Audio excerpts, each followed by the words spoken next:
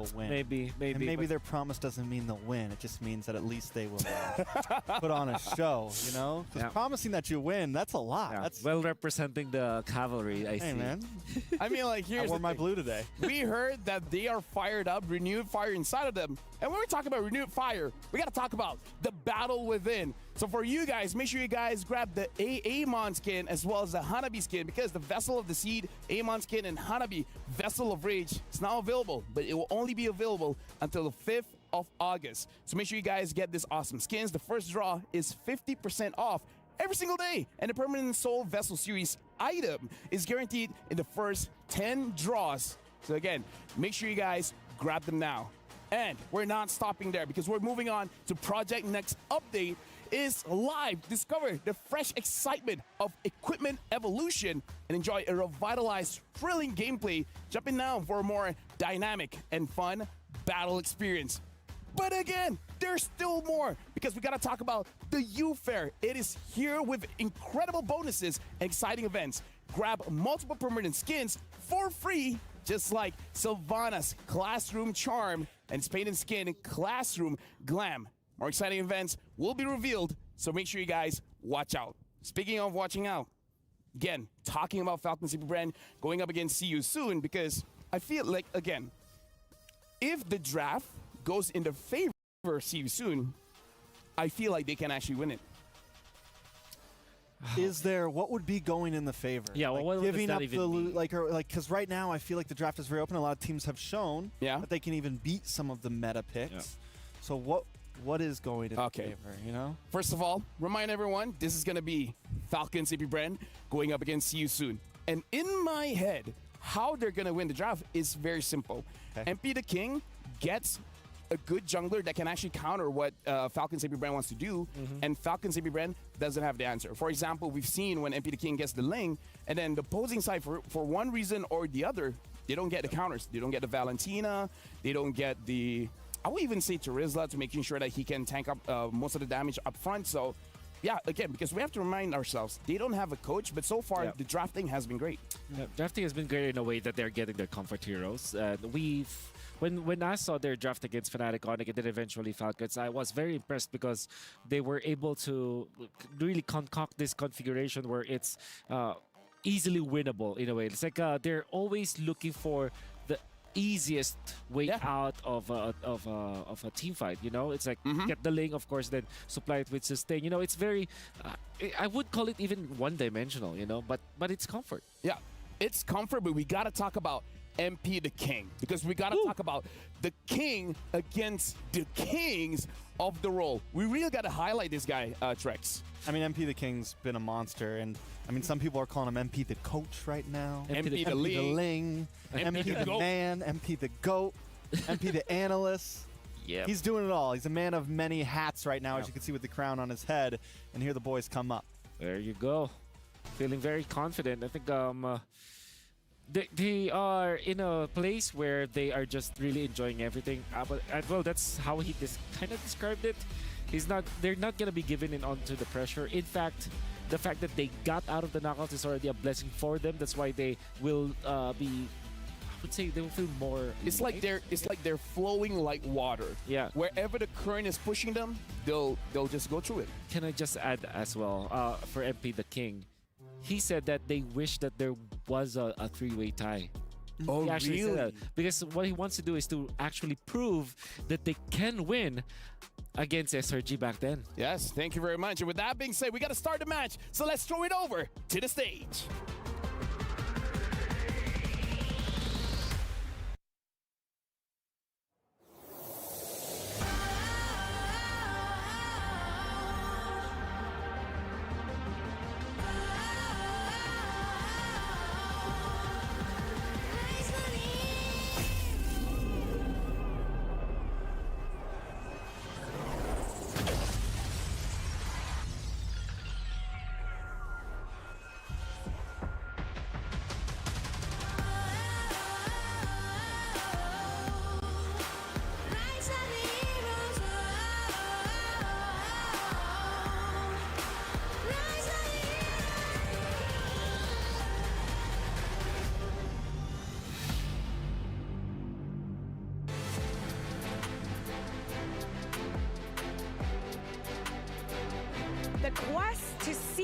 world paved the way for a new competitive landscape.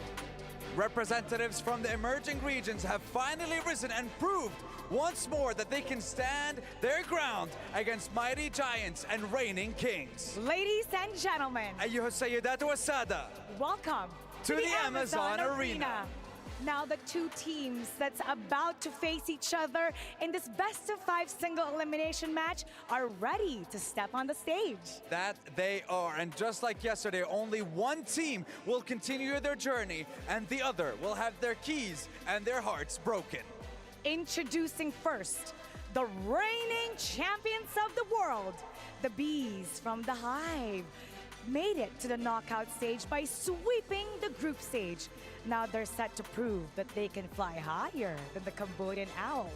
Let's welcome Falcons AP Bren.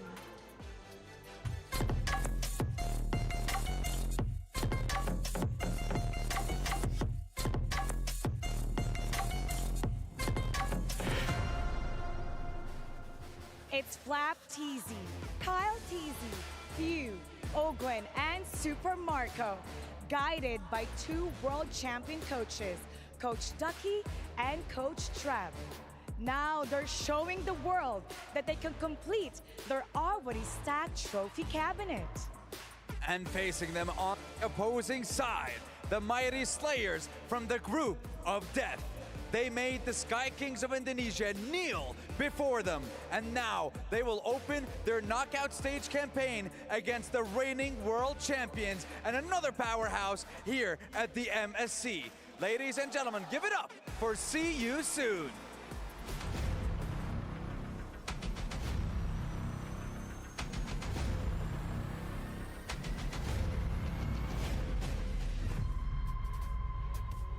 The star-studded lineup of See You Soon join us now on the stage. Starring Sariam Felix, MP the King, Ra, Foxy the King, and Soul. Every single one of them have proved withstand a giant.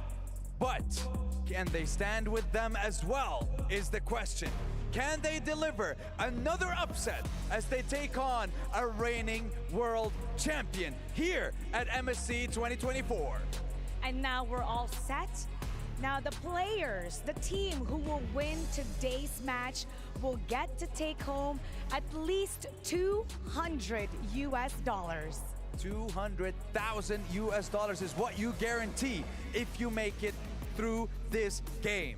Boys, your destiny is ahead of you. Only you can decide what happens in this best of 5. And it is time to take your seats because the battle is about to begin.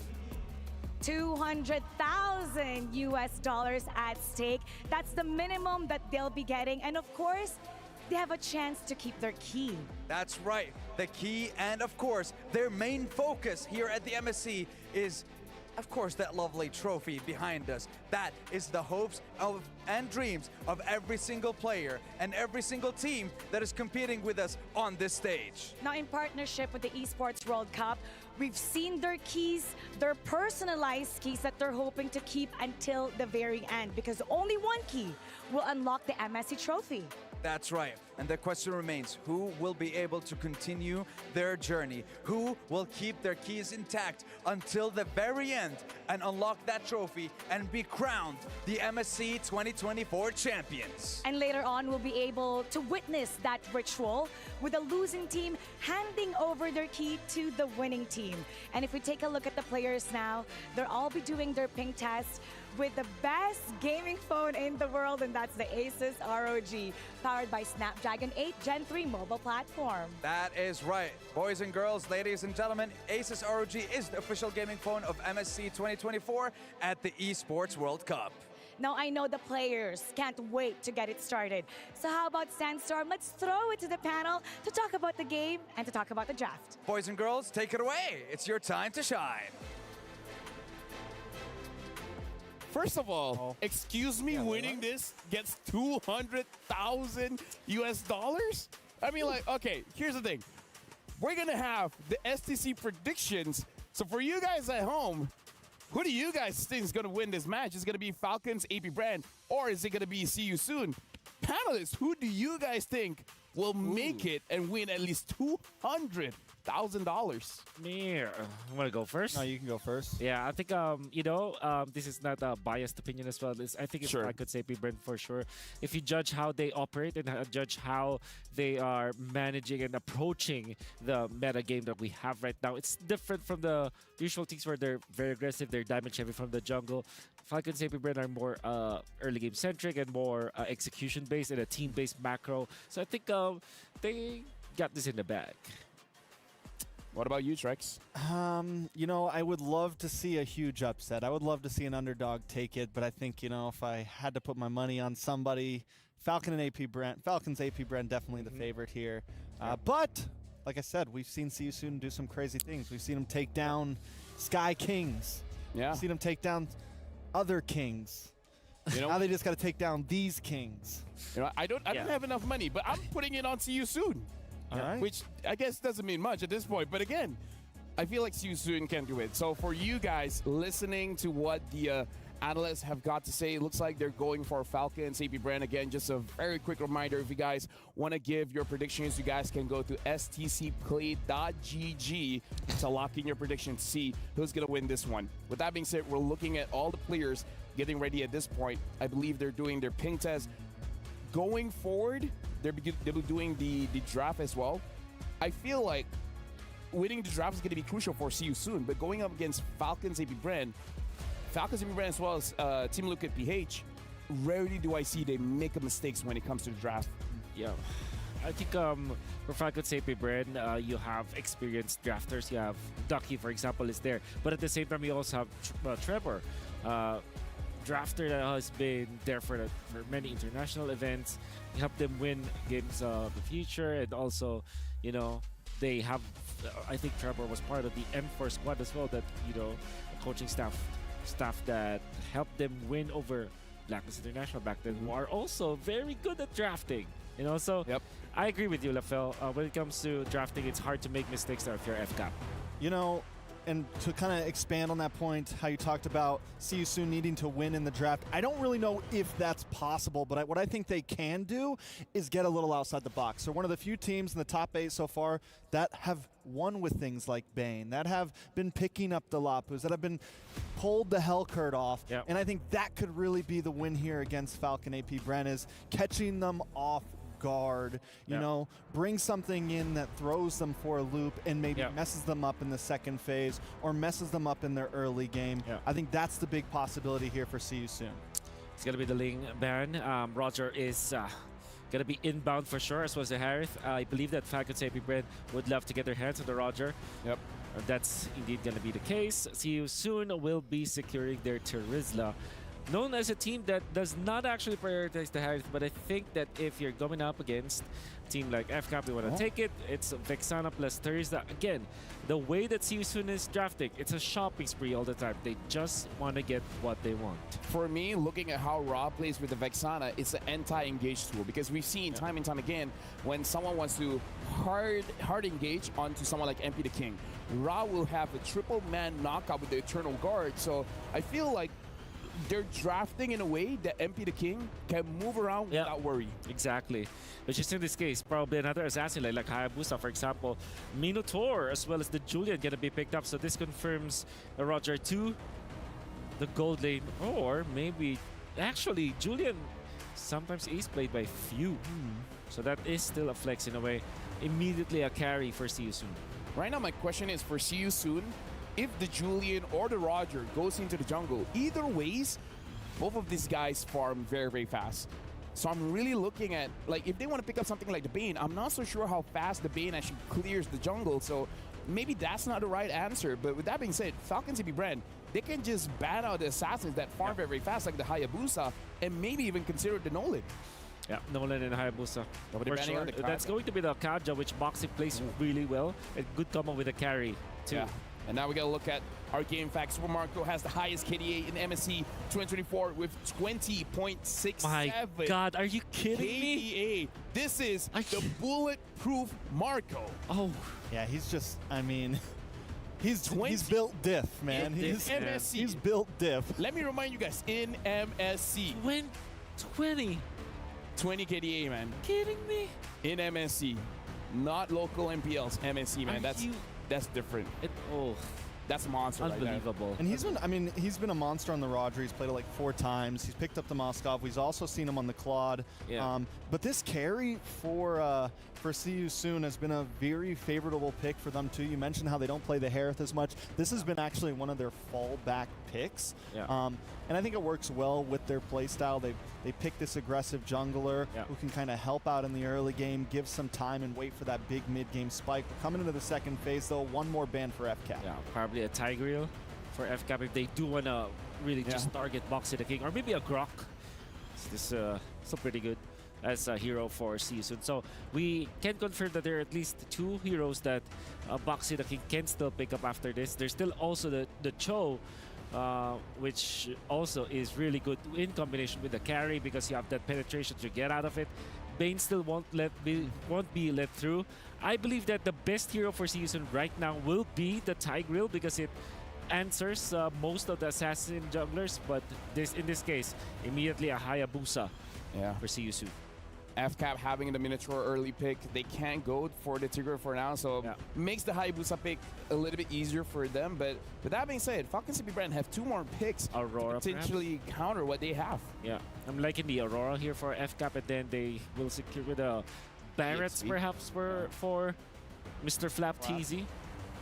Barrett's definitely a possibility. Yeah. Xborg Xborg is also be great, an option, actually. especially because the frog armor Right. against the Hayabusa and everything. Good escape, so that's another possibility. But that feels, I think they definitely need something, maybe a little more CC, but they go for the Arlot. Yeah, so simple, easy. Yep. And for the Lilia. Oh. So yesterday, Stormy used the Lilia, and looks like Falcons CP Brand, they want to show up their Lilia as well. But again, Theo is a legend, man, from season 1 of MPL Philippines up until now. Yeah. I'm pretty sure his Lilia is going to be causing trouble for See You Soon. And in fact, they actually have the tools necessary to go inside the jungle to prevent this Hayabusa from having free farm. Indeed, going to be the Tigreal here for See You Soon, as predicted. Makes a lot of sense versus the Composer, generally versus Assassin Jungler. So this is looking good for See You Soon 2. And it gives them some block to the possible invades coming from this Lilia. Big wombo combo composition from See You Soon here. I like it. With that being said, See You Soon got a comfortable draft, but is it going to be enough to defeat Falcons CP Brand? With that being said, we're throwing it over to Mirko, as well as Naisu. Thank you so much, panelists. Great lineups here to open the day for us once again here at the caster desk. It's me, Naisu, joined with Mirko. And man, we have a good match at hand for this best of 5, Mirko. It's all about overwhelming the opponents with CC, it seems, for See You Soon, right? So much CC, so many ways to engage, so many ways to retaliate up against the aggression of Falcons AP Brand. Well, this is going to be the battle of the skies once again between the Falcons AP Bren and the Cambodian Owls See You Soon to kick off our second day of the knockouts for the Wild for the mid-season cup and a battle for the semi-final spot. We jump into the land of Dawn, taking a look at, of course, how things are going to get situated here in the early game, of course. I like that we mentioned it's the Wombo combo setup, you know, coming from See You Soon. Already some early action kind of testing the waters here in the mid lane, but I think that's one thing we really have to take. Whoa, actually, Bra's getting poked really far down. FCAP wants to go ahead and put the pressure on this purple. That's the power of the Lilia in the mid lane. It's basically almost auto prio every single time. You're able to shove the wave so easily, and especially here with the help of the Minotaur. Because of that, Kyle TZ picks up a free lethal, and he'll be a bit ahead of MP when it comes to the clear. But also, Felix. That's an Impure Rage, not the normal Brave Smite we're used to seeing on Terizla.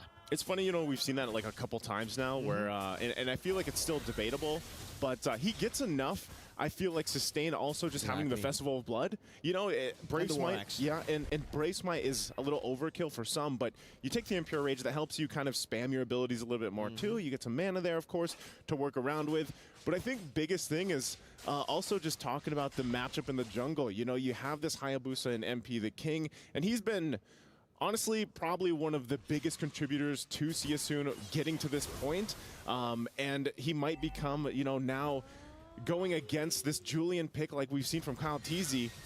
could be crucial. Already top lane. Great prediction on the hatch chain. Gets Flapteezy a few resets on the Vengeance. Ra gets popped in very, very low. Force to flicker out. Boxy now shoving himself in front, forcing Few to use the Purify. Felix going for it, but now gets knocked up. Vengeance reset for Flapteezy, and Kyle will just be able to walk in to pick up first blood. See you soon.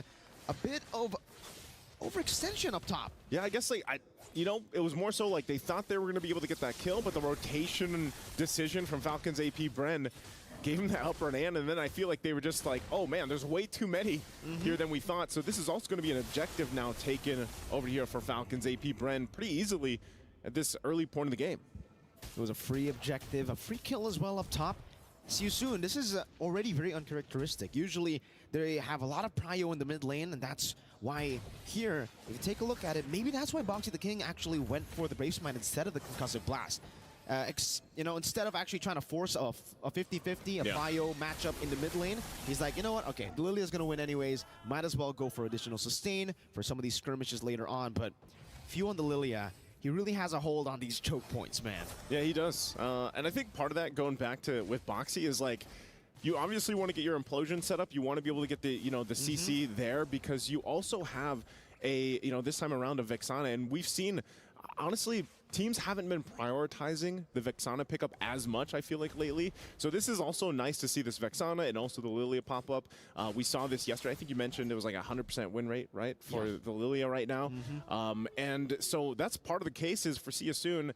You know, you want Boxy to live a little bit longer, Ra hopefully too, able to get the damage, but this all brings us back to also that gold lane matchup. Man, bulletproof Marco, Super Marco. 20 KD. 20 KDA, you know, at this point. And Soul obviously on the carry pick has to get time to build up here on this, you know, and you relying on the fact that, all right, I have very little range on this carry, so I'm going to be fighting against this kind of lineup from Falcons AP Bren, where they actually have good setup potential as well. You can already see Thunderbelt being picked up here. By the way, I'll never forget the commercials for the Thunderbelt, man. You know, it's really good commercials for the new items here. Oh, that's the final slash from the flicker right into the chain, straight into the combo. Flapteezy picking up a double early on. That's the Falcons AP Bren ambush. I thought you were going to say that's the Thunderbelt. That's that spin kick he did in the commercial. Close enough. But he did it with the Arla here. Again, this is showing that, yes, See You Soon has a wombo combo composition, but Falcons AP Bren, they can fight back too. Look at this. Another final slash, forcing the penalty zone now from Felix, trying to go away, and flickers out to safety, but Few is still so healthy. Pops into black shoes. Flapteezy gets rid of him with a vengeance. Boxy trying to go for it, has the implosion, just goes onto the Minotaur's MP, walks forward, goes to the shadow kill too, but Owen reads it, knocks him up with the Minuan's Fury, straight into Few's damage.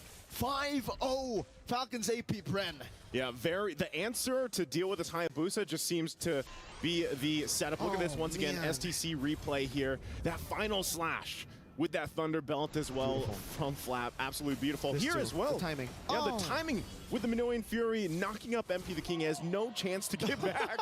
You can see, hey, Flap, he's feeling pretty good. I love you in a different language, you know? Every time we see one of these players do that, that's what they're saying. Yeah, I care for you. I care for you. You up, you know? I'm carry you, right? Good luck next time. Good luck next time. Yes. Taking a look at the items here falling in place. Hunter Strike is going to be picked up for MP the King. You know, so he's at least got that first item locked in, but he's kind of falling behind. Look at the Genius Wand already here for Kyle Teasy.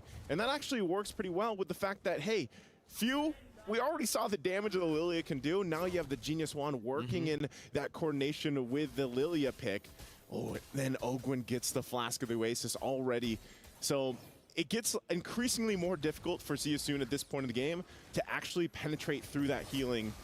Also, look at this. Despite being labeled the hyper-aggressive, See You Soon has yet to record a first blood in MSC 2024. That's an interesting stat, despite the fact that, you know, See You Soon have been playing with the Banes, have been playing with a lot of the aggressive heroes in the jungle, too. You would expect them to go for a little bit more of this. Engages, pick-offs, but it's all been Kyle Teasy and Flapteezy looking for these plays up top, a knock-up into a vengeance. Felix not able to survive there. Sorry, Felix wants to, you know, he wants to play. He's sorry, but he wants to play. He gets continuously knocked in the air here, and already Terizla, you know, 0-3. This is a very tough position to be in because of the fact that, once again, your job as the Terizla is to just set up. Oh, Final slash flicker onto Ra. Now with the flicker as well, it's going to be Owen catching him. Flapteezy going to be caught in the implosion. Has Eternal Guard there, placed out by Ra, but it doesn't connect onto anyone. Boxy able to get himself back to safety, as in the bottom lane, it's just a little bit of these gold laners trying to find a better angle on each other. No kills on the board, a lot of resources burnt though. yeah, this is, in this situation, now the third turtle's up. I don't know, man. See you soon. I don't know if they want to fight this. Maybe just go for this steal, but it looks like they're just going to give it up. Sorry, Felix cannot go down again here. He's already quite gapped. He's only level 7. He's about to hit level 8, but Flap's level 10 and 4-0-2. Yikes. Feather of Heaven going to be picked up by Kyle Teasy. At least Soul has just been, you know, farming up. He's been farming. Gold lane experience. For sure, MP is also going to be able to pick up the Sky Piercer here in the 7th minute of the game. Boxy picks up the Radiant Armor. Definitely now understands the threat of not just the Lilia, but the Shred coming down from the Julian. It's very, very deceiving, you know, that damage. You don't expect it, and then suddenly your HP bar just gets completely demolished, deleted. Super Marco sieging down in the bottom lane with the Roger. Seems like Boxy can't even walk up. He was going to be able to dish out some damage. Owen has the knockup. Good Eternal Guard with the Terrify to disengage from that skirmish. And for See You Soon, it's really all about getting the gold lane to a spot where he can actually farm, because Soul is struggling now. Yeah, I would say, you know, looking at the items here too, for See You Soon, it's got to be, we'll see you later in this game, because they need time, man, to build up. You can see the gap between the gold lane alone is going to continue to build up here. For See You Soon, it's really just letting Soul farm up, get to the point where he can actually pop off the damage, because like you mentioned, Mirko, the Julian is enough, even with that Genius Wand combination, to come up and kind of shred these tankier heroes like this. Look at Boxy just trying to get into this bush, get some vision available, holding down the tier 1. Look at that.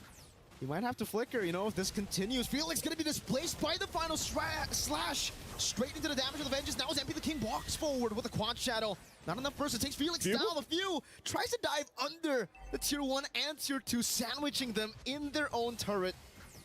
And you can see the key here. That is going to be the thing that Falcons AP Red is looking for. Ra already flickering out too, just out of skill 1. I like how they, after the team fight, you know, they're like, here, this is what you're playing for again, you know? Oh. Shadow kill. There's no Black Shoes on Few, but they do still have the Motivation Roar.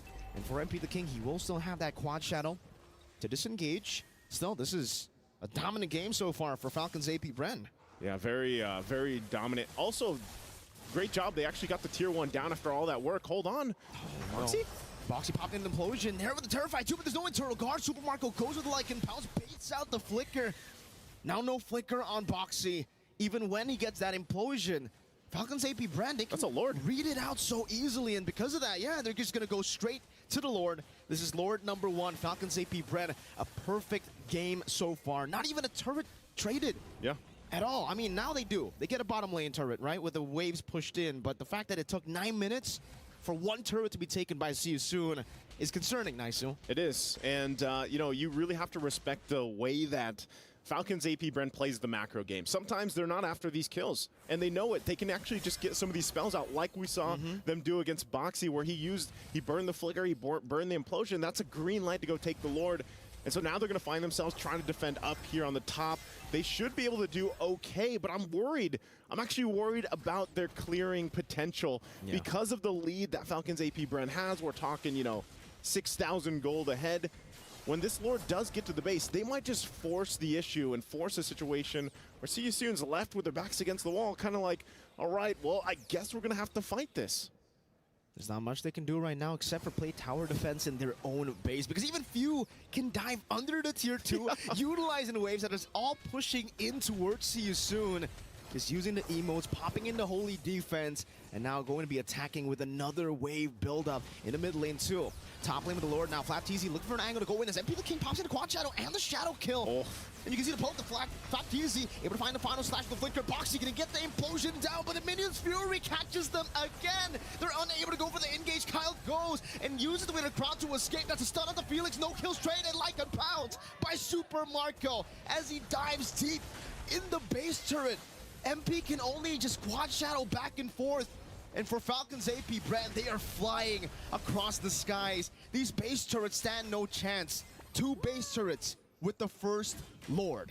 Yeah, the First Lord, and you saw how masterfully that went for Falcons AP Bren, the way they juggled that turret, they initiated, and even at the cost of 1 life, I mean, they're going to get the base fully exposed here. No, MP going to be mobilized. Doesn't catch him with the final slash flap TZ. Couple hits away. They're going to take it chill. They've taken 2 base turrets. That in itself is impressive. Yeah. I was going to say, you know, looking at the items too, falling into place. Winter's Crown now here Fu. for Kyle TZ. Yes, and That's also another one, Fu. That's another one. The flap TZ gets a 2.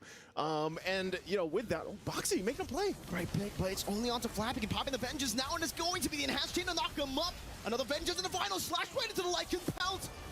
Now another immobility onto the backside. Flap TZ with a dive again under the baser. What are they going to do? MP gets knocked up, and the prediction right into the quad shadow.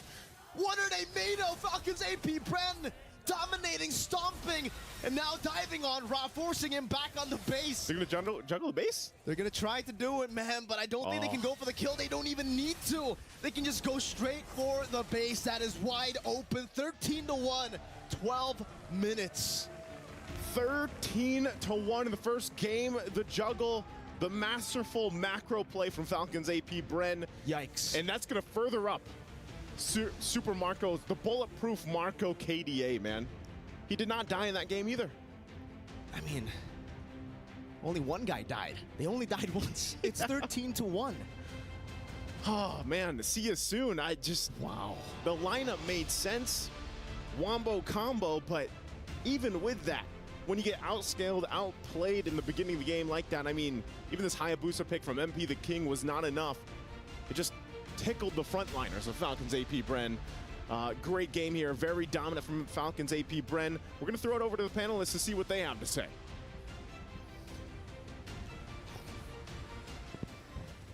Thank you very much. And I gotta say, it was almost a perfect game, but unfortunately, the kids idle, die at the end. But you know what? 13-1.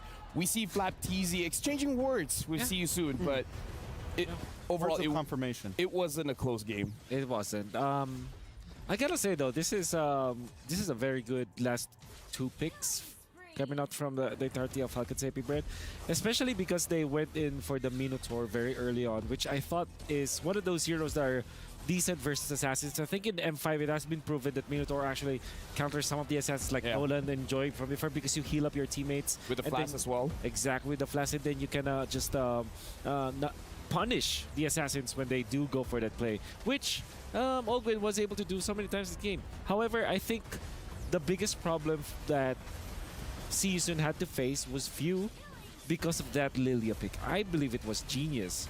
Yeah. Because Tiger will Minotaur, Grok, they hate playing against the Lilia, and the fact that you're forced to pick up the Tiger last, that's a masterful drafting. No, I completely agree. Like, I feel like the Lilia really shaped the tempo of this matchup. Even Mirko said it himself, like, picking up the Lilia is almost always mid-prio, and I believe that Falcons AP Bren getting that mid-prio makes it so that see you soon, MP the King doesn't get the farm. Ra doesn't get to rotate, so that they can't really play the game that they want to play. Yeah. I understand why they had to go for the Tigreal, but at the same time, I think the Hayabusa picked 4th was probably the problem there for Season, because that kind of limited their options when it comes to dealing with the early game.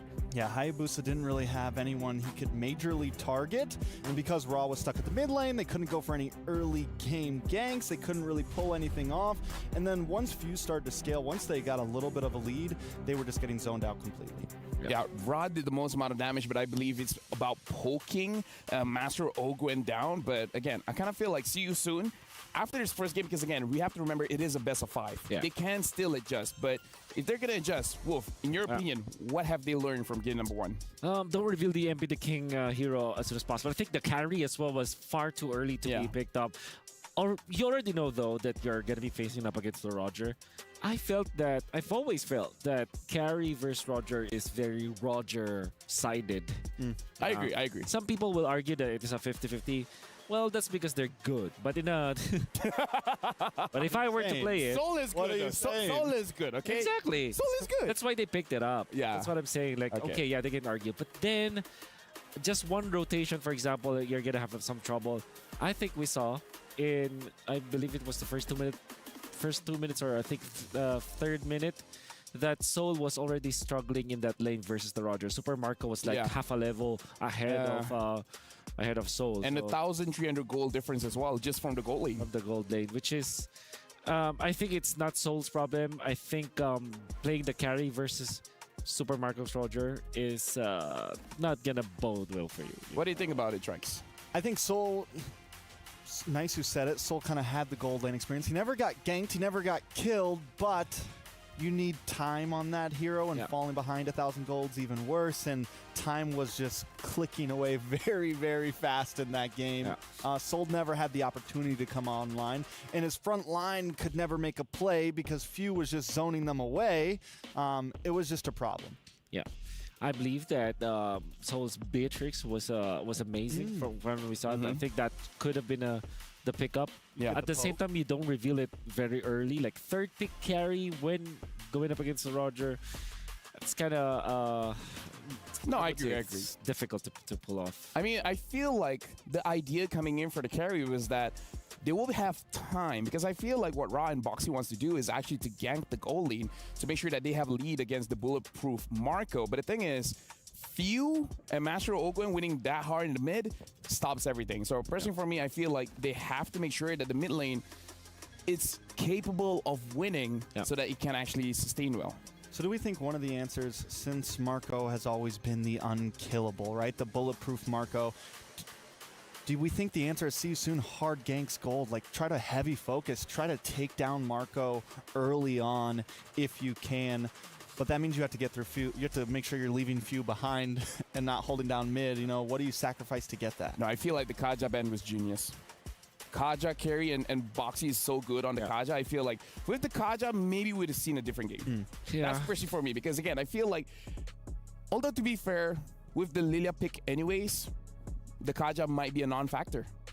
Yeah, there was a play that I recall coming out from Farflux, wherein they went in for Assassin for TNZ, where there will be a time where mid lane, Roam, and the EX play will switch, right? So that they all can get level 4 before the turtle. Yeah. What TNZ did was to time that properly. When the Roamer had to clear the mid lane, he went to the gold lane as the AA Mon and was able to get a kill even when he's just level 3, which then stopped the gold laner. So that play from yesterday, that could happen. If you're playing the Assassins, maybe that's the time that you're looking for. Maybe, yeah, sure, you can go for the gold laners. It's not easily done, but there is a rotation for that.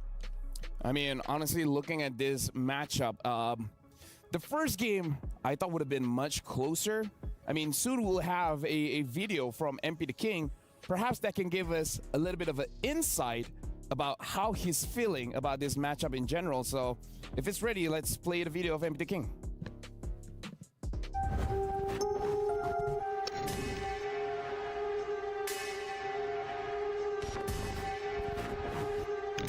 Remake esports?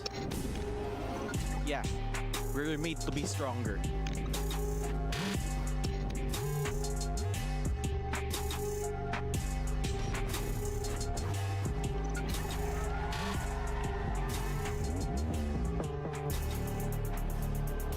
Champions? I don't see them.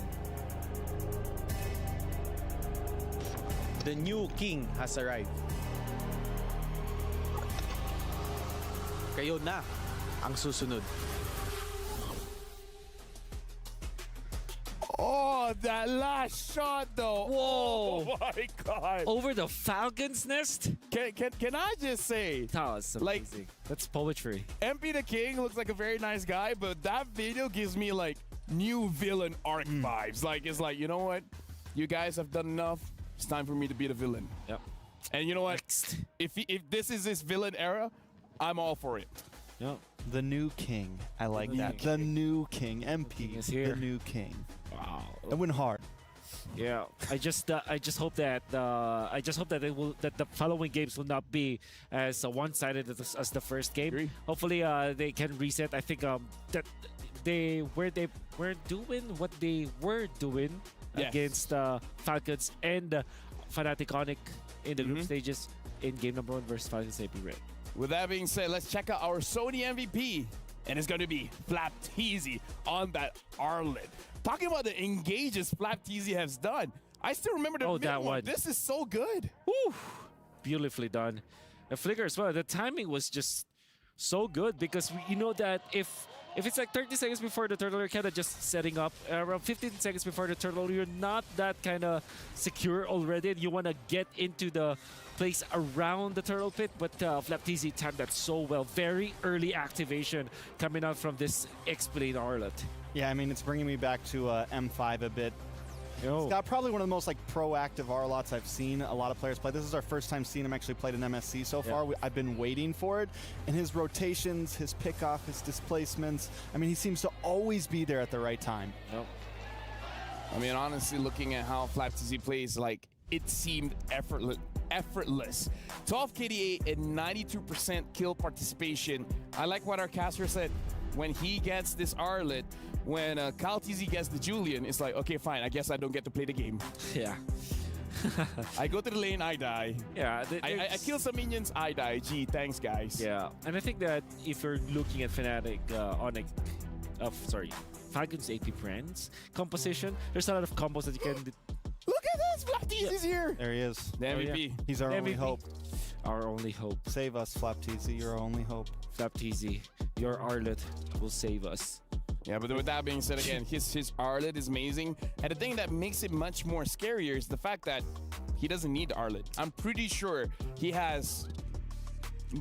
could push us to 80 unique hero picks with how much heroes that he can use in the EXP lane. What are the heroes that we're expecting from the EXP? Maybe a Khalid, for example, we have not seen. The Uranus was banned. Perhaps that might be one of the strats as well. Yep. Esmeralda, maybe? Esmeralda. I like the Khalid idea. Yeah. I've been talking about the Esmeralda for quite a long time now. Still surprised that it's not being picked up by any of the teams here. Maybe in the grand finals. Maybe in the grand finals. But with that being said, there's only a few seconds left for See You Soon as well as Falcons AP Brand going into the drafting phase. Yeah.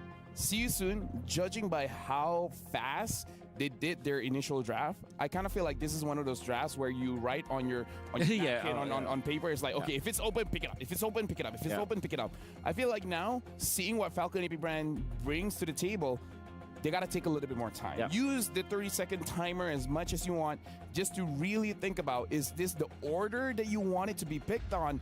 And are there any other options? I think I think it's not just about the time as well. It's also the draft placement. And I believe that if you have been watching the panel since yesterday, I've always been very critical about these marksman picks, particularly the carry so far. 3 out of the 3 carry games that we've seen have lost since yesterday, the knockout stages. So I have reservations about that. Maybe if it was the last pick, it could have made a lot more sense since it will not be countered. The fact that they already know that it's the Roger that was picked up by FCAP anyways, they should have answered that with a different hero. So hoping for some changes here for See You Soon. I think there's some possibilities. They are on the blue side this time. They do get the first pick. They can contest for things like the Roger, like the Ling. And I'm excited to see how FCAP wants to decide this because they seem very willing to always take the Roger up front. So and I was wondering if maybe they would keep the Ling open for a trade, but they decide to ban it out. See You Soon takes out the Lu Yi. FCAP, do we think the Roger sticks through and See You Soon just picks it up immediately? Yeah, I believe so. Maybe the only outlier is a Valentina, yeah, like you said. If it will not be banned, because that means that the Faramis also is an instrumental pick for both teams. All right, so this is a problem for See You Soon. They banned Arlet, right? And what's gonna happen is FCAP will ban the Valentina, and they will now have access to the Faramis, which has always been banned. So Roger will be. Oh, So okay, Valentina it's open different. for See You Soon. Faramis also still open. Yeah. I mean, honestly, the way that Falcon says, See You Soon wants to play, like they want to protect MP the King. Huh. Actually, yeah, no, both heroes work well. But if it were me, I'll pick up the Valentina. Harris banned out as well, right? No, Harris still open, so See You Soon. But we've only seen him pick the Harris one time. And you mentioned that it's something that they'd kind of want to stick away from maybe. But I think at this point it might be something they have to go for. They go for the Valentina instead, though. Interesting.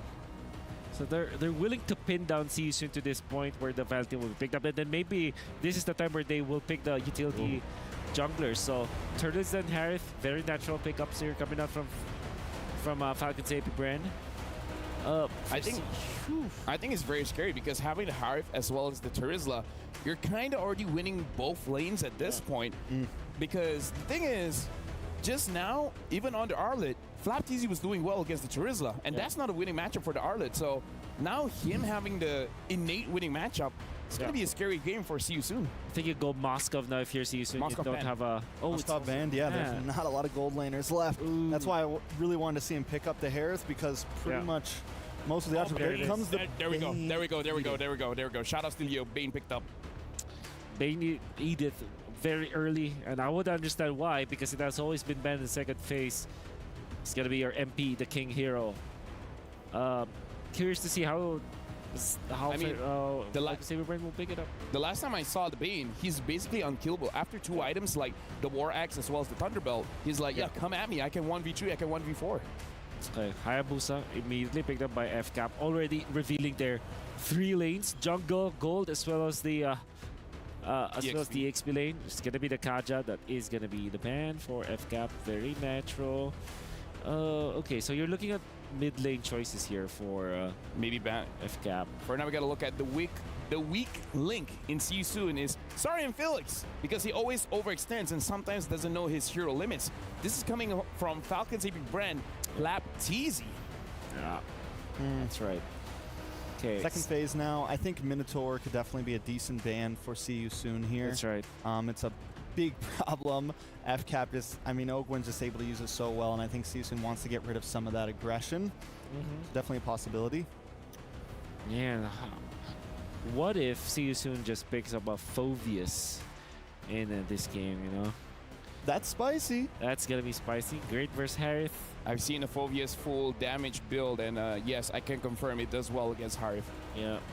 Hayabusa as well. You have a lot of gap closing against that hero. The Cho, very good ban coming out from FCAP. And See You Soon, like I said, Minotaur, perhaps. Yeah, I would say Minotaur is pretty good ban. Yeah. Unless the Bane does well against the Minotaur. I haven't seen that interaction all that well. I don't know how much the healing does against the Crab Claw Cannon. Yeah. Or maybe because it's like Edith, the Panda Grok. What if FCAP just picks up Lolita because it's... Ooh, Eve. Bane hates playing against that. I think if you're See You Soon, you might want to consider getting the Mathilda just so that you can kind of fix this problem for the Eve. You know, I want to say this. I was talking to Jays a bit, and he was mentioning that MP the King likes to play the Bane as a mage build sometimes. He's one of the few Bane players that's really rocking that. So I'm excited to see how he brings, and that's more sustainability, more possibilities. And when Terizla wants to bring this big dive in, you have the way to push it back. They pick up the Yuzong, another popular pick for Sorry I'm Felix, and then Carry. I'm mouthing once again. now. Carry against Eve again? Yeah. We already saw that yesterday. It's a problem. And there's the Lolita. I knew it. Maybe Soul can prove you wrong. I mean, like... Oh, man. Sometimes you just gotta trust your gut for this one, Wolf. Then, I hope I'm wrong, but that's a no from me. Here's the thing. I hope you're wrong, too. Now, the casters, what are you guys hoping for? Because I'm throwing it over to you guys. Hey, you know what? I'm malding too, Wolf. And I think Mirko, he looks like he is as well. You know, yesterday, I was like, Grok Brody, perfect. Yeah. That will do it for Fireflux. Then they picked the carry. Me and Beloy and DJY. We got a few people there in the stands. We all face-palmed together. That was a synchronized face-palm. Oh, man. Well, now it's you and me. And now Wolf. it's me and you and Wolf. And LaFell and Trax. I think quite a few people, but... Oh, man. We're going to have to see if there's a different factor here and maybe a reason why Soul is bringing the carry against, the Eve. There's a whole lot that can actually play against this carry, but we jump into here. Game number 2 in this best of 5. After a devastating game for See You Soon in game number 1, Falcons AP brand will go ahead and just get started here. Fall into place 2, we can already see, right? It is going to be a whole lot of damage coming out from Kyle TZ. And mind you, the last time he played this Hayabusa, he was like 10-1 or something like that, something insane. So he's got the Warcry emblem, and he's going to be looking to set the pace here that MP the King couldn't do in the previous game. And yeah, going back to it, it is his villain arc right now, man. It really is, right? I mean, we all watched the video earlier. We'll talk about that later, but, you know, something that I do want to talk about maybe for the carry pick is the fact that at least with the carry pick, it's an okay matchup against the Harith. Not in a way where you actually win, because Harith is basically almost an auto-win lane as well. Yeah. But the carry can actually dodge away from the Synchro Fission quite easily with their skill, with their dash. So maybe that's the reason Sol wants to go for this carry pick again. It's all about surviving in lane, and this time maybe he'll have a better time up against the Harith than the previous game when he was up against the Roger, which was very, very difficult. And I'm glad that we can talk a little bit more about the compositions here, because I think we have a lot to say about both compositions. Yeah. I thought you were going to say the video, man.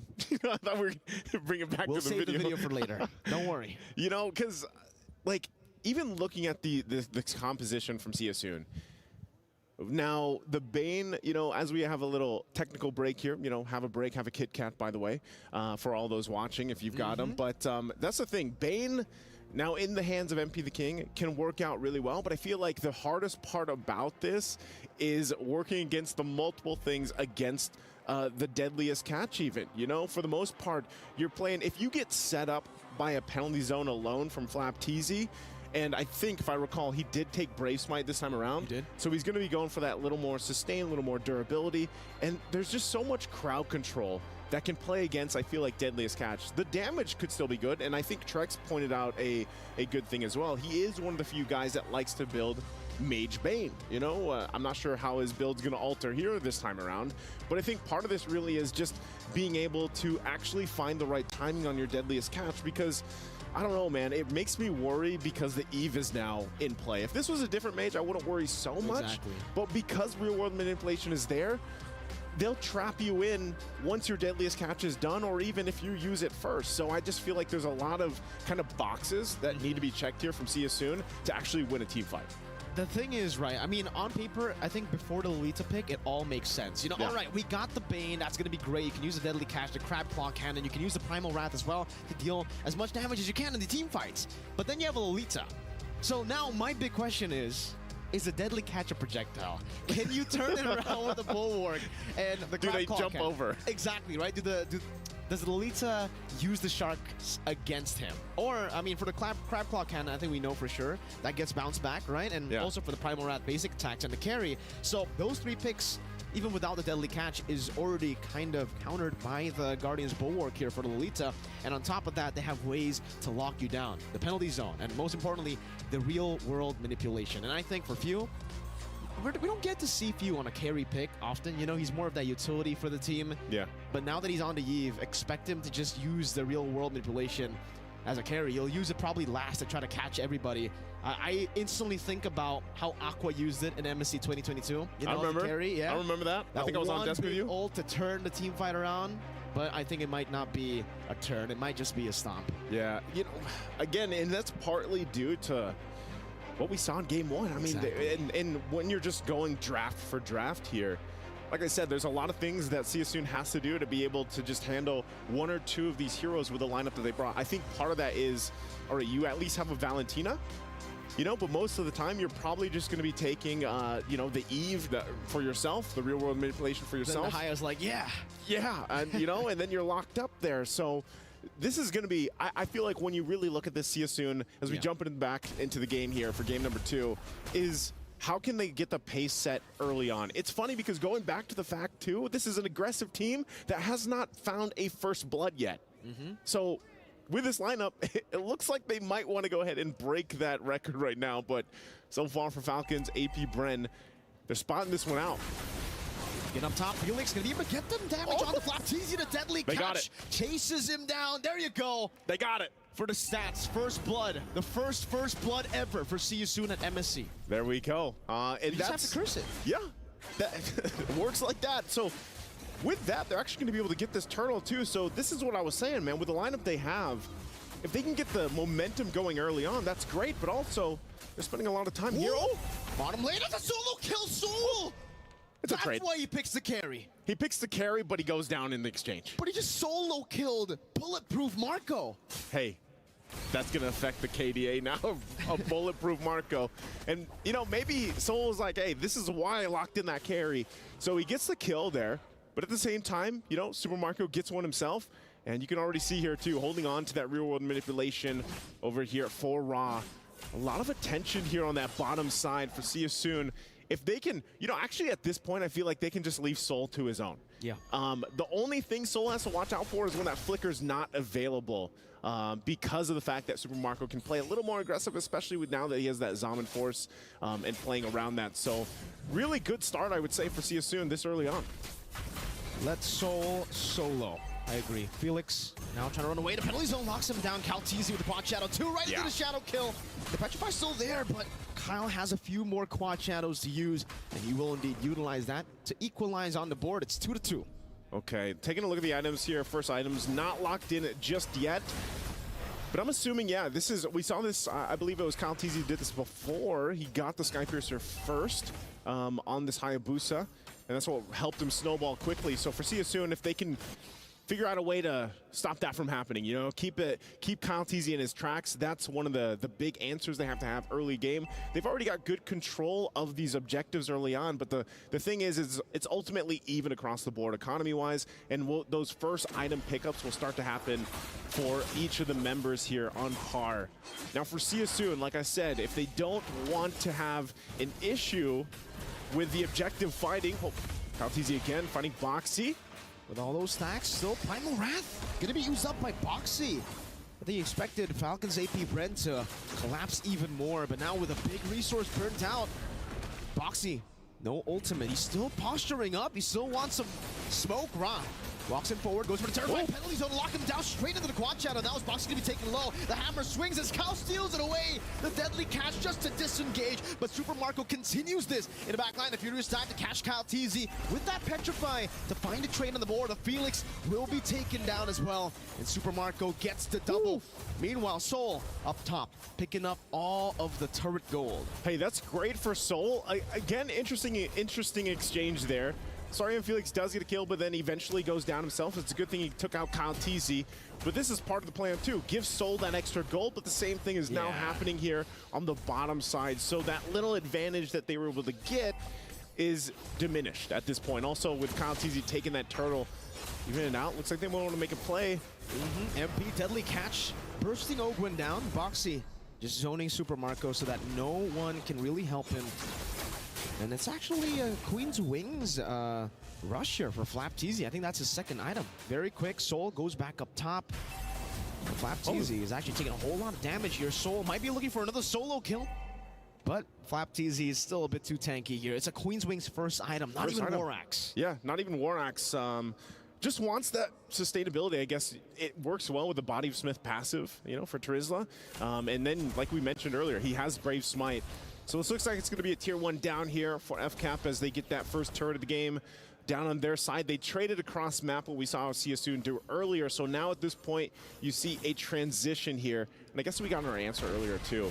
The Bulwark is not going to go ahead and shoot the Deadliest Catch back to them, but that's a no-no. That's a no-no. And at this point too, for Falcons AP Bren, you know, controlling with a little bit of a lead, it's more so where do we find our pick-off potential? And that's usually on the whims of Flap right now. If he's got Flicker available, you can see the gold difference too fall into place here, of course. The biggest one, I mean, relatively even. Nothing too crazy, actually, between lane to lane here. Boxy's taking a bit of damage now. Flapteezy again. This is why he goes Queen's Wings. He doesn't even need damage. Felix gets zoned away just by his Zaman Force, forced to use the Black Dragon from Boxy, pops in. The Primal Wrath, but gets deleted. Penalty zone by Flap. MP the King forced to use the Deadly Catch, now chased down as the RWM comes down. Felix jumps in, back again with the Purify. The Petrify, finding 3, but the Purify is right there. Now Ra gonna be caught in the Numenal Blast and the Shadow Kill, but he's still able to flicker out back to safety as Few just continues to walk them down. Not here, sir. You're gonna walk there to your go. base. Yeah, getting walked down to the other side of the map as they pick up a free neutral objective. You will not recall here. You're gonna have to walk. And actually, so MP the King goes back up. That's turtle secured here now for Falcons AP Bren. Looks like they're gonna start on this turret too. Boxy jumps in. Kyle, that's a quad shadow. He has one more. The intrusive thoughts definitely getting to him there, but hey, he's able to make the right decision. Don't go in aggressive. They can just go for the purple buff.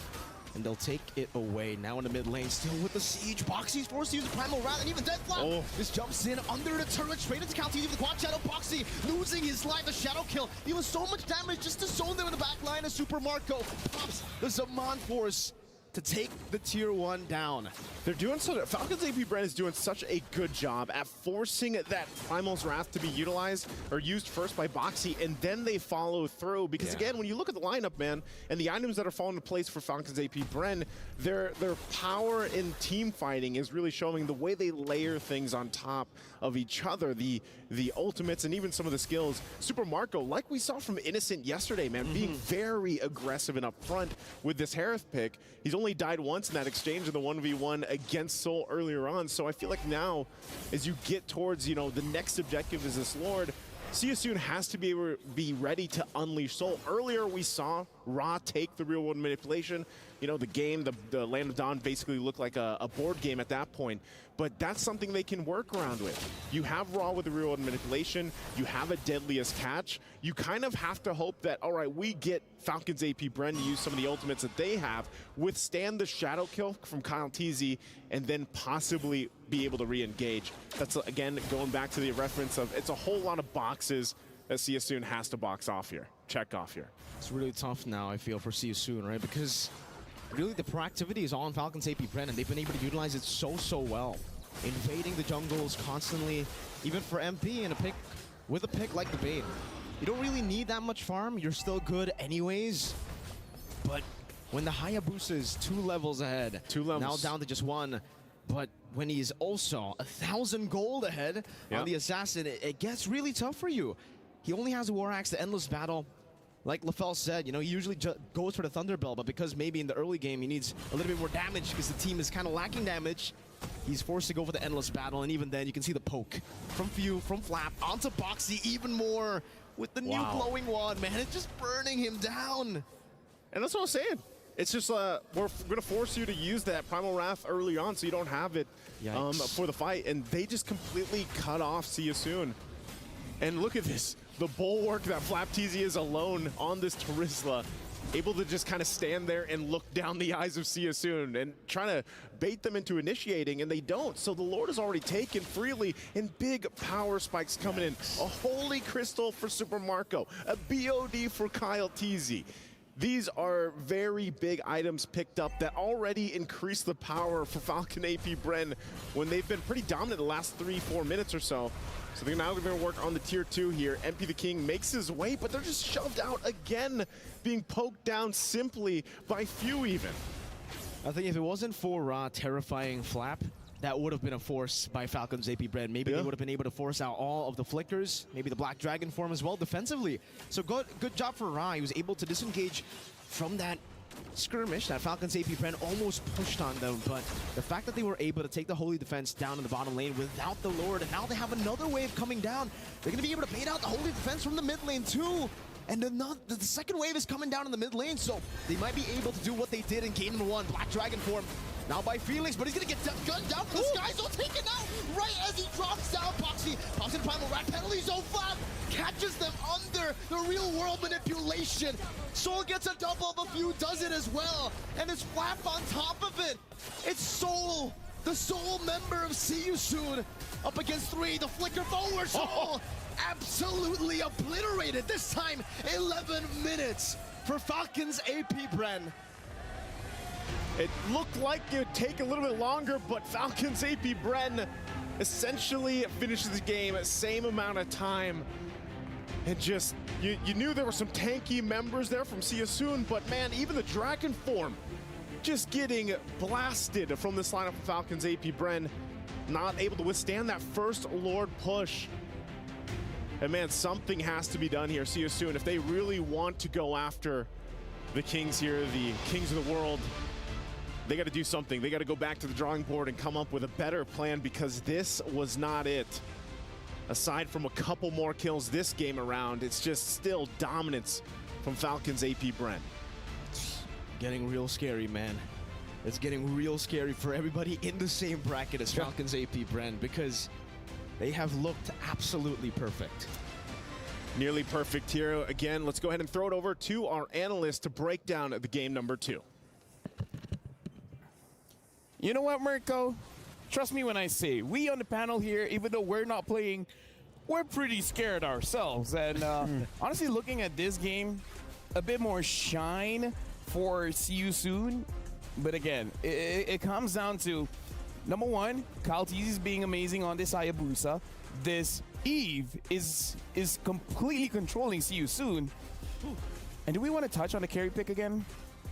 Yeah. I'll leave that up with Wolf. Yeah, you know what? Wolf's got that. But what do you guys think of this game? I believe that Seoul is, with all due fairness, I think it's really good. I think this was the game-winning clash, I would say, for FCAP, where they actually just really reeled it in against See You Soon. There wasn't enough damage you've seen, and the fact that they have stopped the potential farm coming up from MP the King as well as Seoul was also instrumental on how they won. And of course, this one, 10 minutes in, they're going to be setting up the box once again. And because of the fact that if you pop the real-world manipulation first, you'll have so much of a launch pad for Ogwin to eventually pop the ultimate. In this case, it wasn't, but they don't need it because there's a lot of coverage already coming out from Few with the real-world manipulation. I think it was genius. And I did say that the Lolita eventually will be picked up by Falcons AP Bren. I thought that should be the ban, but instead they banned the Grok. Understandably so. And it felt like, yeah, that Lolita last pick coming out from FCAP definitely was a problem for See You Soon. Yeah, you know, you mentioned See You Soon needing to win out in drafts, and right now it feels like FCAP is just completely controlling them. Yeah. Even coming in with the Eve pick, coming in with the Lolita pick, some more off-brand picks that are working so well together. Wolf likes to talk about teams controlling the box. Well, FCAP had a literal death box here, and every time See You Soon was caught in it, it was over. To be fair, the first 3 picks coming up from See You Soon makes a lot of sense to me. Edith is a flex as well. You have the Bane. But I did say that Bane, if you go back to Season 9, Season 10, they hate playing up against Eve all the time. That's why I really love this Eve pick coming up from FCAP. The typical answer to that, though, so that you can mitigate it, is to pick up the Mathilda. And in Season 8 of MPLPH, you remember, it was Blacklist International went for that master, the Bane plus Mathilda, which is hella scary. I thought that could be a potential fix coming out from See You Soon. And then maybe a Claude, actually. Claude works wonders against Eve. Maybe you're still susceptible from the Lolita, but at the same time, the carry just couldn't cut it, you know? I mean, anything but carry. I feel like MP the King he's feeling claustrophobic because he needed space, but he did not receive any space. The moment he reveals the deadly catch, everyone just gets onto him. And then after that, what are you going to do as a Bane? So honestly, in this game, it does seem like Falcons AP Brand, it's not just the draft, it's in terms of the gameplay as well. They're making sure that they're shutting down all the win conditions that See You Soon has. Yeah. The timing of their spells, the fact that they're controlling the mid so much, I think they're shutting down the mid lane rotations coming up from See You Soon. This is Edith plus the Valentina. It should be very fast. It should be very snappy. You go for the flicker plays with your Edith, and then you have the follow-up from the Valentina. But that didn't happen because Lolita was just defensive. This time, the Eve can safely just... It's like a Novaria, but... actually, it's just a Novaria at this point, but from up above, you know, because you clear out the waves without you actually being in front of the waves, with like a Novaria. Like you're putting yourself outside of the dangerous range, but that's right. I don't know, Trax, what else can they do? They even picked up the Bane and it didn't work out. I don't know. It's definitely tough. And FCAP is bringing just this hyper aggressiveness to them. See You Soon is a little too split up sometimes, and FCAP immediately knows that they close in, kind of like with that fight down in the bot lane. Yeah. They were just a little late to show up, and then when they were, it was too late. I mean, I don't know. It's big diffs right now. Yeah. Well, with that being said, we got our Sony MVP. So let's check out, because it's going to be the bulletproof Super Marco. And again, dude, giving Super Marcos a hero like the Harif, we see him just like exploding anyone that's in front of him. Yeah. Like at this point, what is he not good at? You have to always assume Not good at dying. It's pretty bad at dying. That's for sure. There was one solo kill coming out from. This was Game 1? No, this was game 1 actually. Which also showed his dominance as well, Mike. Exactly. Yeah. And the thing is, for FCAP, they have this Harith. They have access to this Harith, and the carry is. I honestly I can say Would that you it loses prefer the lane. Matrix or something? Yeah, a Beatrix. You know, they can even pick up the Nathan at that point. But again, Lolita is a big threat, so it's probably why they didn't pick it up. But wasn't solved by the carry anyway. So yeah, there's like even probably a Clint would work versus or an Ixia, you know. More range. You want more range, you know. But carry, although some players will just argue that, yeah, I can actually win against Aerith. And that's usually what they say. Like, usually what gold laners will tell you is that, yeah, I can actually win against the Aerith. I will outplay it.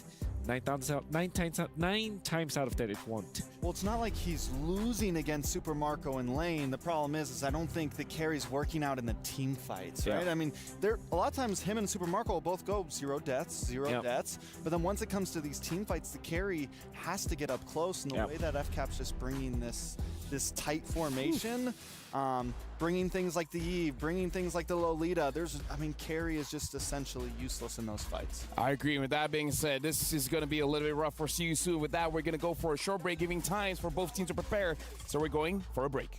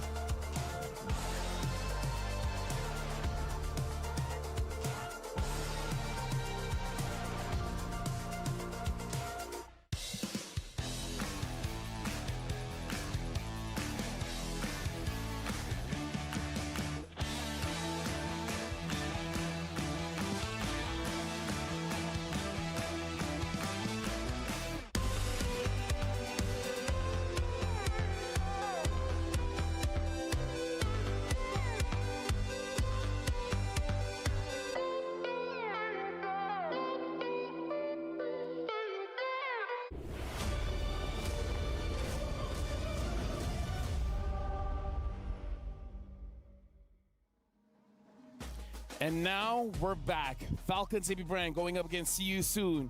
And unfortunately, we do have to say Falcons AP Brand is 2-0 over See You Soon. And so far, the 2 matches hasn't been close at all. This might be the very first sweep in a knockout stage. I mean, so far, See You Soon started with 1 kill. Last game, they got to 6 kills. They're growing. They're doing better so the every next one time. is 7? 12. 12? I mean, well, the first one they timed it by 6.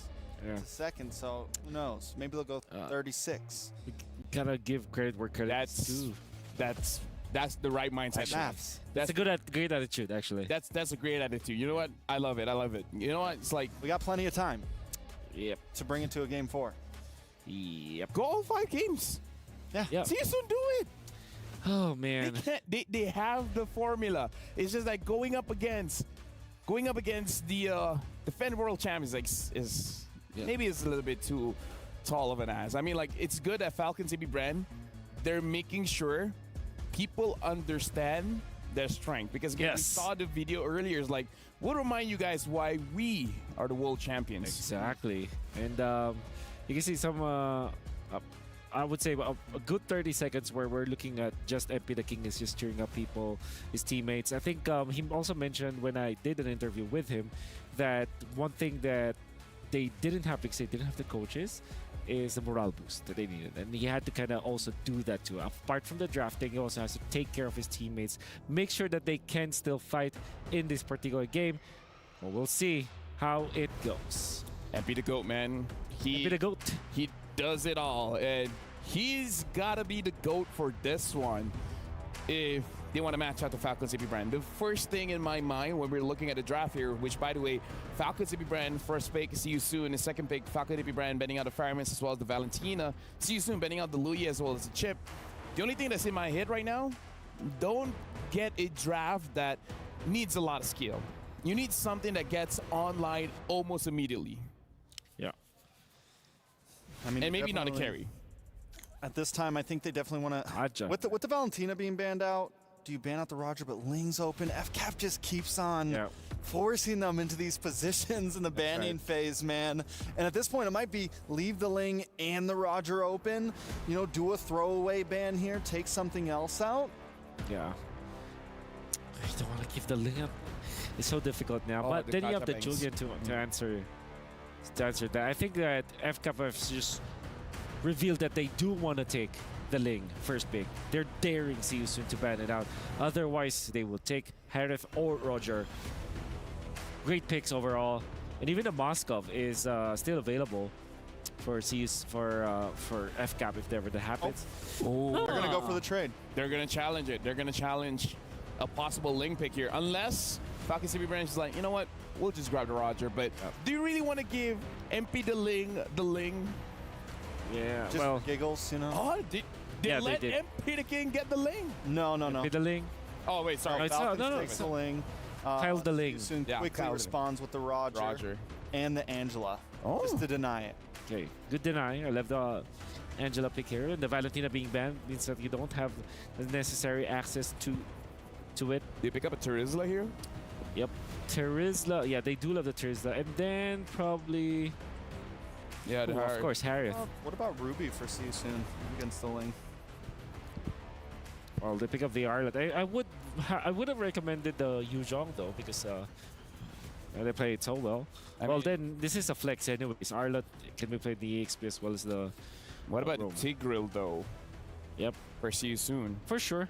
I mean, if the Kaja was open, the Kaja would have been an amazing pick. But again, good foresight coming in from Falcons. If you Brian, the world champions, banning out the Kaja. So see you soon. Are they looking at the mid? Eve Nice. gets banned out. Then you ban Bane, right? Should Your you- FCAP. See you soon. Should you try to ban out the Farsa? Or do you feel like it's fine? Yeah, I think you still ban the Farsa. Imagine that there is the jumping with the Ling and then the Farsa ultimate to go with it. That's it's very scary. Oh yeah. I feel like everything's scary right now. It's what do you... That's at this point, few can use a fighter in this carry. Yep. Beatrix mid, bro. It's good. Okay, I believe that the Angela should be mid, and then you go, yeah, Tigreal. The Grok also makes a lot of sense. The Cho, they ban the Minotaur. The Season really wants to make. We'll definitely get damaged junglers now, either Roger or go for Julian eventually. At this point, I want Falcons if you brand to ban out the carry. Just saying. Just so. Yeah, you know, just like, just letting for you guys good know. measure. Yeah. If this is a carry pick from See You Soon, I'm just gonna. You're done. I'm just done. I'm done. You know, I'm gonna get back to the hotel and then let Nice to take over here. I think Leo's free today, and I'm gonna call him. Hey, Leo, just do it for me. I mean, they could still go for that Yuzong pick. And No, Yuzong banned. I'll Yuzong's banned. Right, so the options, they're dwindling down. What about X-Borg? Edith. Against the Riz? How does the... I think it go Cho. I like the Boxy. Cho pick. I like the Cho pick. At least some kind of pick off, because Boxy the King is a pick off master. That's why his Kaja is feared. So let's hope he has a lot of practice on this show. And on the X-Borg pick, I feel like it's just slightly, you know, like against Harif as well as Ling might not be a great shot here. But either ways, Arlen is gonna go EXP anyways. So you need lockdown from FCAP here. Vexana? Is that one of the heroes we're looking at here?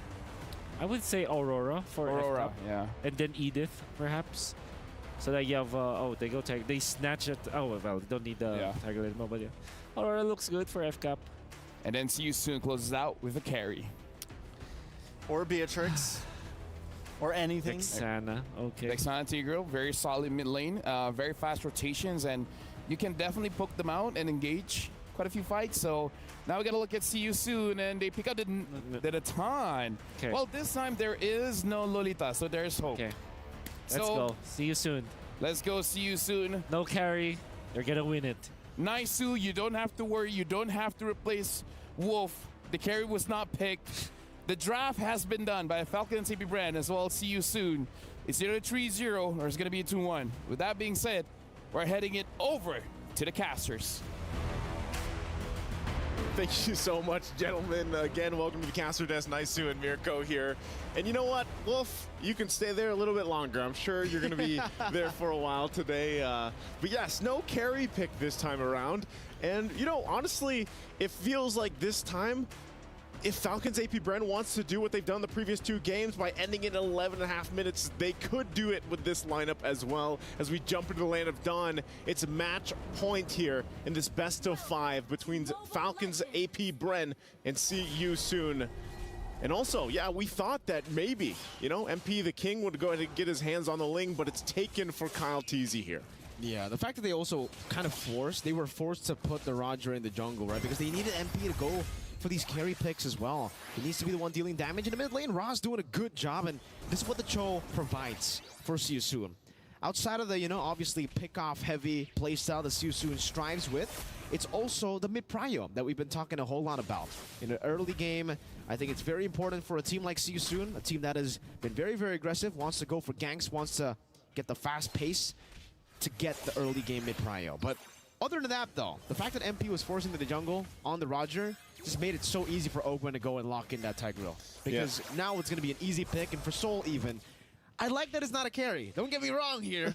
But also, when is he going to be online? Like, Falcons AP Bren, they have a very fast-paced early game composition too.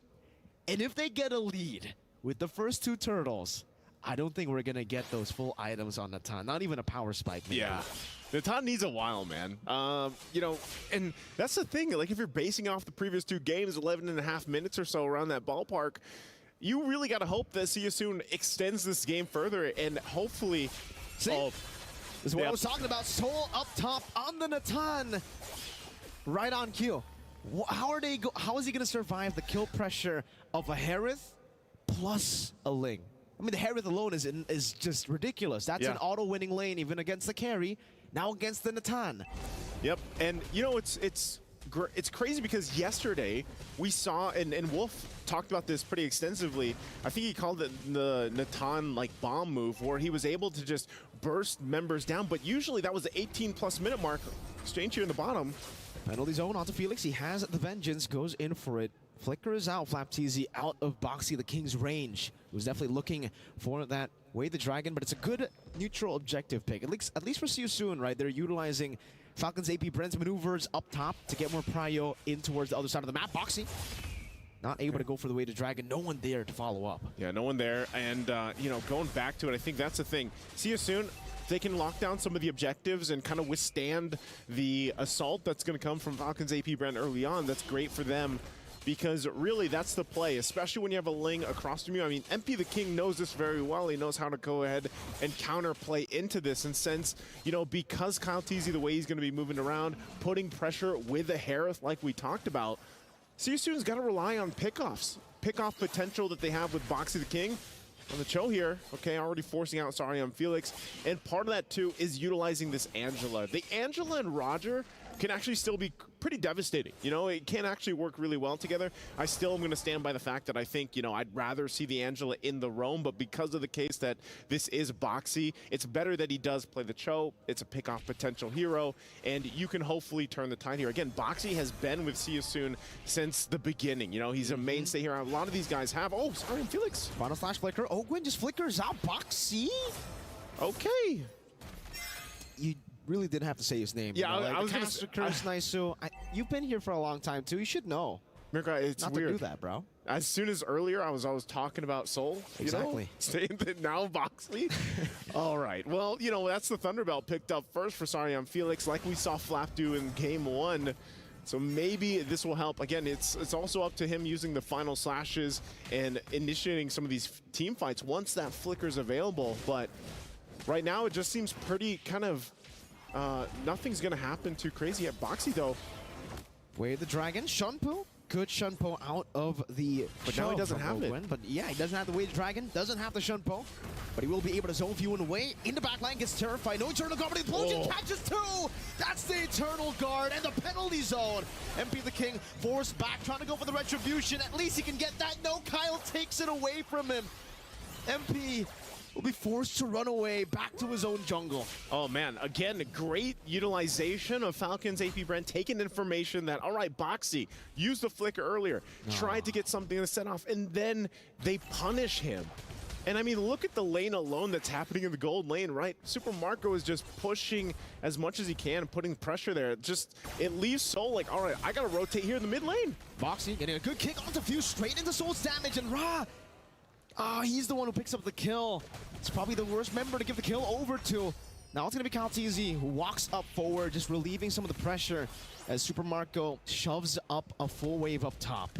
All right, taking a look at the items real quick here. Berserker's Fury already there for Kyle TZ, and then working on the next. War Axe 2 here for Flap, and on the other side, like I said, Thunderbelt's already locked in there. It's good that Ra has the Flask of the Oasis, helps a little bit more sustain through some of the initiations that's going to happen from Falcon's AP Bren. I think main point, though, is yes, Boxy, his work is cut out from this game, because again, what's at stake here? Match point, your key as well. You don't want to see that get crushed this early on, so they have to kind of rely on everything falling into place with the lineup that they brought. And Angela so far has done great things for teams that have drafted her. But yeah, okay, MP the King's going to hold on to that purple buff at least. So still, you know, it's up to the whims of Boxy. Good terrifying. Now with the way of Dragon locking Ogwin down, but that's going to be an Eternal Guard into the Implosion and a penalty zone too. The combo now as Felix jumps with Vengeance and the final slash. The turnaround. Soul is free, hitting together with MP the King. And they're going to be able to finally find a favorable trade. But then, right as I say that, they get turrets on the bottom lane. Marco's cutting up top, so he should be able to get another two. That's a thing that they always do, right? There's a great team fight there for See You Soon, but they also lose something. With Falcon's AP brand and a team like this, you're not always just going to come out unscathed. You're eventually going to lose something. It's kind of a give and take with them. And so with that, See You Soon able to get a couple wins there. Again, that was the power of the Angela as well. Good item pickups here. Foxy once again looking for his own setup with the Way of the Dragon. Turtle's going to start up. Starlium Scythe now also locked in for Soul. Final slash on the Flap TZ. Oka with a shove back in the back line. Now Boxy finding the Way of the Dragon, but no one's there to follow it up. The Implosion finds three, and it's going to be traded back now. Soul is able to get the entropy back towards safety. But again, for Falcon's AP Bren, they have found the favorable trade. That's 2 for 1 and a neutral objective. Just so clinical. Yeah. And that's Flap's job, honestly. Like, anytime you have the Trizla, you know that you're innately tanky. You have Body of Smith, and he has the Brave Smite emblem as well. He's got the War Axe, like we mentioned. Fight for the purple, and it's taken. Oh, Kyle. Oh, Kyle. Now just flying past people. 1,000 gold ahead already. Boxy's looking for a pick, but even then, right, he's really going to have to calculate a whole lot. If he goes on to Super Marco, there's a Purify. It's a bit tough to go on Few because he's always just next to Ogwin, and he can just try to look for an Implosion. Marco again dodging away from the final slash, just with a little bit of a sidestep there. Pops into Zaman Force 2 and now clears up the wave. Super Marco uses his Summon Force just, you know, anytime nearly Every time it's up. He's just utilizing it to farm, to put pressure on these objectives, these turrets. Again, Boxy. Oh, Penalty zone straight into Soul. The entropy gets him up, but Kyle's finishes him off under the tier 2. Oh, God! Implosion onto 3, finding them all. The final slash gets them with a disengage, but now Felix is all alone, right with MP the King, who goes in forward. Synchro Fish and takes him out. It looked good for a second, but then you remember it's Falcons AP Bren. Oh, we're going to take a look at the STC replay here. Again, a great setup from FlapTZ under the turret, and then look for Ogwin as well. Masterful. What an implosion. Brings him back to the team. Still, again, the sustain coming out from this lineup with the Angela is great from Soon, but still, Super Marco jumps in again as soon as that he sees that opening with his Almond Force. You can see Flap here, of course, feeling pretty good about that. And, you know, that's the thing. It's the trading of ultimates that happens here for Falcons AP Bren, where, you know, one will initiate sometimes, most of the time it's Flap, and then Ogwin follows up. And the rest of the team, I mean, we're not even talking about the Eternal Guard. That knockup that comes from that also plays a part in this whole game plan here. So already just, there's the endless battle now for Kyle Tease. He's got 3 items locked in already on this Ling. Very strong, 1,000 gold ahead of MP the King here. Now that Lord's up though, this is the thing for Soon. They have to watch out for the initiation just like we saw previously. Falcons AP Bren will go ahead and get set up here. Conceal going to be used just to possibly make a play on Soul. They get spotted out though. So they're forcing them back. At least they get sights on these members from Soon. They're going to have to keep Raw there, kind of keeping the waves under control though. And now this might be some form of a semblance of an actual Lord dance. The Holy Crystal is also picked up here for Super Marco. No team though want to commit to the Lord just yet, waiting for the waves to be managed here.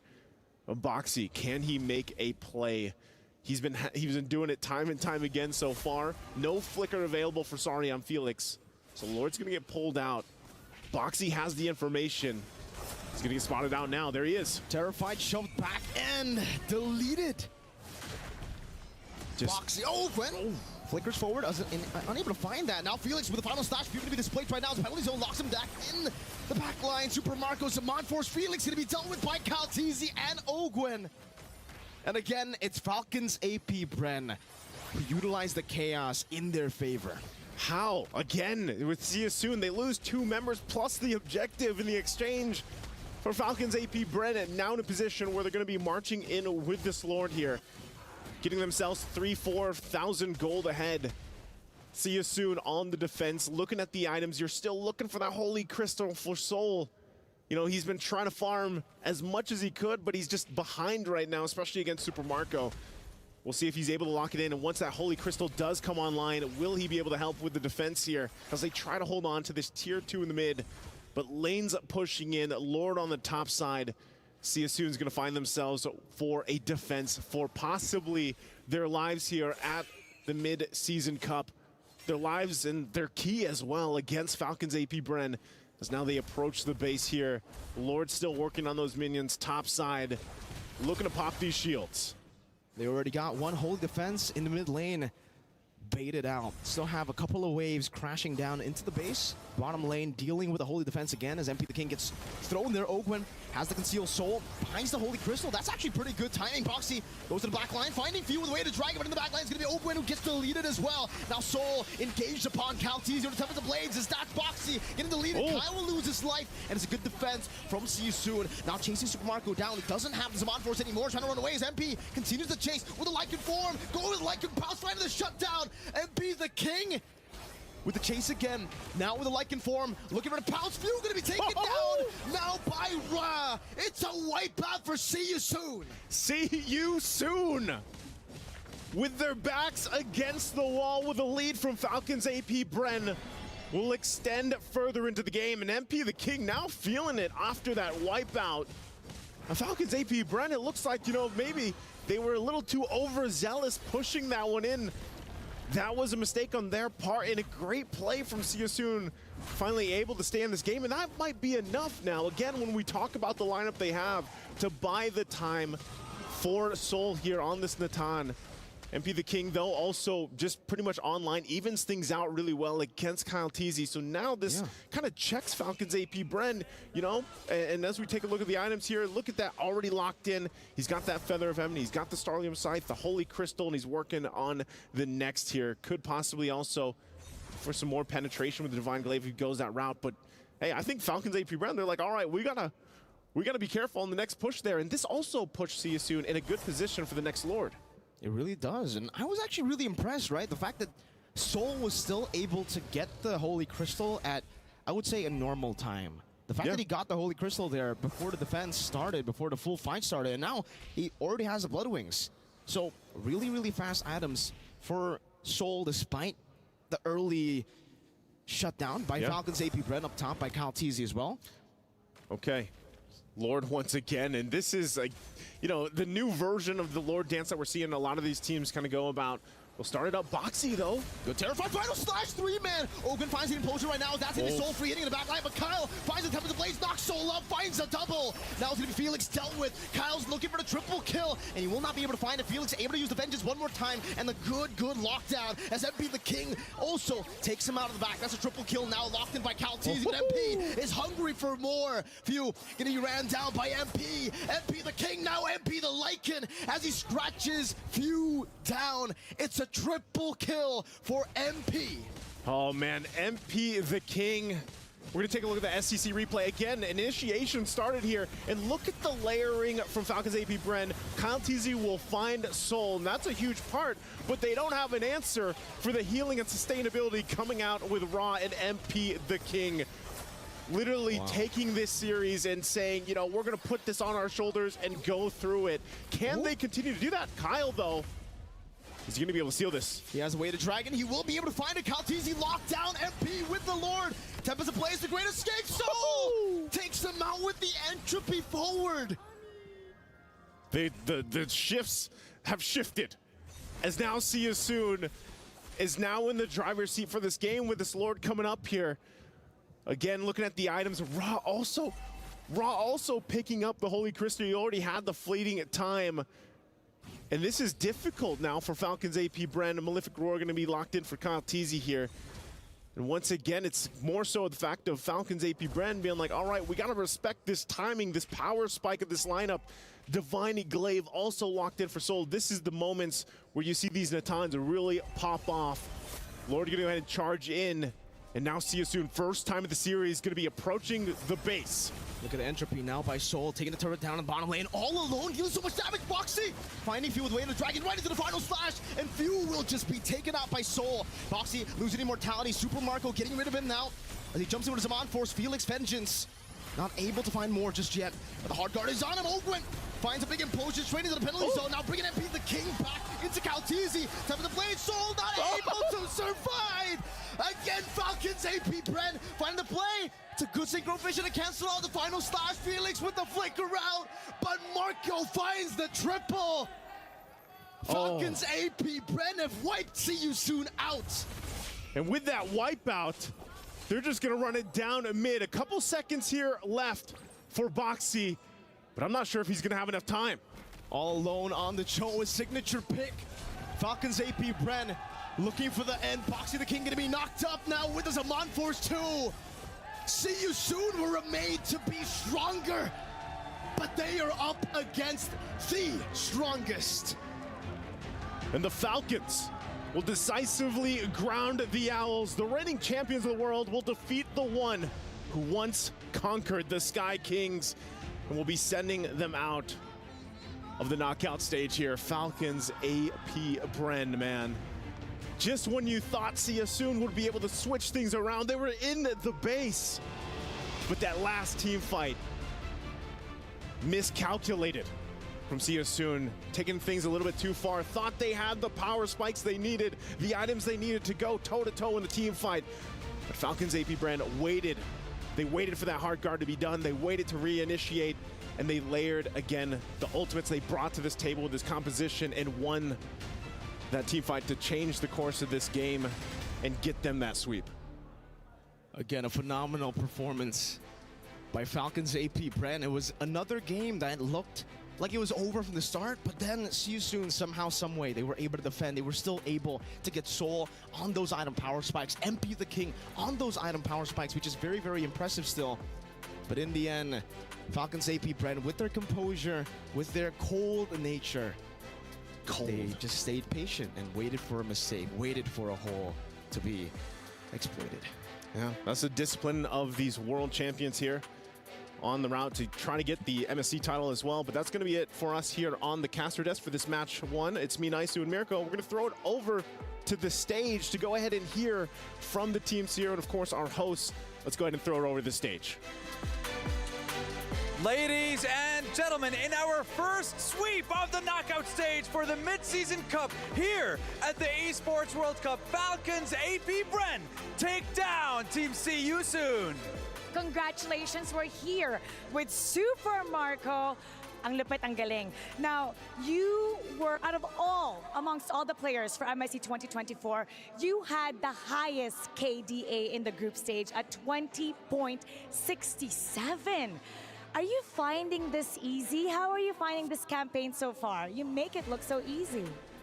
Sanay na po kasi ako sa mag-play safe, kaya ganun yung KDA ko po. He's used to playing safe. That's why his KDA is so high. But this entire competition so far, how are you finding it? Unblemished record. Nadalian ka ba?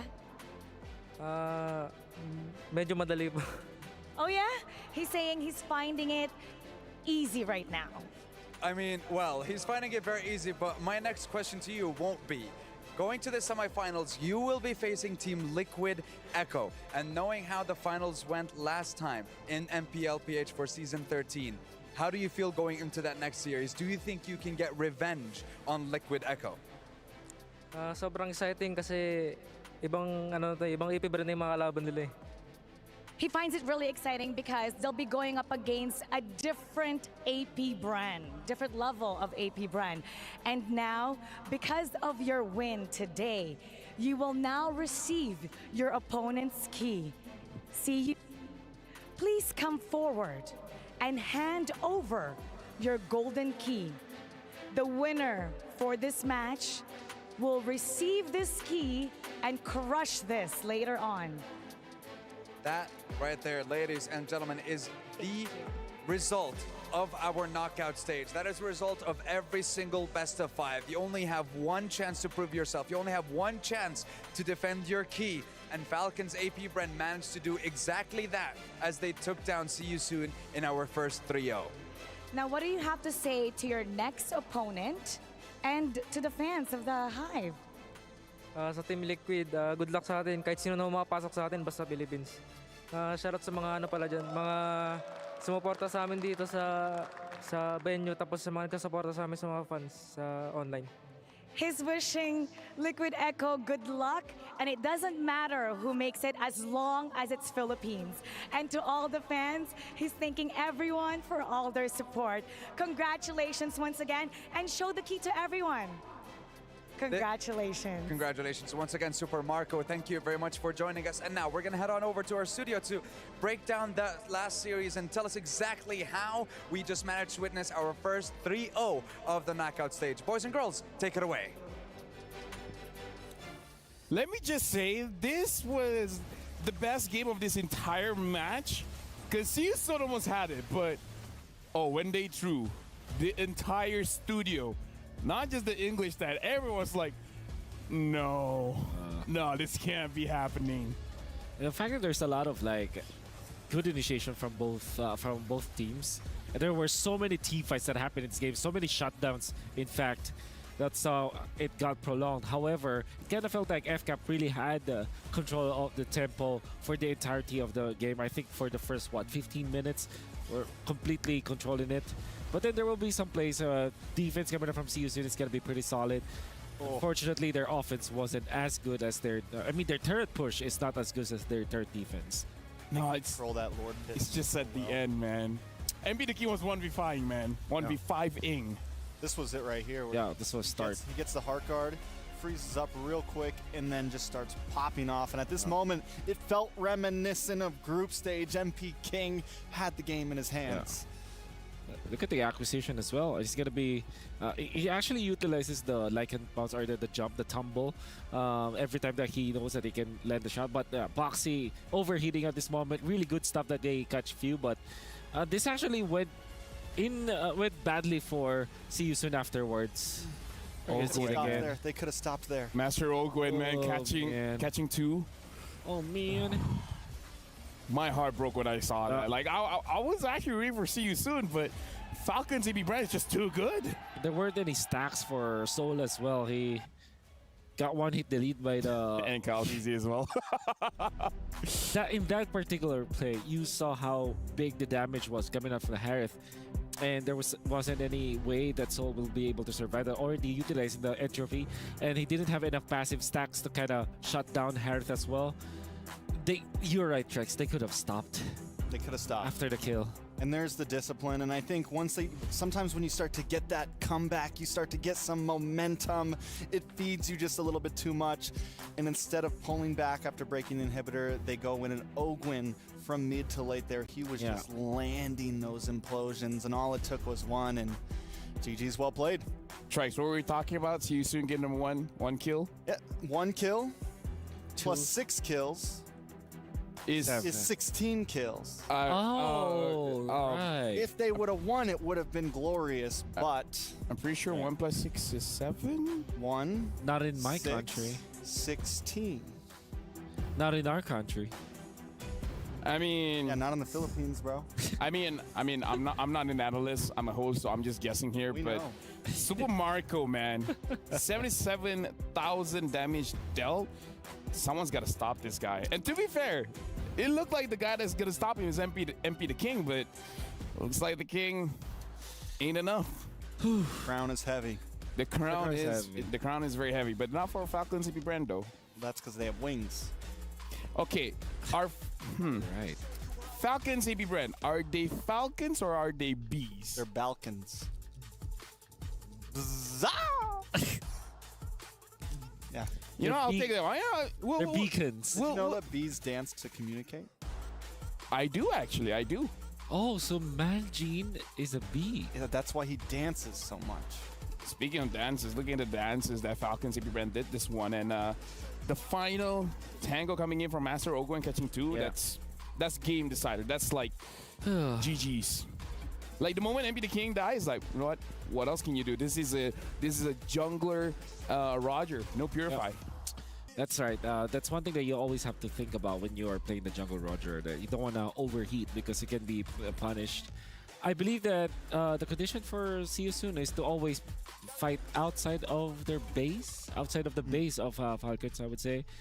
And yeah, hindsight is 2020, but man, I think they should have just backed out afterwards. It's very clear at that moment. Close. It's decisions that make an end games, though, and that's what we see. We've seen it with many teams here, and that's been the big difference maker between the greatest, the mid-tier, and the lowest tier, right? It's how many mistakes can you make in a game, and what will cost you it. Looks like in this game, he just took one. I mean, I'm sure there's more mistakes, but that one mistake felt like 2 million. 200K USD. 200,000. Yeah, 200,000. That's 200K USD. That's a lot. Mistake. That's a very expensive mistake, and again, when you put it like that, bulletproof Super Marco, man. Like this lineup is stacked, right? You got the Idol of the Kids few, you got bulletproof Super Marco. That's right. You got Master Ogwen. Yep. And honestly, at this point, Kyle as well. He needs his name up there. Like he's the TZ Air, but at this point, I feel like it's his own name at this point. You watch a lot of Game of Thrones, people. Yeah. Yeah. How about you? You don't? Nah. Yeah, Cal TZ is like the heir to the throne of the TZ. Okay. Yeah. First of his name. First of his name. Because Cal TZ was father of Falcons. Father of Falcons. Yeah. Yeah. He now holds the he is the wielder of the blade of the TZ title. You know. Okay. Yep. So that's that's how we painted it. It's not Carl. It's Kyle. Yeah, because Carl left his house and went to another house. Oh. So the heir to the throne is now Kyle TZ. The show you guys are referencing to sounds amazing. The show you guys happens. What happened? The house gets split. That happens. Yeah, that's right. With that being said, still, we got to talk about how Falcons AP Brand, the only team so far in the knockout stage, managing to end their match with a sweep. Even though it looked close, See You Soon almost got game number 3. Falcons AP Brand was able to close it down. So I feel like the conversation around Falcons AP Brand is not surprising to say that they're probably the favorites to win it all, because even TLPH, Team Liquid Echo, look like there are times when they struggle a little bit. And I believe we talked about this yesterday, Wolf, where even I, like before today, I was like, I think Falcons AP Brand is going to take it all. You did say that. I think that anybody, any team from the Philippines could have taken it. Yeah. I'm just gonna say that. Okay. But it's very true. I think Falcons AP Brand, they're very far away from their performance during MPLPH season 13. In fact, their performance now in the MSC during the group stage and now first round of knockouts is very reminiscent of their dominance in M5, right? Because they're picking up all these heroes. Flap DC is going crazy. Once again, they're very confident. Bulletproof Marco is still bulletproof, and we've seen a lot of glimpses of their M5 dominance here. Speaking of dominance, again, we saw in game number 3, a lot of plays were being made. So, Wolf, with the assistance of Bob, can you show us what happened in the game? Oh yeah. Wait, who's Bob? Yeah, Tell this us is right. Bob. That's Bob. Yep. Does it stand for something? Bionicle order. Yeah. No, it's just Bob. It's just Bob. Just But Bob.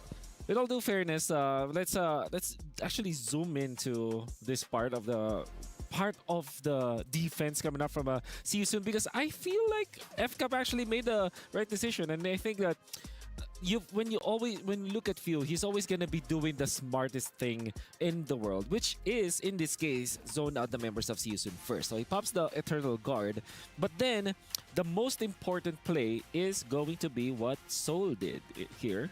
So you may not be able to notice it properly, but basically Soul essentially utilized the interference Of the second skill? Yeah, that's the push, right? That's the Rasengan. Yes. So he pushed Ogwin so that Ogwin wasn't able to actually land the good angle for the implosion or for any knock-up or anything, or maybe even a pushback. And that meant that now Falcons AP Brand were in a big disadvantage. And now it was just up to MP the King to clean up. And that is, by the way, a very good dodge coming out from Mr. MP the King. You can see it once again. Look at that. He actually utilized the Lycan Pounce to dodge one of the spells of the Harriet so that they eventually will be able to snowball, even dodging that spell again coming out from Q. So we rewind it back so that he will not be slowed. Look at that. He went around it. Yep. And Trex is gonna demonstrate that in person for all of you guys. Wait, what? Later on. So essentially, We have a lot of time. we have a lot of time, yeah. So that is one of the plays coming out from See You Soon. I'm sure that you guys were looking for a play coming out from Falcons AP Brand. There's plenty. We got time to explain that. For now, I kind of want to celebrate the team See You Soon because with all due fairness, it looked like it was a game that they could have won. With that being said, we got to check out our Sony MVP of the game. And guess what? It's going to be the bulletproof Super Marco. And again, like, someone's got to stop this guy. Someone. Someone.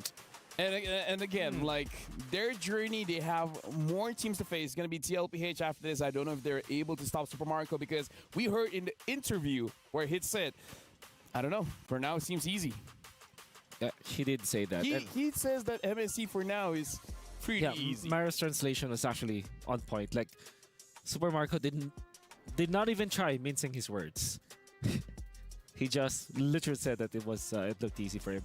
Well, he also said that it's mainly because he's used to this playstyle where he's just playing safe. By the way, good chain of events coming out from Falcons AP Brand, but they were able to punish the Ling this time with the usage of the Heart Guard. I believe that Falcons AP Brand might have been shocked for the power of the Flask and the Favor at around the 8-minute mark, and they did not calculate that properly. Eventually, it will be another set of team fights where MP the King, once again, it's going to be looking for good angles, good usage of the Lycan Pounce, resets, and obviously the target acquisition in this regard. But then, Ogwin is going to make the $200,000 play. Most expensive play overall. Wow. Entire tournament. I wonder if the members of Falcons AP Brand are you know, maybe just a little bit of coffee, just a little bit of maybe a jersey perhaps can throw it in there because they already have like millions of pesos already like in the bag, you know. With that being said, we got to look at Super Marco, 7.5 KDA, 75% kill participation. And again, Super Marco, he can use, like, I would say Harif, even though with the Holy Crystal is a huge power spike, I kind of feel like Harif is one of those heroes. 2 items is enough for you to brawl, for you to skirmish. But again, Super Marco just finds ways to farm very, very fast. Speaking of that, with the Bargain Hunter, of course he's going to reach his items fast. And that's all he has to do, right? And he gets involved. And now we got Master Ogwen here at the studio, where first of all, congratulations for your win against See You Soon. How you feel after the match? I feel good. And Feel good? Yeah, and we secured our semifinal spot. Securing the semifinal spot, securing at least 200,000 US dollars. So that's a lot of money already for Falcons AP brand. But Ogwen, I do have to ask, game number 3, it looked like MP the King on the Roger almost won the game for See You Soon, but you made that one play, that 200,000 US dollar play. How was it that you were able to catch MP the King? First of all, it's Roger Jungle, so it doesn't have a purify. And I think they're pretty confident on their push. So I just punished them of what they done.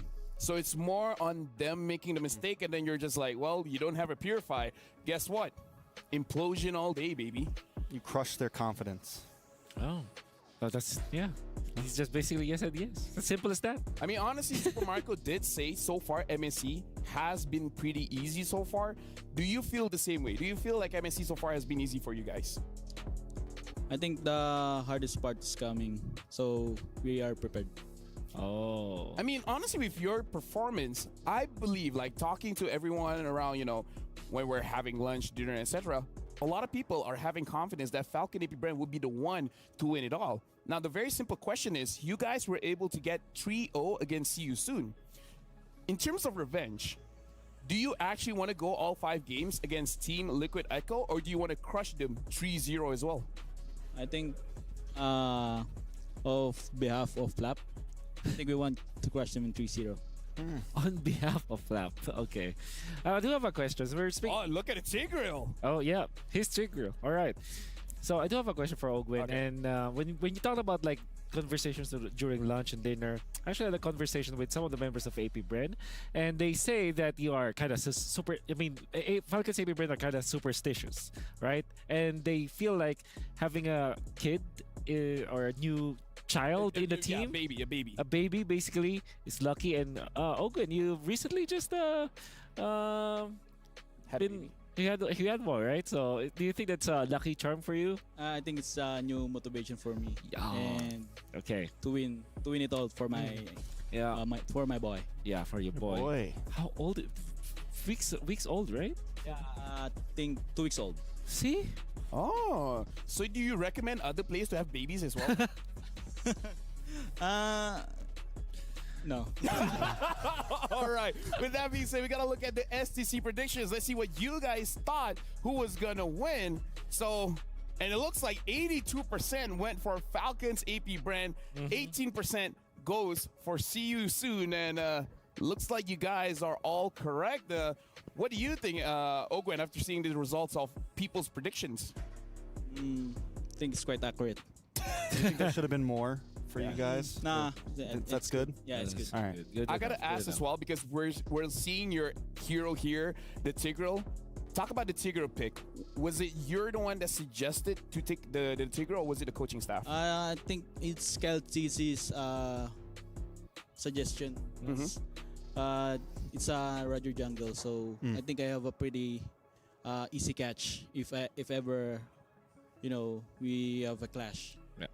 I do have to say, because right now, in terms of unique hero picks, we have like 77 unique heroes used. We're still waiting to break that 80 unique heroes. So I do have to ask, going up against CLPH and possibly going to the grand finals, there's more opportunities for you guys to show amazing heroes.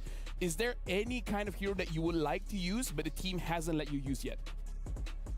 We have more heroes, I think. Yeah. We haven't showed yet in the playoff stage. So we're just hoping that it fits. There you go. You guys heard it here first. Hanabi Rome might be might be there because her ult can set up a very big team fight, kind of like a Minotaur, like a Tigreal. So Hanabi Roma, watch out for that. Kind of like Do a you guys have Carmelo. questions as well? How do you feel about the meta right now? Like, we've had big changes. Utility jungle still kind of viable, but with a lot more assassins, Do you think the team's adapted to it very well? Do you enjoy it? What are your thoughts on it right now? I think we have the upper hand right now because Caltisis mainly use assassins. So I think we're pretty much have the advantage here in the meta. Yeah, honestly, looking at the performance, I would agree. Like, in terms of comfort, it looks like you guys are very much comfortable. Now, we have some clips of Ogwen's plays, and maybe we can ask what was going through your mind when you guys are making these plays. So this is the one up top. What went wrong when it comes to engaging on to See You Soon, but they were able to come back for this one? Oh, wait, no. Oh, this was the first game. Yeah, talk us through the first game. Yeah. How was it for you guys going up against See You Soon? I think the first game is really they get countered in our composition. Yeah. And I think we have the The best first game was better Lilia. composition against See You Soon. Yeah. Do you So feel it's, like at any point have you guys lost the draft against You Soon? I think game 3 is pretty close. Game 3 is pretty close. Yeah. Now, Wolf personally didn't like the carry pick for game 1 and game 2. Do you feel like the carry pick was okay for See You Soon in game 1 and game 2? We read their draft. Yeah. Because if you have Kari in the team, you must ban Kaja. All right. It's a Combo. Yeah. Yeah. But what do you think about the carry in general? Do you think it will work? Oh. I think Kari in some games. I think if you use utility jungle. Yeah, utility jungle. I feel like you need more of that box to surround her so she can be safe, right? I mean, I don't know. Looking at the meta right now, especially how Falcons CP Brand is playing it, personally for me, with Kyle using all of these damage-dealing junglers, perhaps carry is not really the right pick. Now, while you're still here, I want to pick your brain a little bit.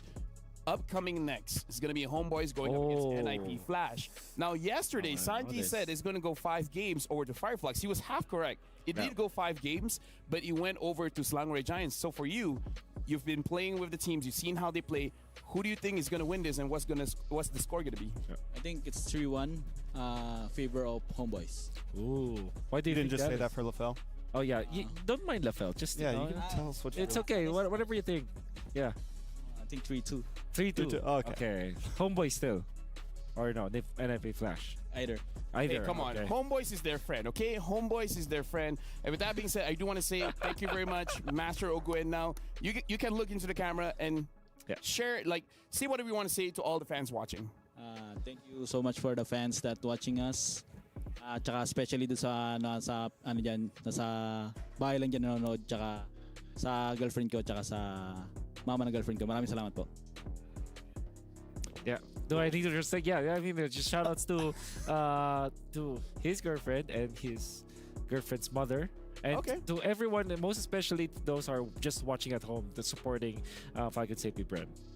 All right, there we go. Thank you very much to Master Ogo. And again, you guys saw that was an amazing matchup between Falcons AP brand going up against See You Soon. See You Soon was pretty close in game number 3, but again was unable to close out the game.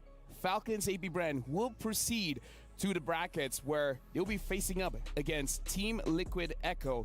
And again, sooner or later, it is going to be a matchup between NIP Flash going up against Homeboys. But before that, for you guys at home, make sure you guys capture moments like a pro with the 6-axis hybrid gimbal stabilized equipped camera. Asus ROG is the official gaming phone of MSC 2024, so make sure you guys grab it quick.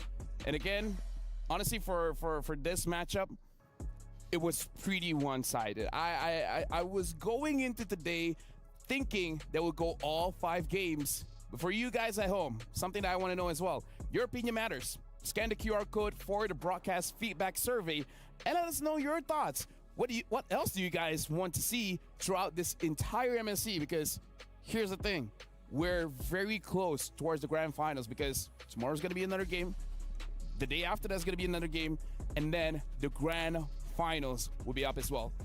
The Dr. Sulaiman Al Habib upcoming showdown is going to be between NIP Flash going up against Homeboys. And again, listening to what Master Ogwen had to say, could go 3-1, could go 3-2. And after some convincing from the analysts, we have no idea who he said is going to win. Did he actually say who's going to win? He did say homeboys at Said first. homeboys first. Yeah, but Okay. then we noticed that he was just looking at you. He looks really terrified. It's like, Maybe because I called him Master. What? Master Ogwen? Master. yeah, I've been saying that the entire time. I don't know. I understand. I mean, I think, he did, to answer your question, he did say homeboys. But like you said, he may or may not have done that just because you're here. And we're all kind of scared. Here's the Yeah. thing. Here's the thing. As a host, I don't usually get a lot of love, so whenever I receive it, you know what? I really appreciate it. But with that being said, thank you very much, analyst Trex as well as Wolf. We're going for a short break before we start our next series. So make sure you guys don't go anywhere. We will be back right after this.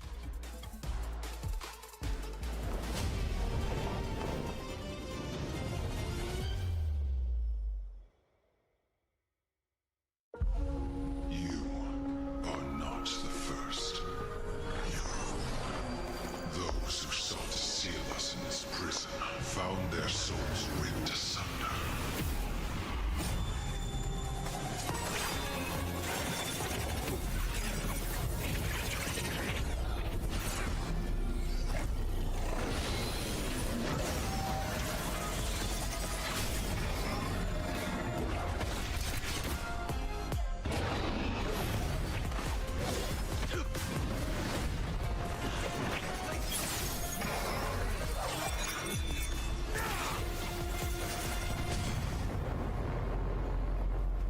Are you so eager to share their fate?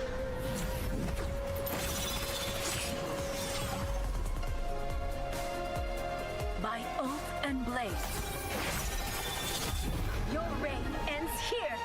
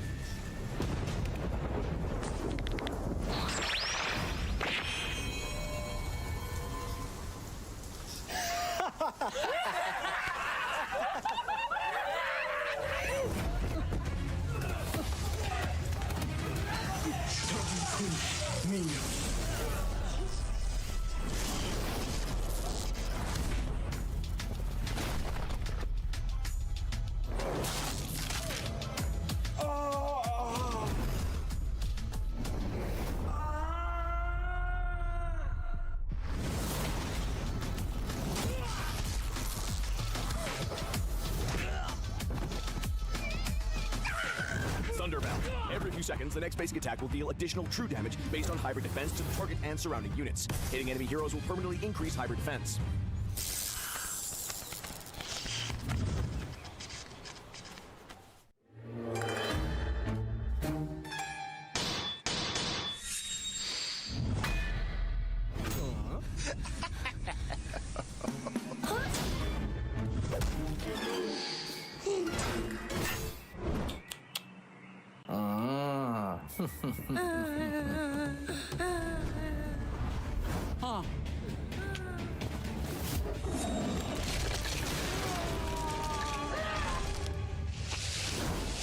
Skypiercer.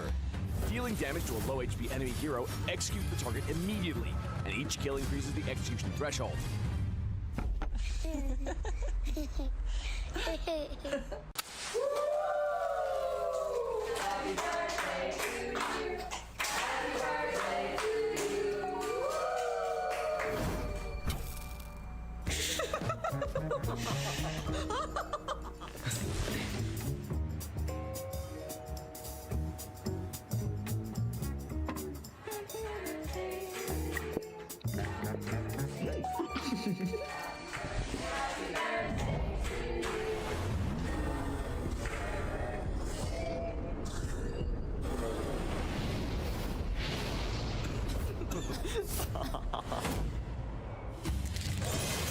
Winter Crown. It now features adaptive attributes that apply to all heroes, and its active skill grants immunity to all damage and effects for a short duration.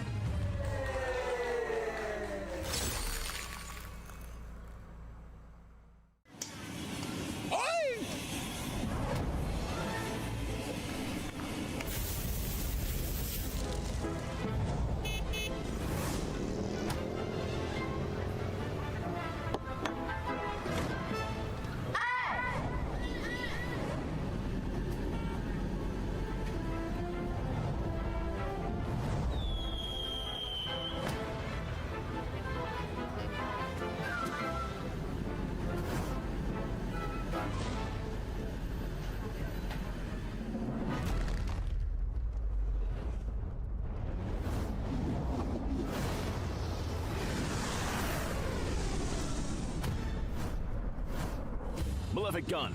Increases basic attack range to kite the enemies more easily. Okay.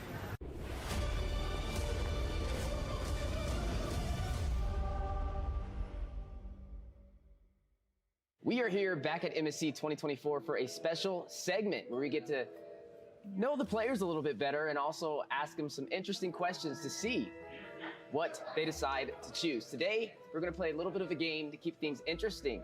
We're going to ask them certain questions, and it's up to you guys to be able to decide which player this relates to the most. Today, we have NitFlash in the building. You've seen them dominate all the way out in Singapore and now here in Saudi Arabia, Riyadh for MSC 2024, and congratulations on making it into the knockout phase. Yeah. I have Lozy and also Hades, the roam and the jungler for NitFlash. You guys ready to play? Of course, man. Anytime. All right, it's gonna get intense. It's gonna get intense. So the first question on the board is, who on your team would go a week without showering? See, I'm really curious to see if they pick the same answer. That's gonna be the secret to it, but we'll have to see who they decide. 1 week without showering. Be really tough out here in Saudi Arabia, Riyadh. It's very, very hot.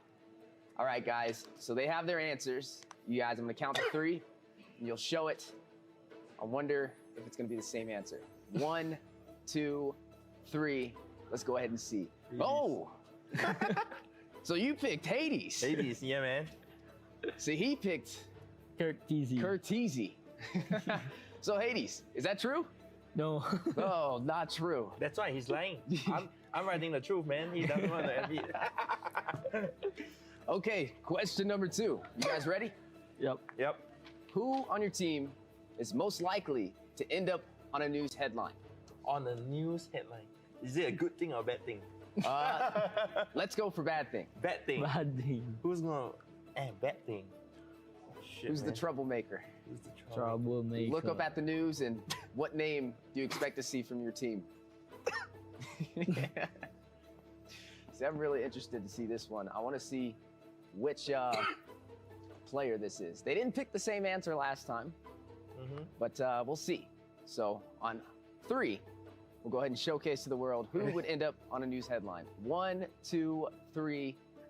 Let us see. Vanix! Oh, there's no way. Vanix. Oh my gosh. Bad thing, eh? Yeah, bro. And Lolzy, I'll you write picked yourself. Yeah, I think so. Oh, so you're the troublemaker. I think I'm the troublemaker in the team. They're all pretty nice kids. I look like the worst.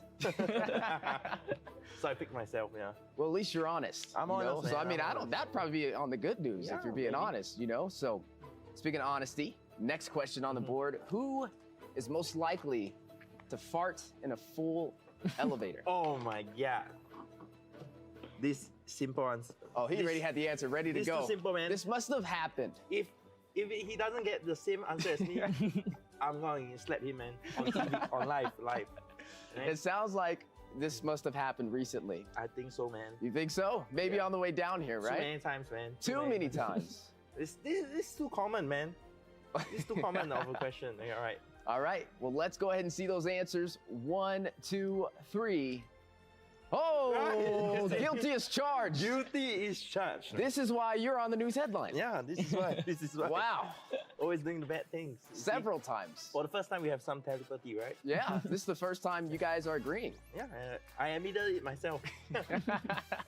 All right, you guys ready for the next question? All right. Who is most likely to flame their own teammate? Flame their own teammate. Flame. Ooh, they gotta think about this one. Okay. Which one of your teammates would be most likely Okay, I got to it, flame man. the rest? Oh, he already has it. I have See, it. he's quick with the answers. Lolzy. It's fast. Yeah, Hades got to think about it a little bit. He He's has still to doing think. his jungle, you know. I'm really prepared to engage. He's still farming. Well, speaking of engaging, let's go ahead and see those answers. 1, 2, 3, and here we go. 8. Oh, Vanix. Vanix. But you picked I picked yourself. myself. Pick himself. But Oh. I would say that his is more of a friendly banter. Yeah, but maybe his one is the more serious one. More But serious. he's more likely to flame us.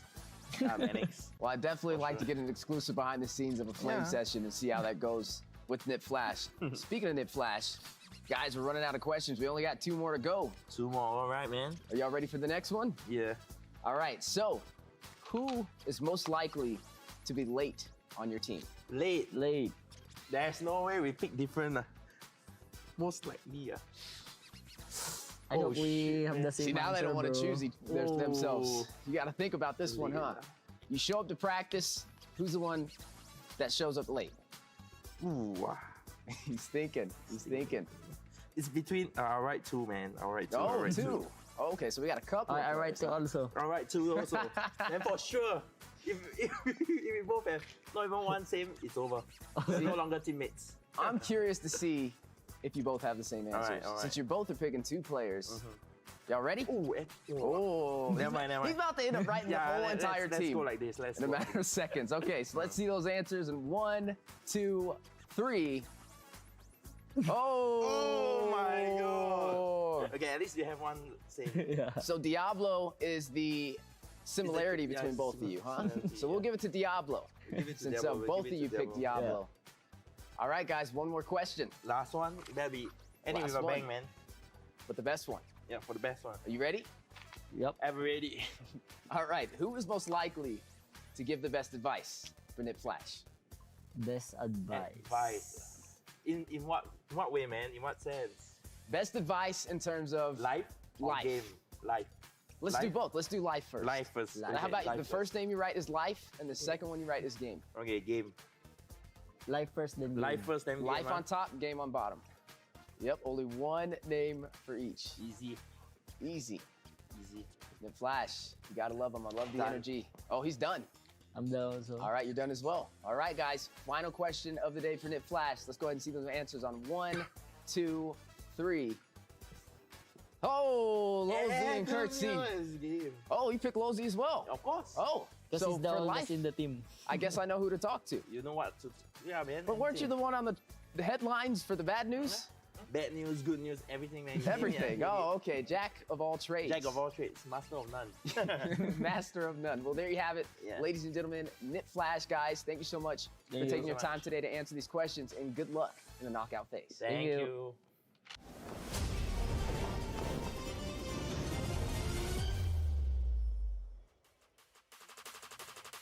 Hello, everyone, and welcome back. You're still watching the Mid-Season Cup 2024 at the Esports World Cup with me, LaFell, our analyst, Wolf, as well as Strikes. As you guys can see, we have a special guest, Anti-Mage, all the way from Indonesia. So, Anti-Mage, how are you, man? I'm fine. I'm good. You're good? How was the flight coming here? It was roughly around 7 hours, I think. Really?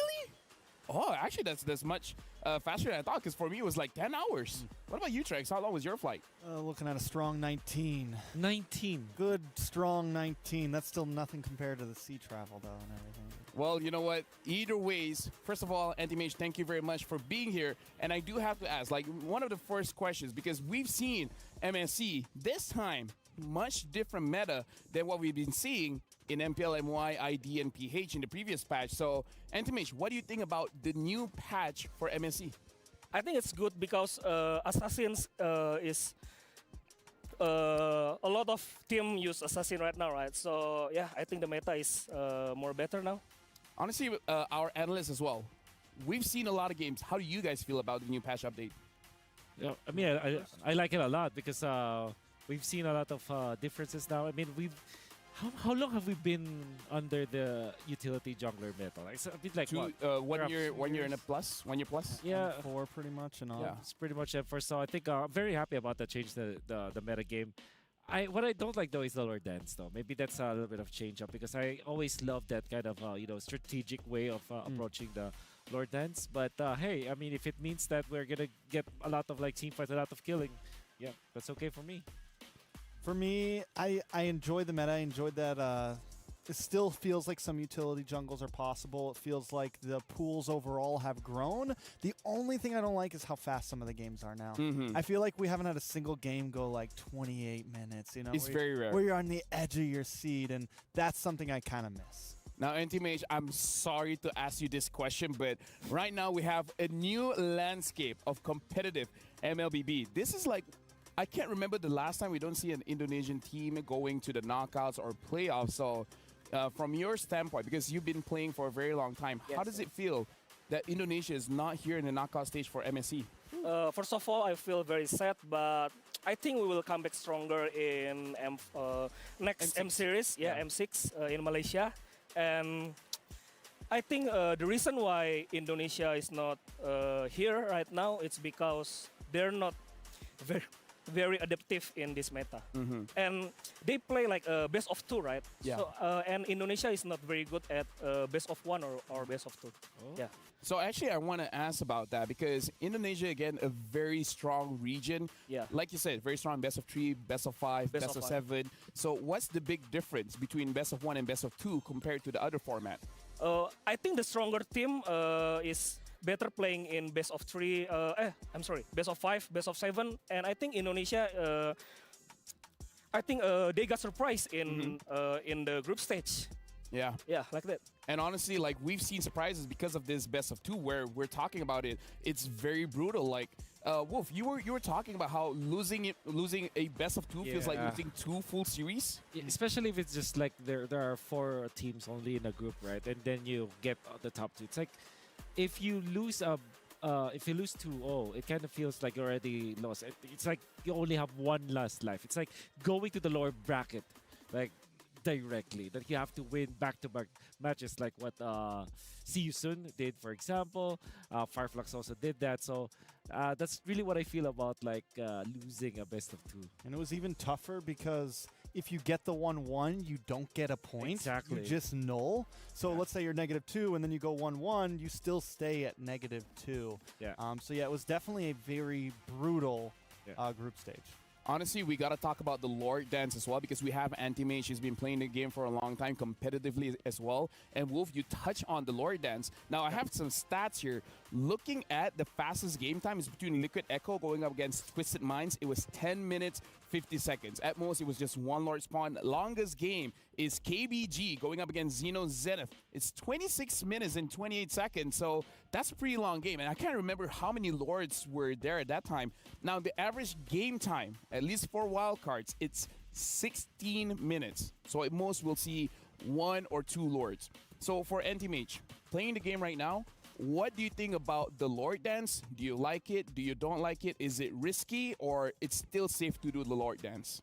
I think the Lord Dance right now is more hard than before, and I think the hero that have more AOE or burst damage is better. Like for example, in XP right now, Terizla is very strong, and need to be in the first pick Terizla. So I think the Lord Dance right now is more variative also. Yeah, honestly, like I have to agree with that because in the MSC, a lot of teams are picking up the Terizla. Even we see Terizla getting banned out in the first phase. So, Anti-Mage, you play in the EXP as well. Personally for you, even in ranked games, what do you think is the top 3 EXP laners right now? Like you said, Terizla. Is there other 2 picks that we have to be careful of?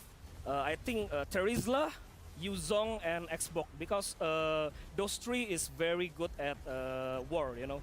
Yeah. And at the Lord Dance, they're very good. Yeah, and honestly, talking about the Lord Dance as well, in terms of control, Liquid Echo has 90% Lord control. Falcons Heavy Brand, 78.5, and SRG, 78.2, which I guess they are the favorites in this matchup. But again, over 70% of all 3 teams, that's amazing, Trax. Yeah, I think it just goes to show. Yeah. And a lot of teams, we've seen it with some of the previous teams that either didn't make it this far or fell a little bit short.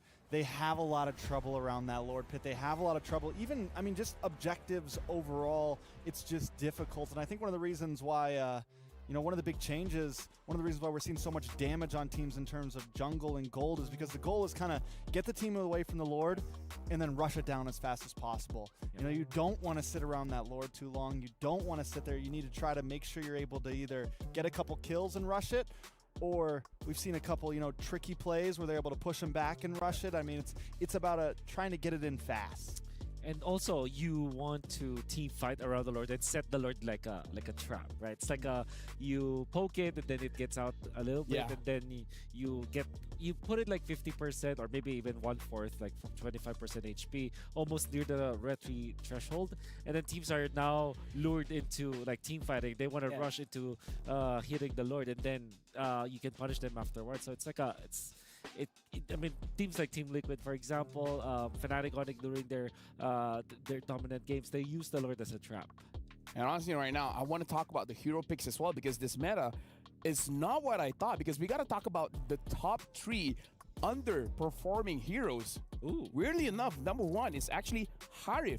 23 picks, but only 30% win rate. So, Anti-Mage, like, what do you think about that? Harif has been like top pick and ban throughout, but this time only 30% win rate. Yeah, because I think in this MSC meta, Assassin's been picking up, right?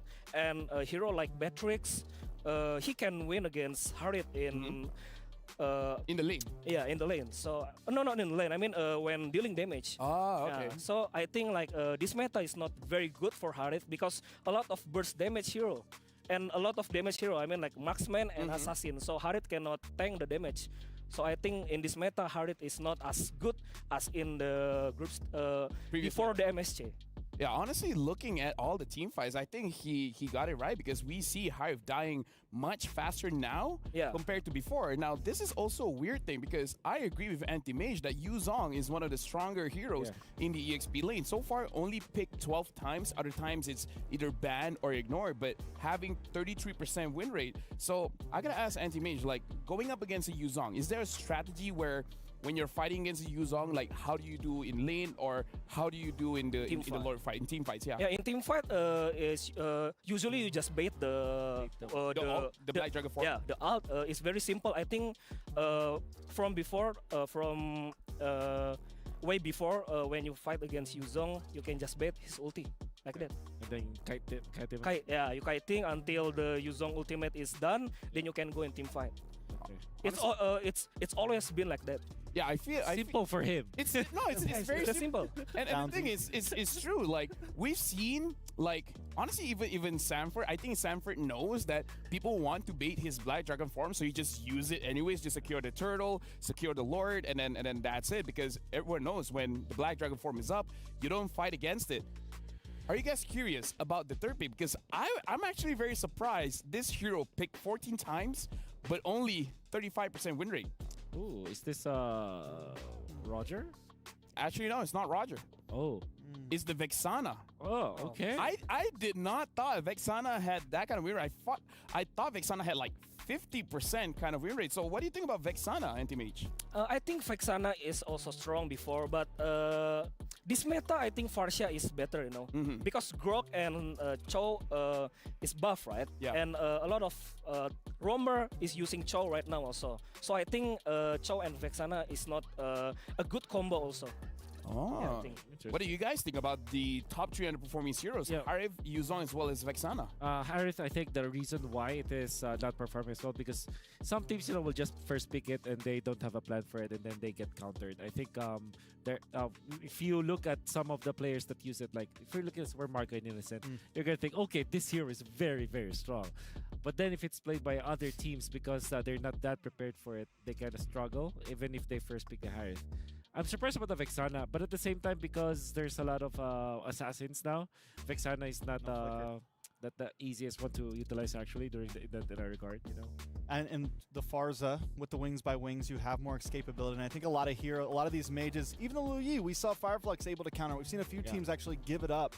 I think some of the more immobile mages are starting that were very powerful before, are having a little bit of difficulty because of the things like the Lings, the Rogers, the people who can close the distance. We saw the Roger last game just dance around all of Vexana's skills. I think with the Yuzong as well, though, and the Harith, there's a pretty big deficit between some of the S-tier teams, some of the top 4, we could say, and the rest of the bunch, right? The rest of the Rascals, man.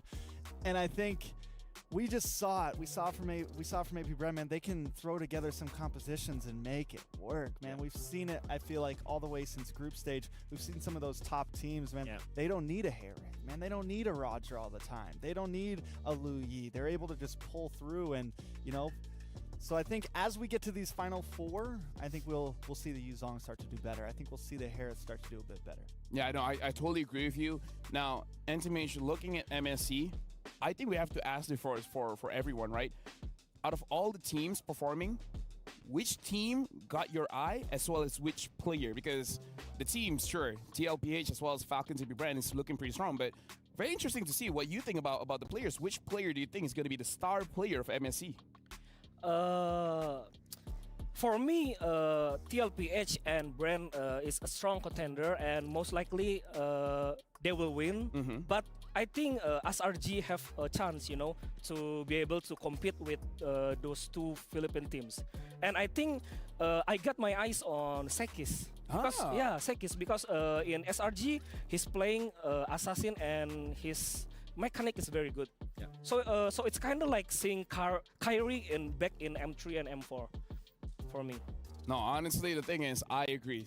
Sakai's absolutely amazing player, but we have a clip of Carl Teasy playing around the Lord, and this is going to be one of his opponents, so let's check the clip out.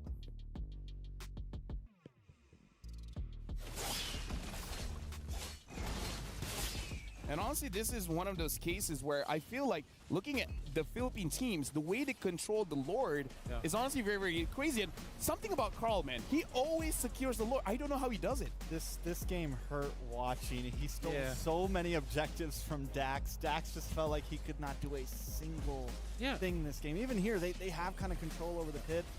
And Carl Teasy's able to come in. The previous clip, Carl Teasy actually didn't have the ultimate, so that's even more amazing that he was able to land that. And now, I think he's gonna be able to.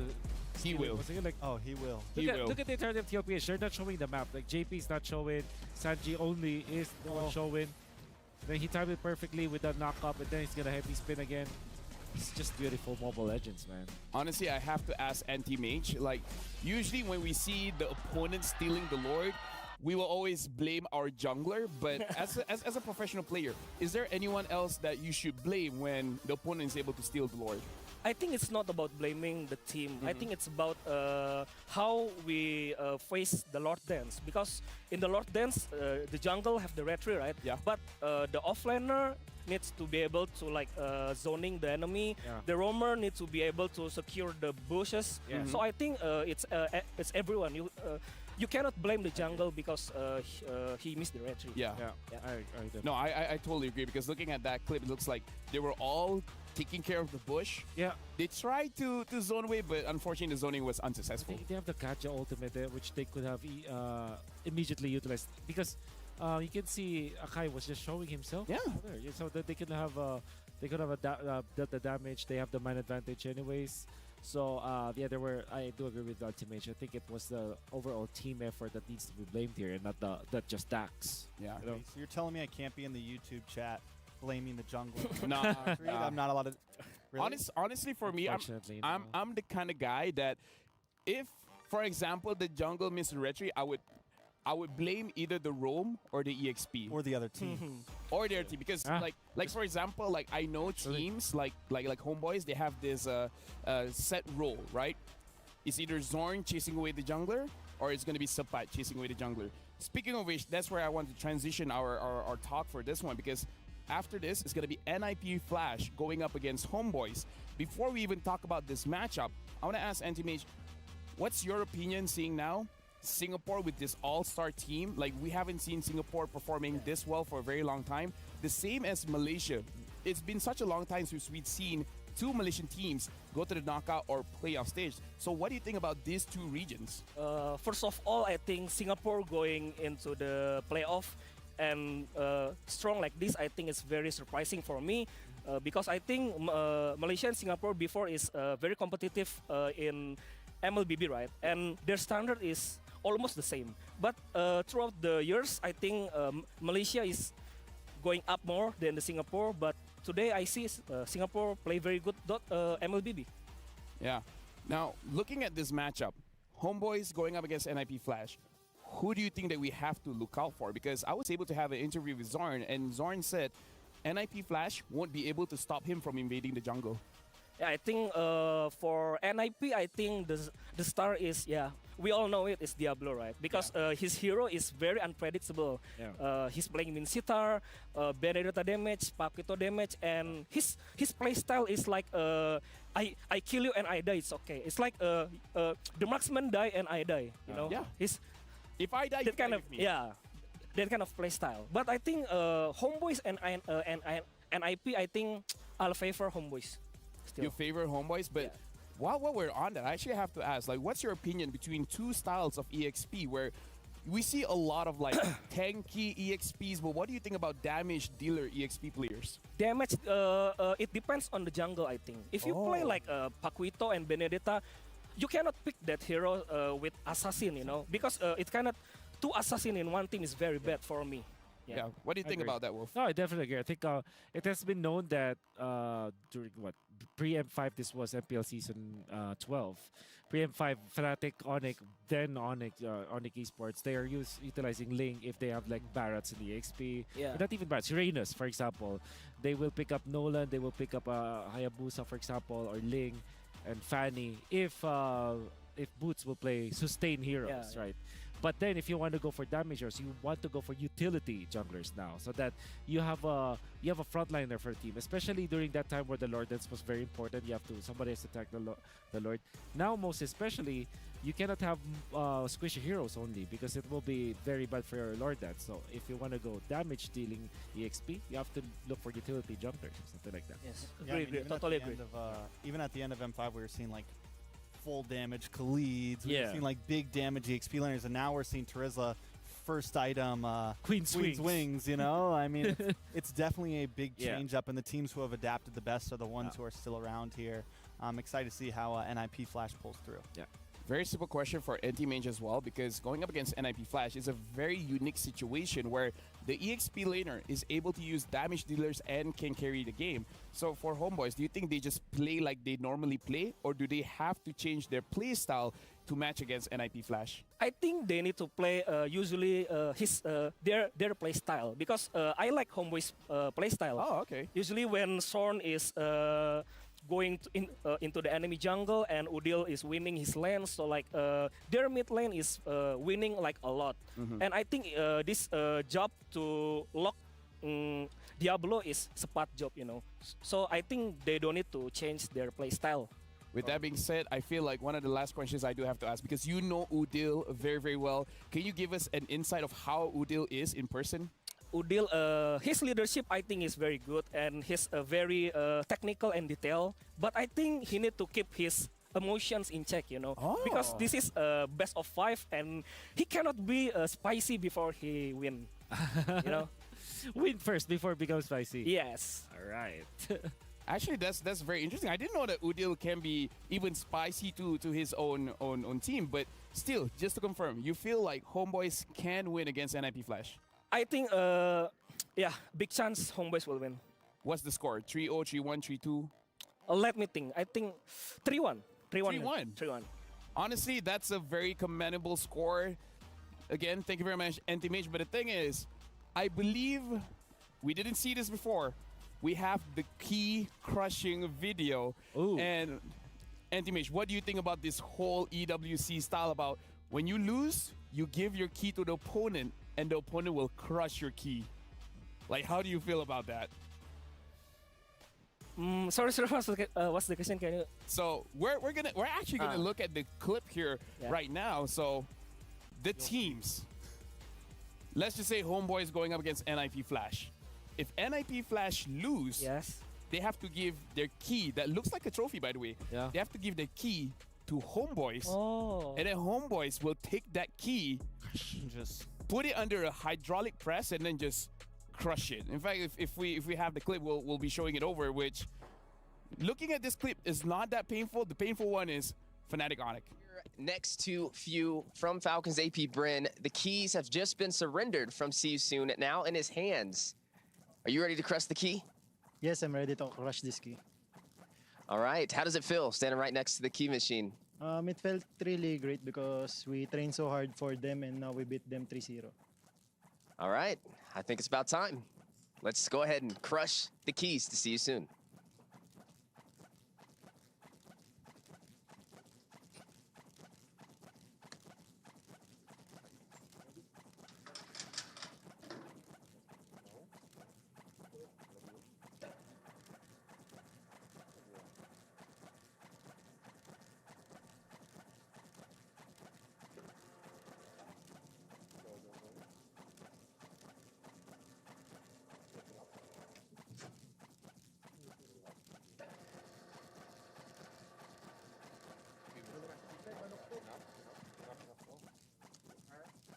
Question 2. Next question. Okay. All right, Few, the key has been crushed. How does it feel? It felt great because just like what we did to them. Any message out there to See You Soon? Thank you for the great match. See you soon. But I hope we meet again on other tournaments. All right, and do you have any matches coming up here soon that you're looking forward to facing? We're looking forward to face Liquid Echo. We're match up against them in semis and we will have our revenge. Ooh, spicy. Well, I look forward to it. Key crusher for MSC 2024. Tensions are rising. Who will be next? And there you go. That's See You Soon's key crushing. But with that being said, NTMH, I want to say thank you very much. Is there anything that you want to say to the fans, especially the Indonesian fans watching? For Indonesian fans, don't be sad because we will back at the next M Series and we will be the champion.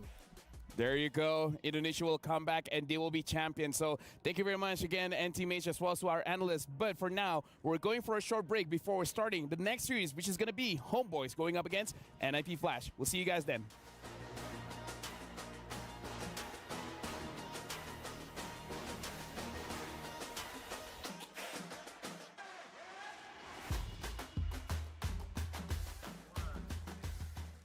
We are here next to Few from Falcons AP Brand.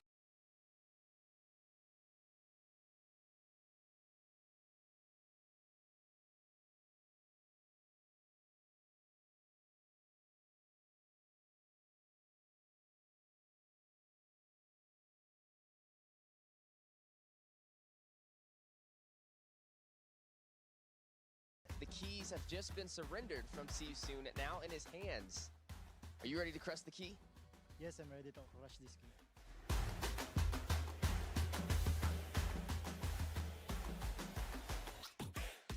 3, 2, 1, go.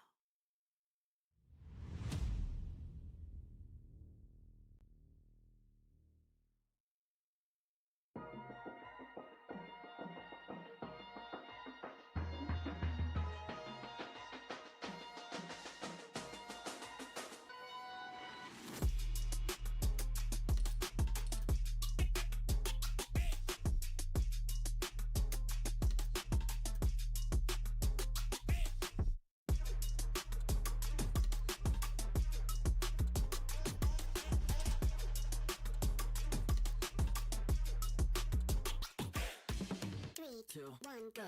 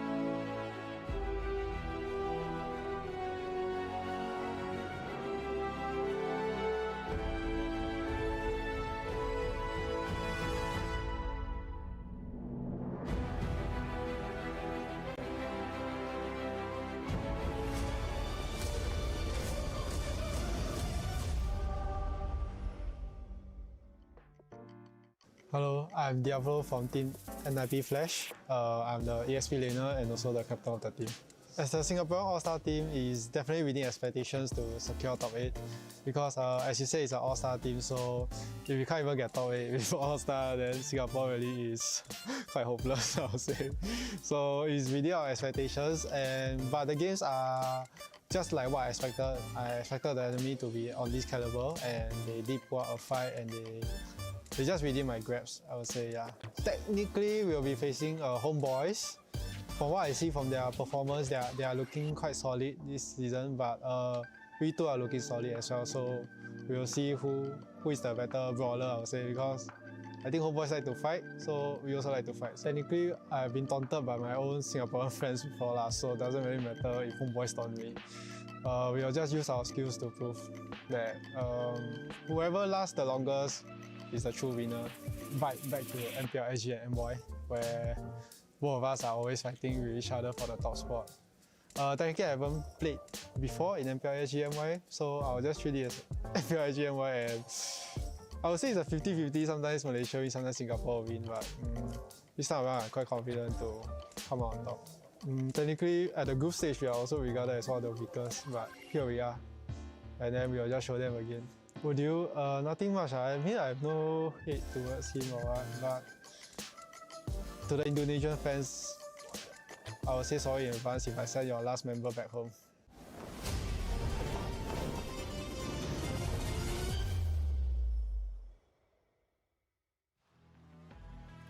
Welcome back. You're still watching the Mid-Season Cup 2024 at the Esports World Cup with Milfel as well as Trex as well as Wolf. And honestly, the video just now, we have a lot to unpack there because Diablo was saying they fully expected to get top 8 because this is the all-star lineup. And they're one match away from top 8 to potentially being top 4. And talking about Homeboys as well, they said that they're not afraid of what Homeboys has to bring because Homeboys likes to brawl. Well, they like to brawl as well, so they're gonna see who is the better brawler. Yeah, I think this might also be the series where it's almost difficult to kind of predict what the heroes will be, especially because of how crazy Diablo can be when it comes to the XP lane choices. Even Hades has a weird choice of heroes where he plays a lot of utility as junglers, but he also plays a lot of assassins, you know. And then Kurt also is known for that kind of player that almost plays almost anything, you know. Same can be said with Homeboys. I would say they pick up all these pocket strategies, and I am very much excited because I know for sure that this will be a lot closer than the first series. Yeah, I feel like Homeboys still have hints of that kind of M3-ish, M4-ish Malaysian style where they're not scared to, do some crazy picks, cheese around a little bit, have some fun in game and bring the fights, whereas SRG to me has been a bit more of the level-headed team recently. So definitely very excited for this match. Like they said, you like to fight, we like to fight. I think we're in for a great fight here. I mean, if we're going to talk about cheese base, we can't talk about the draft without mentioning Leomord because he's still at 0% win rate, but I was able to talk to Chibi as well as Zorn, and they're saying that, honestly, the Leomord has been working very well for them in scrims to the point where other teams have banned it out before, but again, competitive-wise, haven't shown success just yet. Speaking about this matchup, it is between Homeboys going up against NIP Flash, and we heard Anti-Mage. One interesting fact that he talked to us about Udil was that Udil is a very great player, very detailed, but the thing is, sometimes he might let emotions get the better of him, so something that Wolf always says, don't let yourself overheat. Yeah, I do always say that. You do always say that. Well, this is very evident though inside of Homeboys. Well, that can be said with NIP Flash as well. Not as much as Homeboys though. However, with these two teams, particularly the Malaysian squad, even when they do overheat, kind of looks cool actually. It looks cool, right? They eventually win afterwards. Like it doesn't make sense. It doesn't make sense, right? They overheat, the enemy reacts, they counter react, and then all of a sudden they come up on top in the end. And then afterwards, they're gonna be talking smack at your face. That's esports, right? Bali oi. So do you think we're in for one of the spiciest games of the bracket? Do you think this could have the most potential for Pepsi reactions right here? Could this have the most potential for? I would be disappointed if it isn't one of the spiciest ones because, again, looking at both teams, they like to fight. I want to see how Diablo is able to actually catch out Nets as well as Udil. And I feel like Diablo might be the player to force out this cheese picks coming in from Nats, where we saw Nats picking up the Mincetar. Maybe they have something else that they've been hiding all this while. Yeah, hopefully, Hanabi not in the room. Hopefully. Yeah. I gotta say, yeah, but it's true that they have a lot of fudges. I think heroes like Leomord might appear here.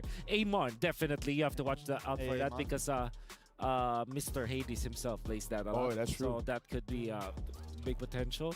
Odil, we've only been seeing like Valentine and Farsa. We've seen it with Angela though. Yeah. So hopefully more, different choices. Like you bring back the Odil specials like Kadita, for example, which interestingly we haven't seen a lot. Right? I mean, here's the thing. You're talking about the spicy Kage Udil. Let's actually talk about that. Udil, at least for this MSC, is the last Kage alive. The last Kage's That's quest. beautiful. 3 matches to a second MSC crown. He has won, but now he wants to lead his new team with Homeboys to get his second crown. So would you put him as the 4th Kage, the 5th Kage? He is a mage player. 4th Kage is more of an assassin. Third one is more of a fighter. 5th one. How do you know this? I watched Naruto. Position. That's what I'm saying. Which you is he? mean Boruto's They dad? all have kind of rough downfalls. Let's be honest. Yeah. It's true. I think the last, I guess the most successful Kage probably. I would say second Kage. Korean. No, I would say Udil is more like the second Kage. Who's the first one? First one is Hashirama. The second one is Tobirama. And Tobirama is the one that created a lot of jutsu. So, creating. He had a lot of character too. Yeah, he has a. Yeah, he was actually the bully, right? Yes, the bully is a good word for it.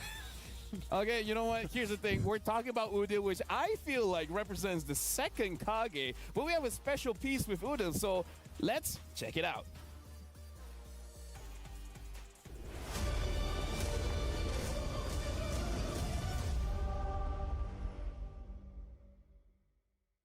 Oke guys, so banyak orang yang sadar kalau misalkan setiap homeboys bertanding melawan tim lawannya itu kami selalu gunakan recall tas-tas depan dorang. Kami senang sebab mendapatkan yang terbaik dari yang terburuk. Sebagai satu-satunya orang yang lolos di playoff ini, maksudnya Indonesia guys, aku rasa bangga sebab banyak sekali komentar membenci, khususnya ketika aku ada di Malaysia, yang mana aku puji seberapa bagus Malaysia dan banyak dari orang-orang menggiring opini itu untuk membenci aku, mengakibatkan terkesannya aku tidak suka dengan Indonesia. Cuman pada nyatanya takdir menjawab berbeza.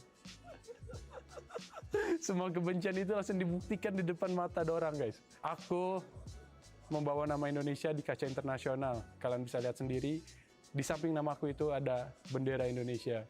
So, action louder than the word, I guess. Yes.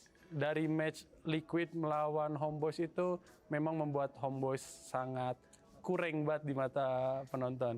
Dan semestinya NIP pun belajar dari situ. Cuman kami pun mesti belajar dari game itu. So, it's like improve against improvement. So, yeah. Semestinya matchnya akan seru karena akan ada pertandingan yang beza. To Hades, you got my respect. I mean, we know each other, right? So yeah, you have my respect for Hades, aka Jana Cutie, and for Diablo. I have no idea what's wrong with you. I mean, put like there's a lot, nama yang lebih bagus dibandingin Diablo. Kenapa kau macam devil ke iblis ke apa?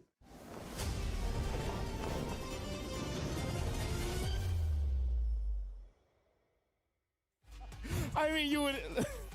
You know what? Shout out to Udil, who's like Diablo. I don't know what to say. Why'd you pick the name Diablo? Are you the devil or what? Do you want to be the devil? What's wrong with you? What's wrong with you? Pick a better name. Oh man, I love the fact that he referred to Hades as Jana Cutie. Yeah, that was he's also quite a historian. That is. Udil remembers all. And that's again, like Toby Rama, he got a lot of hate. But you know what? He's been handling it very well. Shout outs to Udil, man. I like it. I'm excited to see now the hype's really building around the game, man. Right? Now we're getting there. We're getting for the fight. This is, hopefully it goes the whole way. Thank you we very get much. some responses back and forth. Yeah, and again, as you guys can see, the countdown is there. And with that, we're going to throw it over to the stage to Mara Aquino, as well as the Wood Sandstorm to start Homeboys against NIP Flash.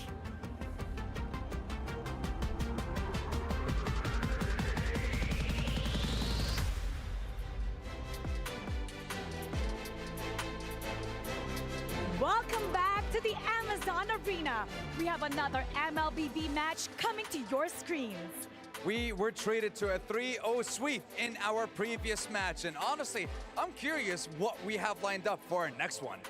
Now, it's not just a regular day today. We're moments away from determining the last team who will join the Final Four at the MSC 2024 at the Esports World Cup. That's right, and it has been a while since we've seen a delegate from Singapore walk up on an international stage to face a Malaysian representative. And Sandstorm, this is not just any other teams we're talking about. We're talking about the Singaporean all-star team going up against the Malaysian squad who came all the way from the wild card. That's right, and honestly, I'm very curious because it is our second and final best of 5 match of the day here at the MSC 2024 in the Amazon Arena. So without further ado, let's introduce our 2 competitors. Introducing first, the Singaporean all-star team. Don't blink or you'll miss them. This is NIP Flash.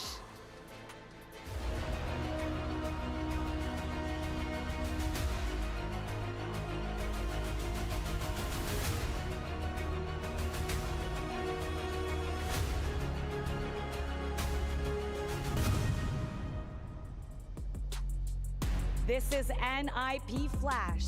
It's Diablo, Hades, Kurt, JPL, and Vanix, guided by Coach Adamir, all locked and loaded to make sure Singapore is on track to secure their best result in MSC history. And on the opposing side, coming up against them, it is none other than the baddest boys from Malaysia. They came out guns blazing through the wild card onto the group stage, and now they are here at the knockout stage. Ladies and gentlemen, presenting to you, it is Homeboys!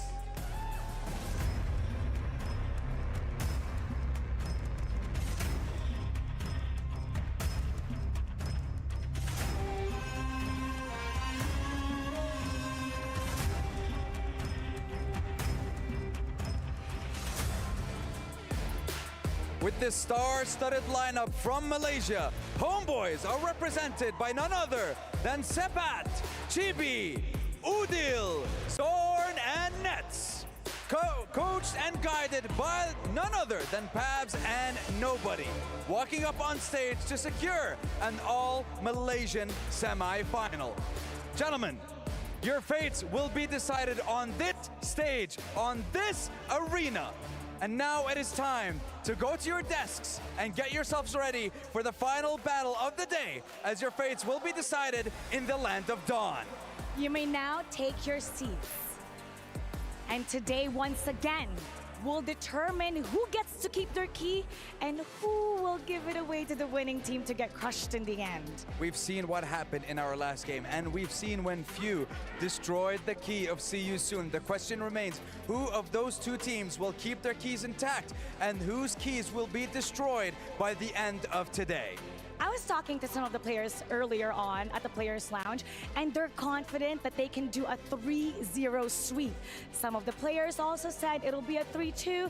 I wonder what our audience thinks. Tape it down below, write it down. What do you think the result will be? I think we should also leave that to our experts in the studio because they know a lot more about how these teams are prepared for the final series of the day. The Amazon stage is set. The players are excited. So we'll go on to the panel. That's right. Analysts, panelists, take it away. It's your time to shine for our final series of the day. Oh, shucks. Just say we know a lot about it. Oh, stop Just a it. little bit. We just know a little bit. But Mara actually started off. It's like, yeah, we got to talk about the STC play prediction. Who are you guys going to vote for this one? Is it going to be NIP Flash or Homeboys? Make sure you guys head on over to stcplay.gg right now and lock in your predictions. With that being said, let's help them out. Let's help out the audience. Give a compelling argument why you should go over to Homeboys or why you should go over to NIP Flash. Okay, that's gotta be difficult. I think I would favor Homeboys in this particular matchup, and it's mainly because of the fact that they have a very solid side lane setup. I think Spot has improved a lot, and you can see Nets. I think it's super duper solid and ever so reliable in these long games. And Homeboys games tend to belong not because they don't dominate. It's just that they make a lot of decisions, be it good or bad decisions. They just always deciding all the time. They're like a very decisive team, you know? The boys are very entertaining, for better or for worse, you know? Right. What about you, Trex? Like, give an argument for Homeboys, but if you want, NIP Flash as well. First of all, you remember a few weeks ago, there was a group chat, and remember how much you were hyping up Cloud9, LaFell? You remember that conversation? Remember when you were cheering on Cloud9? I was so disappointed that they're not here anymore. So I am going to just cheer on Homeboys here, and I think they're going to do so great. Yep. It only works for Caster Strikes. On the panel, it doesn't matter. Hey, so far 3 out of 3. Yeah, you know what? That's right. Raise this guy. No, honestly, I do think NIP Flash can actually. I think this is the series that we could go the long haul. I don't know if it's going to be 3-0. I think the fact that both of these teams are so chaotic, who's going to be able to manage the chaos? Who's going to be able to get the better? It is definitely going to be a possible coin flip here. I think out of all the starting matches, this could be one of the closest. For me, personally, I feel like Diablo has what it takes to actually take down Sapat as well as Udi as well as Nez. I really feel like Diablo's shoulder is going to be quite heavy for this one because his role, especially as a damaged jungler, if he's going for that route, is very heavy. But with that being said, we're talking about Hades, but I actually want to talk about Curtizi. Curtizi so far has an amazing performance, and I feel like he can actually shut down Udil to make sure that there's not a lot of aggressions coming in from Zorn and Udil. With that being said, we are jumping into the pick and bans here. NIP Flash is going to be first pick blue side. Homeboys is going to be second pick red side. So far, Ling as well as Moskov has been banned. Yeah, I think Curtizi is the polar opposite of Udil in many ways. First off, Curtizi has been known to flex so many kinds of heroes, I would say, to the point where position for mid lane for Curtizi doesn't necessarily mean mages. Can even go for fighters, sometimes assassins, you know. That's a strength of Curtizi. For Odile, it's more like, let's master a specific group of heroes, and that is somewhere along the lines of nuke mages. And then when it comes to their personality, Curtizi is very quiet. Odile, as you know, very loud. Is the opposite of being quiet. I want to talk about junglers. Hades versus Chibi here now. Hades has had a huge variety of heroes in the group stage. We saw him pick up Guinevere. We saw him pick up Alpha. We saw him pick up Bane. I mean, he has been all over the place comparative to a lot of other junglers in group stage. You know, it was kind of about 2 or 3. So with that, we saw Chibi do pretty good on the Ling. I feel like Chibi just got better and better and better as from wild card to groups. How do we think the matchup is going to go? Honestly, I feel like Chibi will do quite well against Hades because honestly, in Malaysia, up until today, no one can really decide who's the better jungler in Malaysia. Is it Chibi or Sakai's? And seeing how good Sakai's is, it kind of says a lot about Chibi when people are still indecisive of who's better. Yeah. Well, we gotta decide now if it is going to be Harith or Roger for NIP Flash. I would always just argue for the Roger, but there is an argument that can be made for Terizla first pick. Fact, because so it seems like MSC knockout stages meta game is totally different from the group stages in a way that you have different priorities now. Teams will not like prioritize like Harith and Roger altogether, so maybe NIP Flash could just consider getting Valentina or Terizla. Oh, sorry, but Valentina is banned. But then again, the safest, super duper safest route is probably the Roger. They pick up Harith instead. At this point, I feel like see that. I honestly want to see Terizla Roger. Yeah, it's pretty. I think it's a good pick. I think it's a good pick because Chibi can also flex. The Roger's super good up front. Yep. Get some opportunity with it. Yeah, Moskov is already banned as well, so you kind of want to secure your jungler or your gold laner at this point with all the link bans. Faramis is also open, which I believe is a hero that you don't want to give to NIP Flash. True. Especially if you want to rock the Roger. Ruby Roger. So Ruby Roger. This invites NIP Flash to just pick up Faramis as well as Terizla. It's just a very strong opener now for NIP Flash if they do want to secure that. If they do that, then will Nets pick up the Claude again? Because the Claude has been a favorite pick coming in from Homeboys, where they will first phase pick it. Yeah, that's very true. It's great versus Faramis, decent versus Harith in lane.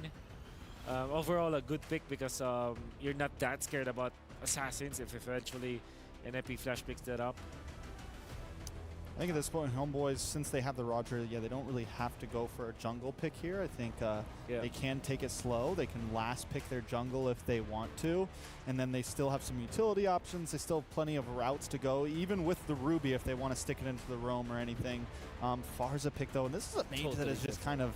I feel like we went so long not seeing any Farza, and now she is back, and she is, 21 picks, 10 bans, she's all over. I wonder how Udil deals with his Farsa. Typically, teams will just go Vexana, perhaps. Valentina, obviously a good, ultimate to copy, but ban. So Chibi currently holds the highest average goal per minute record among all players at MSC 2024 with 856 average goal per minute. And now he's picking up the Hayabusa. So if the early game goes for Homeboys, we might be able to see the goal per minute rise up, maybe up to the 900s. Whew. Hayabusa gonna be the choice, which reveals the Roger. And now you have only the Ruby to flex. At the same time, though, this means that Homeboys will just ban out those hard lockdown heroes like Cho, for example. Kaja may be a hero that you consider as a ban because they're picking up Hayabusa and Roger. Mobility-dependent heroes. Yeah, if they do get suppressed, it's gonna be a bad engage for Homeboys for sure. And then we think on the side of NIP Flash, maybe ban out the Terizla here. Yeah. Ban out some EXP laners. Maybe Terizla Yuzong. Yeah. Edith banned. Terizla makes a lot of sense for NIP Flash to ban. Despite them having this Arlet as a flex, I believe that Homeboys will not think twice getting the Terizla because it has great synergy with both of their heroes. Hayabusa plus Terizla is great, Roger plus Terizla is great. At the same time, you also want to consider the Cho if you're NIP Flash because extra damage that you get from armor penetration also hurts. It's a great answer to the Farza, right? Yeah, that's also true. Yuzhong, that brings you that argument of the Yuzhong. So it's Udil instead that they target with this Vexana. Which is also a solid ban because we've seen, even though Vexana's had, maybe not the greatest win rate, it can still be a major problem, especially for, something like the Harith that wants to get up close and personal and dive. Right. You get caught off by that Eternal Guard, and it could be a wrap. Yeah. Okay. Being said, you ban Backshot. All right, so they're thinking about, because of the Vexana ban, that kind of prompted Homeboys to think, okay, they might want to go for your utility jungler on Hades. The only reason why they will ban out the Baksha. But at the same time, this could be AA Mon from NIP Flash, for all I know. Decent versus Hayabusa, you can definitely outplay that. You can one-hit the Roger if the Roger doesn't have the Lycan Pounce anymore. Not enough iframes to actually last that. And there's the Faramis. Oh, I think that they are definitely going Assassin here for NIP Flash. So what do they pick up? We think the Nolan or the Julian? If Julian does too much magic damage, huh? Yeah. Right, they already have the Harith as well as the Farsa. That's right. That's also true. A Bane? Bane? Bane? We've seen them. Yeah. Seen them do the Bane. Fanny, actually. Oh, yeah, that's right. And Hades likes that. But that, again, Terizla's it's a tough spot to pick Fanny when you're on blue side, man, because you don't get it as last pick. You can still be countered by the fifth pick on red. That's right. Yeah. that means that this could be a mage, like a maybe Vexana? a Kagura. Oh, sorry, Vexana banned. Oh, Grog. So showing the Ruby is going to the EXP. Oh, man, I think because of this reveal, I think you really want to go Fanny now if you're NIP Flash. And they could go like utility and, I mean, in some sort of support. They could pick up like a Florin here, something like that, something more on the support side. Yeah. And just go for more of a front-to-back composition here What, for pick up NIP like a Flash. Fredrin? Yeah, like Fredrin. And Yuzong plus Fredrin. they have enough damage with the Fars and the Harris, but they're lacking the physical damage, right? true, That's yeah. a big problem. So I think, honestly, it's like Yuzong Fanny here for NIP Flash. Yeah, that's my guess. It could easily be like Barrett's Matilda, actually, last pick. I go Kaja. All right, understandable. Versus the Kaja Nolan. Nolan, all right. So it looks, I mean, NIP Flash did say they like to brawl as well. And I feel like with this kind of composition, they're not scared from brawling. They have answers to what Homeboys is presenting to them. And I do feel like with this kind of composition for both teams, the first 4 minutes is going to be quite crucial. Yeah. This, do you think Udil will be playing Zask at all? Any given situation? I've never seen him play that before, so I can't say. Yeah, but then again, Aurora looks good. Nana is considerable here because you need a wave clear from the ultimate as well as the skill 1, skill 2 combo. Passive That's and all literally that. what Homeboys needs now. Honestly, Nana would or be a Eve. great answer. Yeah, oh, Xavier. Yeah, of course. Xavier. Much better than what I suggested. But again, the Xavier, you do have to be careful as well. The positioning when it comes to going up against the Kaja as well as the Nolan. But again, this is Udil, the spicy Kage. I'm pretty sure he can take good care of himself. With that being said, both teams have finished up the draft. NIP Flash and Homeboys. Thank you very much to our analysts. But now I got to throw it over to our casters. Thank you so much again to our analysts there, and also, of course, to our panelists. And great to see all the videos leading up into this match because, yeah, I agree with Trex. It has made this very exciting as we approach into game number 1. Again, I am Naisu, joined here on desk with Mirko. Mirko, real quick, how you feeling about the draft? I really like it, honestly, for the side of NIP Flash. But honestly, for the side of Homeboys, I wanted to see the Julian mid over the Xavier. Yeah. Because back in MPL Indonesia, when he was playing, that was Udil's signature pick, too. Well, either way, it's game number 1 here in the Land of Dawn. We're going to jump in. Tournament lives, of course, on the line in the single elimination bracket, the match. The last team that wins this will be one of the last 4 to proceed on to the next few days here as we finalize the MSC 2024 at EWC. And now taking a look at things, of course, the Nolan in the hands of Hades here hasn't popped up too much. Nolan has been a little bit slept on lately. But look at this aggression already on the top side. And that's the thing too, man, the Kaja. The Kaja played such a big role in the matches that we saw even yesterday, being a key component for a lot of the teams winning. And so far, a lot of this early poking already coming down. Okay, GB just gets on out of there. And yeah, you know, looking at the lineup too over here for Homeboys, got the Warcry emblem, of course, for Chibi to roll around with this Hayabusa. Wow. And I think that's the same thing, man. The Xavier is another pick that has been sort of niche for some teams. But it's been doing really good. I think even in the wild card, every time we saw a Xavier, it was able to get to its item power spikes relatively quickly. And in these, you know, in this kind of meta where a lot of teams are just going to be contesting neutral objectives, fighting 5v5s, the Mystic Field finds so much more value. And that's exactly what we saw in the wild card. I think we also saw the Xavier in the... It was Sanji, yeah. It was Sanji, TLPH versus Homeboys. And in the interview, Udil literally said, you know, hey, we've been learning from that loss against Team Liquid.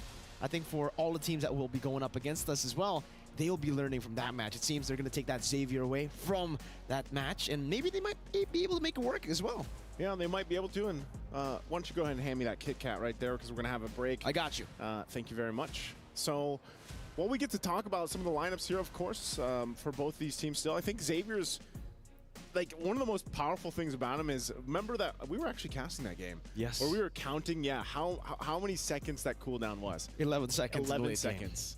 And it actually, even before it got to the 11-second cooldown on the Dawning Light, you know, even early on, like the mid-game pressure that's still there, like you mentioned with the Mystic Field, and then Dawning Light being relatively low cooldown is something that teams can play around with. And I think when you pair it up with the fact that, all right, we got a Hayabusa, he's able to, hopefully you can kind of whittle down some of the members with Dawning Light, trap them up in the Mystic Field, and then maybe allows the entry point for this Hayabusa to shine.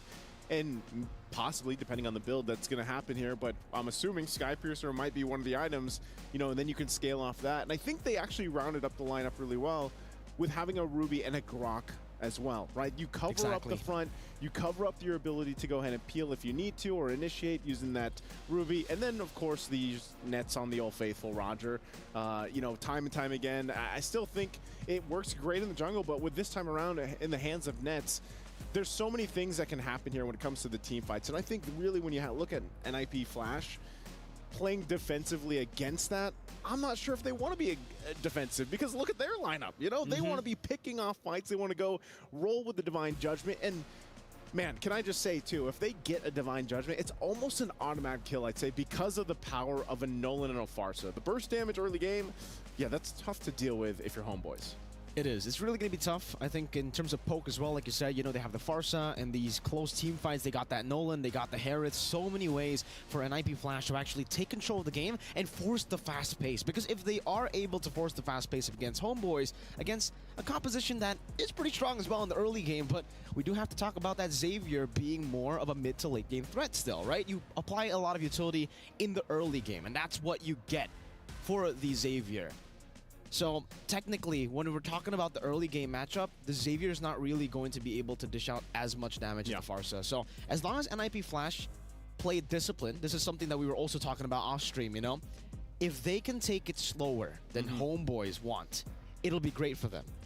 Wait on the Divine Judgments, play with the timings, and play with the cycle of abilities that they have. Because once they do use, though, you know, these big burst abilities, those cooldowns are pretty big. And for homeboys, that's what they want to capitalize on. They want to capitalize on the longer team fights, on the longer skirmishes. Yeah, it's kind of like really at least the play for NIP Flash is, if it's not Divine Judgment, then you have Feathered Airstrike, you know, and even for the Nolan, like, the entry point against a Grok and a Ruby is going to be a little bit difficult, you know? And I know the guys on the panel has talked about this. Oh, what is our average game time? 16 to 18 minutes, somewhere around that time? Depends which game, because Falcons AP Brennan was what, 12? Yeah, okay, yeah, that's going to skew the stats a little bit here, but we're jumping back into the game, of course, very early on, a minute and a half in, game number 1 of this best of 5. Nothing too crazy, of course. You know, we got just the boots completed pretty much for both of them, the mid lane mages here. You can already see some pressure being applied if they can find a pick off in the mid lane. Oh, JPL. Shadow kill onto JPL. First blood over to homeboys with a great gank with that quad shadow. Yep, that's the pressure I was talking about. You know, I spotted them there, and I was like, all right, they're going to go for a play. The level 4 was available.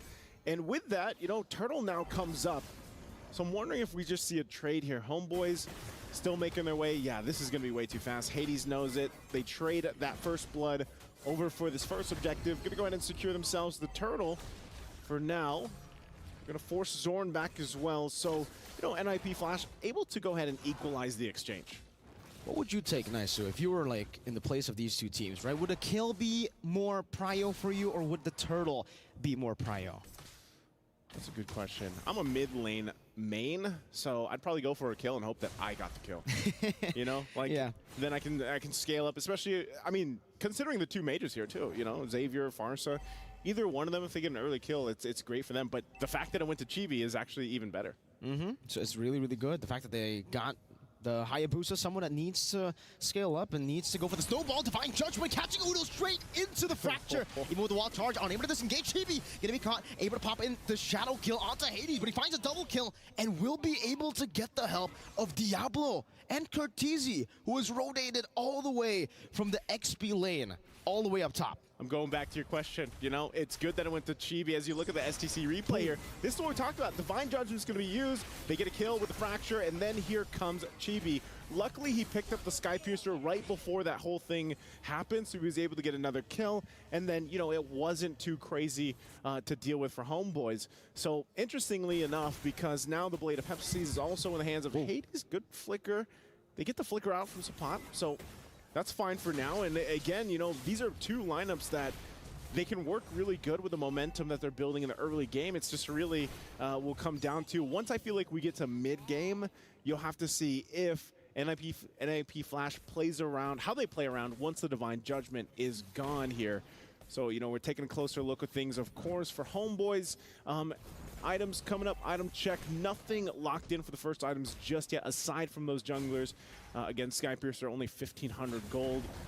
Locks that in early on, and will be interesting to see if Chibi goes just that pure damage build, or he even gets a little bit of defense, because really, you know, it's just withstanding this initial Divine Judgment. You can already see it. Lockdown happens. That's a turtle traded for Homeboys. Great Mystic Field. Great zoning, too, by Zorn. Able to occupy that bush a bit faster. And now, for both these teams, you know, they're just looking for the trades. Divine Judgment now into the fracture of the Feather Airstrike as well. The Wild Charge knocks Diablo off. Final Slash to bring Udil to the last shot of the Feather Airstrike as Cortese flies by. And Udil's still able to flicker around as Shadow Kill connects onto Hades. And Chibi will be able to quad Shadow out. Meanwhile, down below, all alone, Sapat just munching on that turret gold as NIP Flash continue with the invade. Diablo in the bottom lane now going for a little bit of a skirmish, but it's just to back Sapat away from this turret. Okay, I mean, even with the play that they attempt in the mid lane, it was enough to also put some pressure on Nets. He had to be a little bit defensive, but luckily he has Zorn there now as well to go ahead and keep him safe for now. But mid lane, solo kill in the mid lane, assassination from Hades. In the bottom lane, a trade back as Diablo was ganked. 2 members falling on different sides of the map, but Hades, that's an item power spike. That's an SP. He's got the Skypiercer. He also, again, earlier, he had the Blade of Heptases. All right, so it just seems like Chibi is making good grounds too. He's got the Fury Hammer now, working on his next item. But, you know, so far, both teams still trading across the map. This is going to be a little bit of a gold lead now, though, for NIP Flash as they work around this. I think for Homeboys, man, you're going to be wanting to shut Hades down at this point because of, you know, I was saying earlier, Nolan, it's a little difficult when you're playing against this Grok and Ruby, but so far, Hades is perfectly fine. Slowly but surely, it seems, you know, for both these teams, they're just taking it as slow as they can. They're trying to look for these trades, waiting for those item power spikes. And the way it's going right now, it does feel like for Homeboys, they should be able to scale up for Udil's power spike, but the fact that he's been picked off twice means that it's going to be quite tough for him to even reach that mid game. NIP Flash with Hades having a 2-level lead. This already goes against the statistics. JPO, what a read! Right into Zorn and right into everyone's damage. The collapse. Now coming down, Diablo gonna be traded in, but Udil's gonna be very low. Feather Airstrike, what a prediction from Cortese. Great read on the pathing of Udil as JPL tries to go for the zone onto Chibi and Sapat. This is just a roamer, and he knows it. He wants to bait as many resources as he can from Homeboys with that maneuver. Man, it's just like, I don't know. They're just both teams just trading after trade. You know, at this point, I'll get a kill, you get a kill. Now fighting for this third turtle. Who's going to get this one?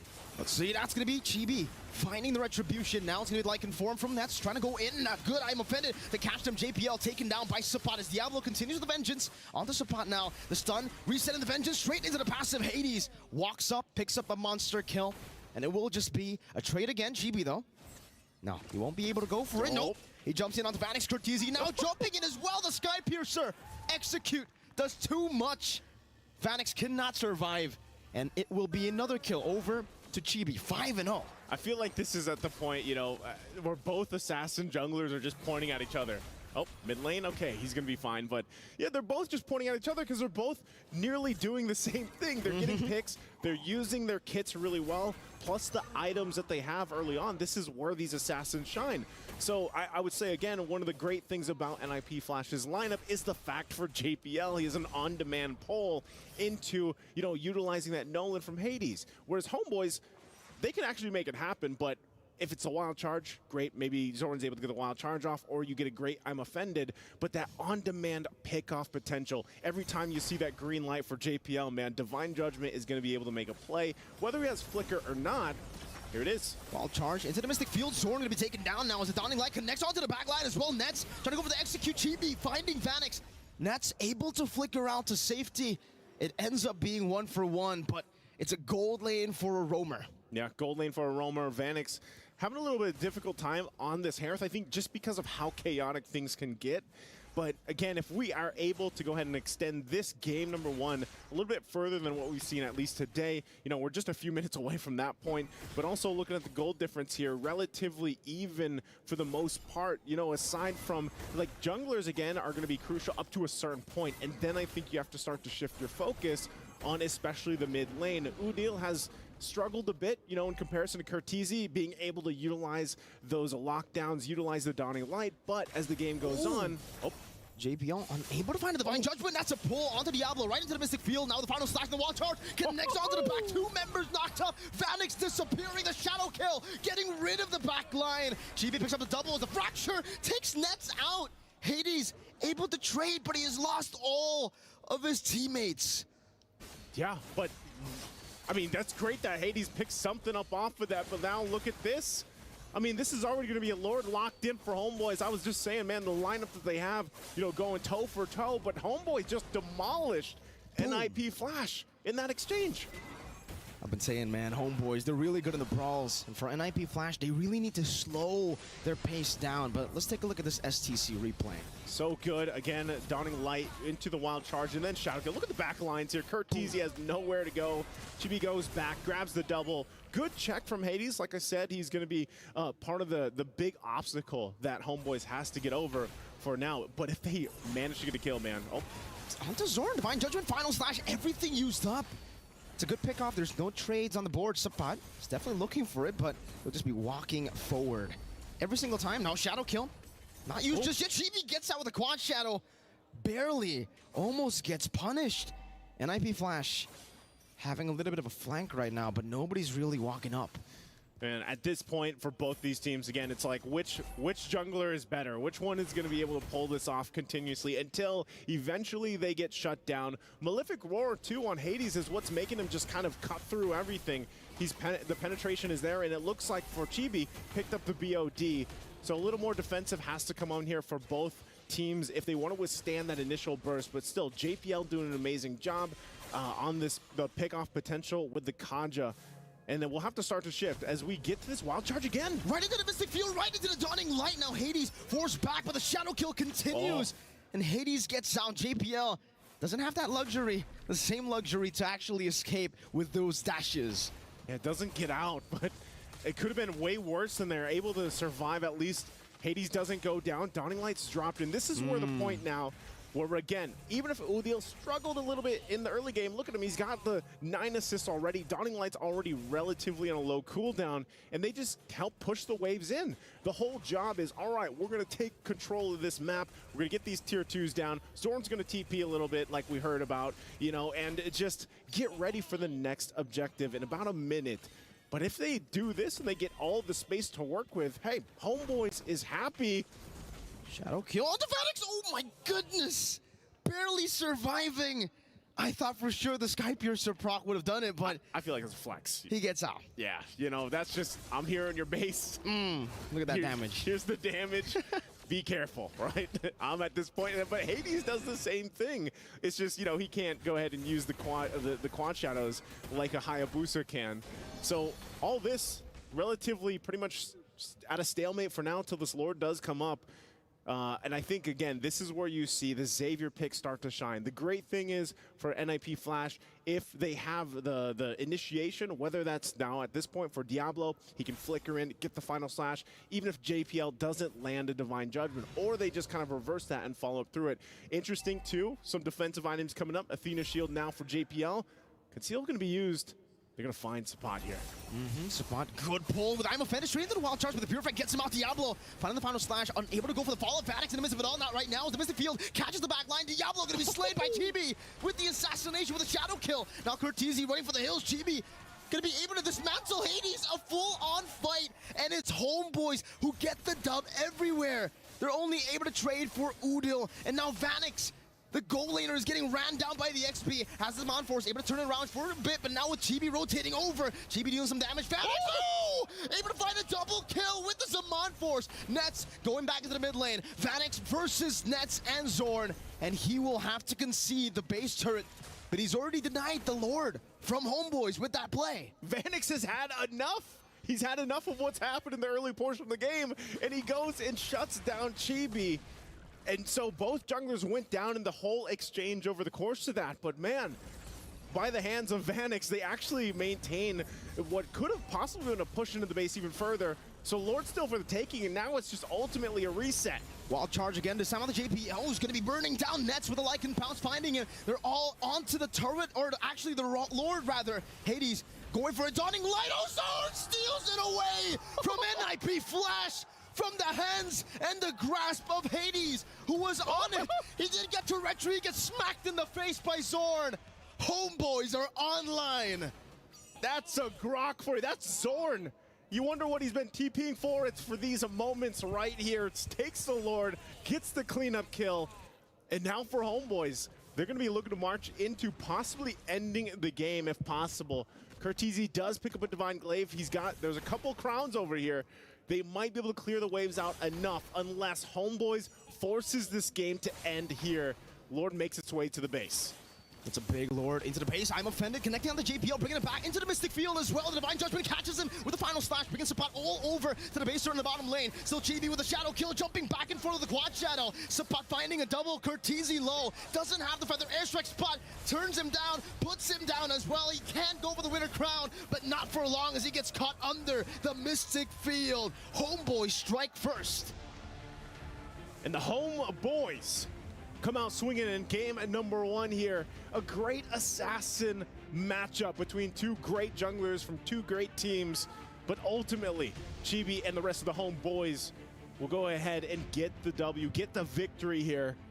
Man, what a game 1 for this best of 5. I know the panelists mentioned this earlier. I think this is going to be a very close series ahead of us after just seeing this and what's, again, at stake here for these two teams. Hey, if we get to see 4 more games of that, I'd be happy. That'll be quite entertaining. An amazing first game to set the pace, to set the tone for this best of 5. Homeboys versus NIP Flash. What a great matchup we have in store for us, but game 1 was already a treat. Boys, at the panelist stand, why don't you go ahead and break this one down? I mean, talk about an amazing match. Both junglers being extra active in this game.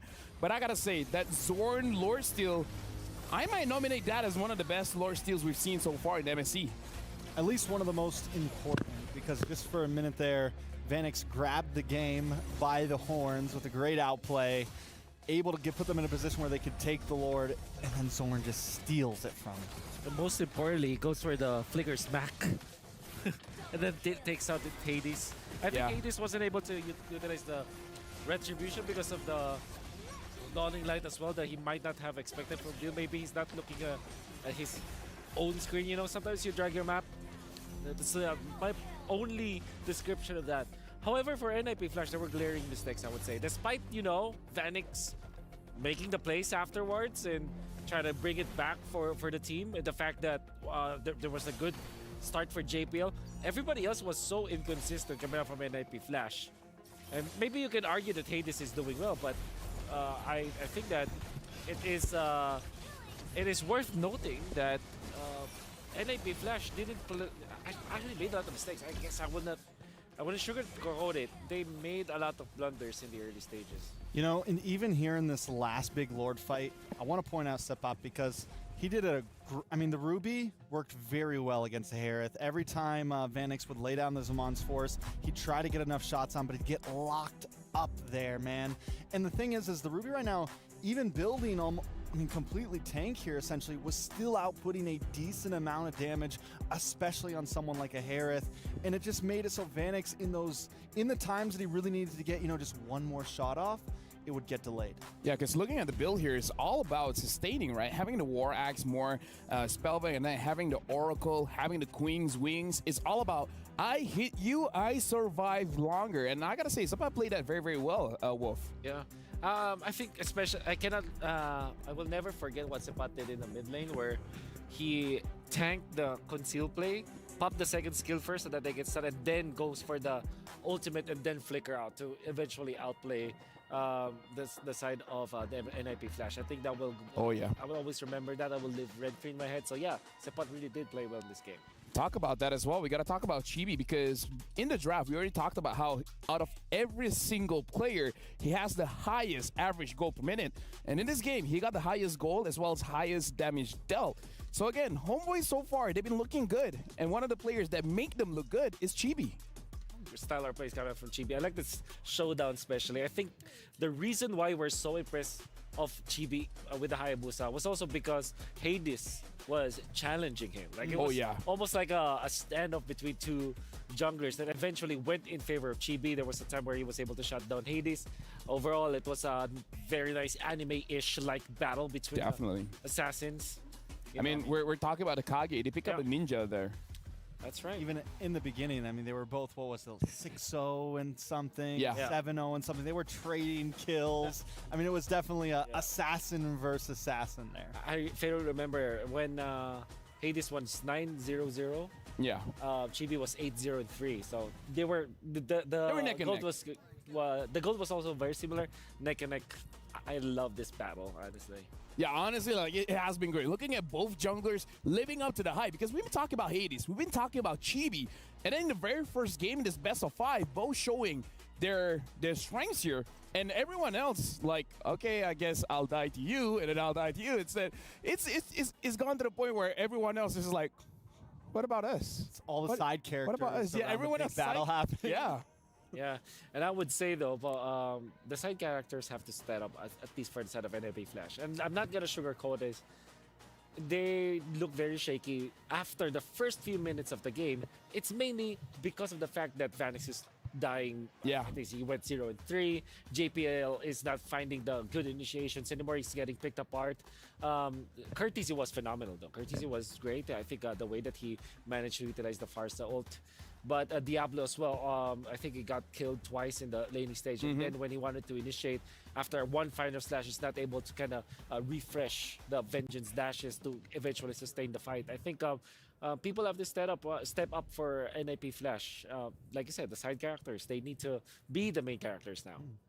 What do you think, Trace? Like, what's your opinion on this matchup? I think even though they want it to be this huge brawl after game 1, maybe NAP Flash slows down just a little bit. Or, I mean, if you're going to keep on doing this, if you're just going to go blow for blow, then you just got to punch harder, right? There's no other option.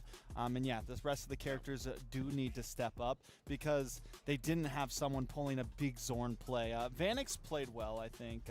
Vanix did good, but even your marksman needs the rest of the team to be able to keep space around him, you know, or else he's not going to be able to. They need to keep Sepot away. They need to keep the team at bay so that he can really pop off. Now here's the thing, we're gonna look at our Sony MVP, and it's Chibi Skibidi, because right now currently he has the highest average goal per minute among players, 861, as well as he has the most first bloods, he has 5, and even though Homeboys has played it, and the thing is, like, they've been playing a lot, because we have to remember, Homeboys has been playing since the wild card stage of all the teams here. Homeboys has played the most. They've just been warming up, and that's why I feel like Chibi is literally, I mean, it feels like every time we see him play, it's just better and better and better and better. Chibi Skibidi, as we mentioned. Hayabusa makes a lot of sense versus the Harith. Expect that kind of matchup come through many times. But the counter for Chibi should have been this hot job, but Chibi managed it so well. Gets in and out of the fights before JPL was even able to react. And look at that way that he identified that Vanix is very frail in that moment, and then finds him once again onto the backlines in combination with Odil's Dawning Light.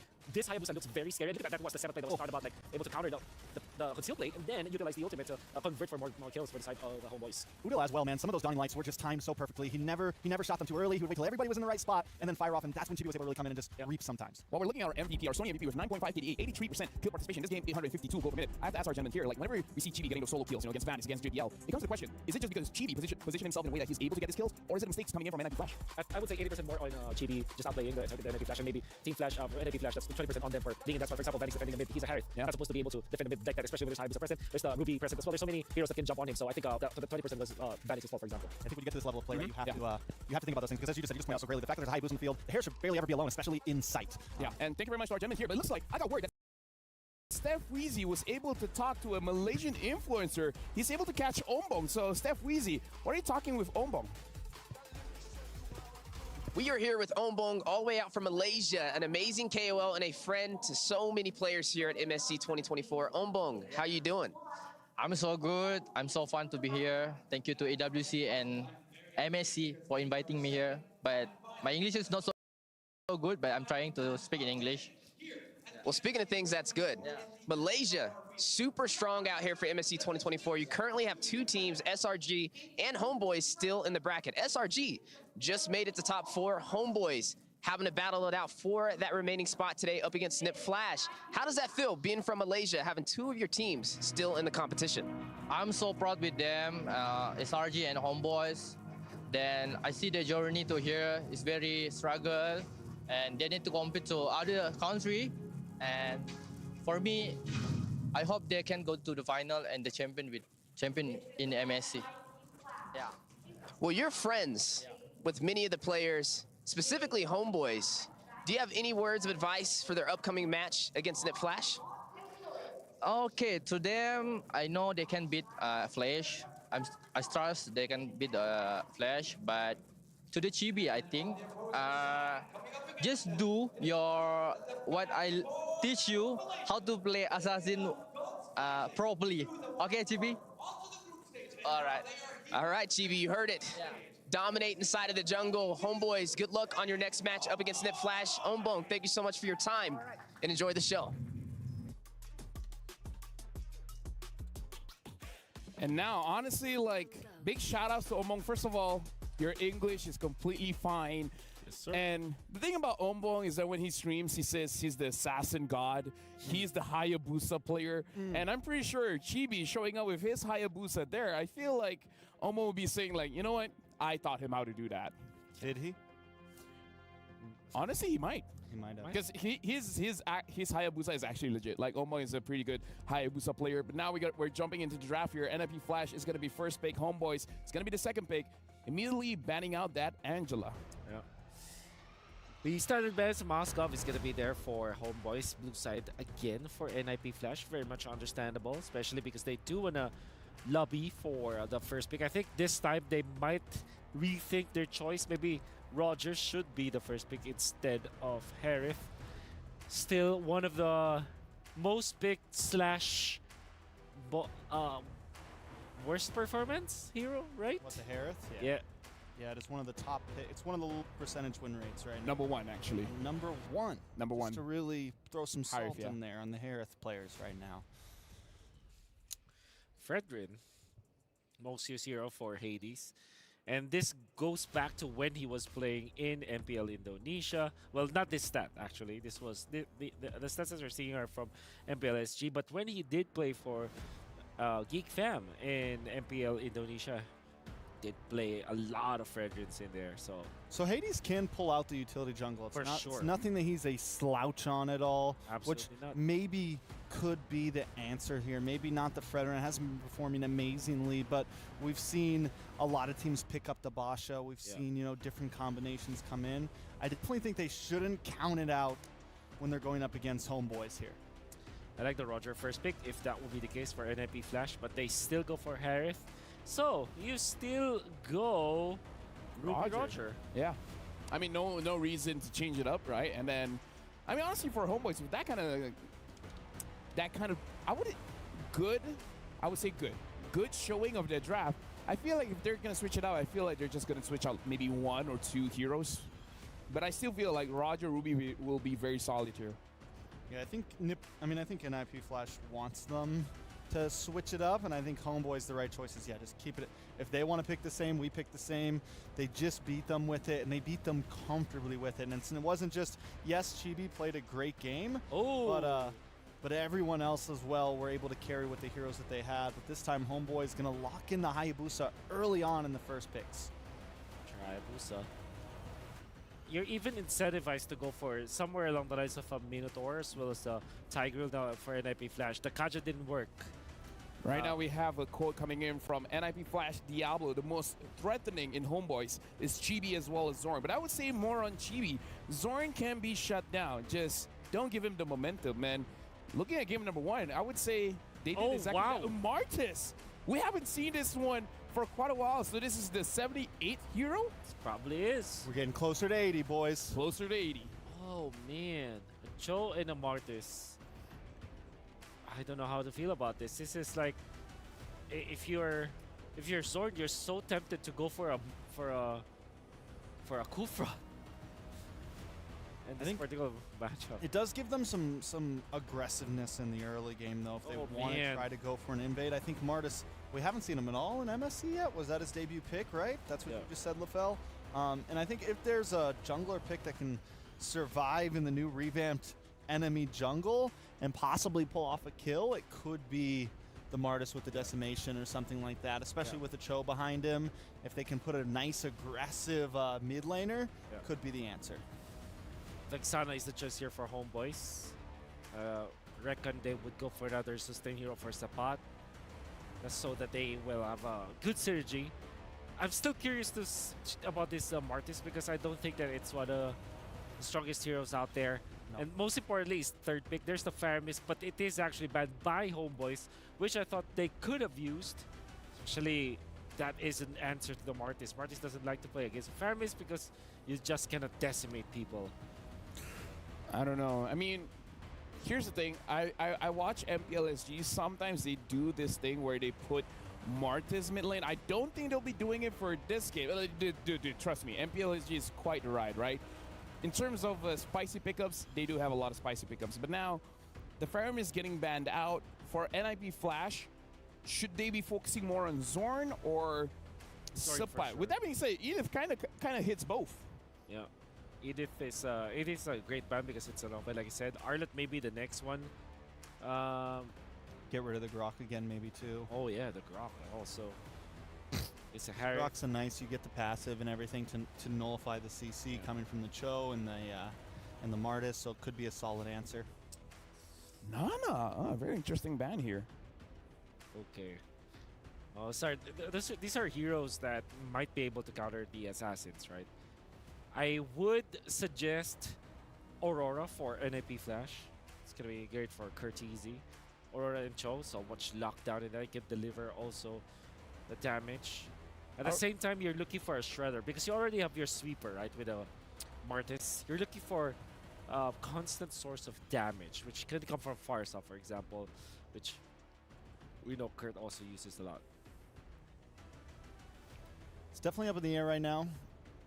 NIP Flash, I think, again, for me, I think Zorn's a major problem. They got to watch out for him. They get rid of the Kaja, which Kaja definitely can be a problem to the Martis, can be a problem even to the Cho when you try to dive in, or can catch the Herethos. So covering their bases, Homeboys on first pick here, need an EXP laner, need a roamer. Arlott. You get a little bit of both. Exactly. A little bit of both. Yep. A great fourth pick, honestly, because it gives them so much flex for that fifth. Somewhere Ruby, somewhere along the lines of Ruby, but Arlott is actually the best because you provide so much for your team. But I think you're stuck with Aurora now if you're an NIP Flash. And then you're looking for an EXP lane that can match up. Thirsta's still open. Ooh. Makes a lot of sense versus the Arlott. Not much about it against Roger. I wonder if NIP Flash are considering the CC actually. CC provides you the physical damage in the latter portions of the game and also cannot be easily killed by the members of Homeboys. And also can kite along with the Roger pretty well, can kind of dance back and forth. But wait, is that it? Is this what you were talking about? Julian mid lane, Julian actually no. Yep. Or mid lane Martis. Nah. I feel like this is mid lane Julian for sure. At one point, 77% win rate. It should be a mid lane Julian. I do feel like that should be the case. And NIP Flash, they want to double down. It's like we still like to brawl, so this might be a good lineup to go up against Homeboys. Oh, get your gloves out. Like every single one of these picks, they're able to fight at level 4 essentially. Even the Harry might need the Starlium side, but after that you should be fine. And Homeboys closes it out with a What a Terizla. solid lineup from Homeboys. Personally for me, like I like the spice that NIP Flash is showing. So thank you very much, Wolf as well as Strex. Now that the draft is over, I'm gonna be passing it over to our caster for game number 2 of NIP Flash versus Homeboys. Thank you guys so much. Again, breaking down the draft here again. Interesting draft, I'd say. Interesting. And, it's me, Naisu, and Mirko once again to bring you game number 2 here. And they talked about how the dynamics of these teams when it comes to drafting before we got to the match, this speaks volumes here. Yeah, but also, there's going to be a crazy change, by the way. You guys will find out in the game because we're not going to reveal it to you just yet. But don't worry, Naisu, take us to the land of Dawn, baby. Well, we're jumping to the land of Dawn. Game number 2 here once again. After a close action-packed game 1, we go at it for game 2. Looking to even out the series here, of course, for NIP Flash. There you and go. Yes, there you go. It's not a mid lane Julian. It's actually a mid lane Martis? Yeah, it's a mid lane Martis. I think we have seen this in MPL SG. But yeah, I mean, I'm glad to see something crazy like this all the way from game number 2 for NIP Flash. They know if Homeboys get this game, it's going to be match point for them. So might as well try to go for something crazy now than later on in match point. This would almost be true to, hold on. Wow, look at the damage already on Zorn. With the Mortal Coil, and that's going to be first blood straight up with the help of the Jeet Kune Do. Zorn saving the flicker, not giving it or not using it just yet. I think he was even just like, yeah, I'm going to be okay.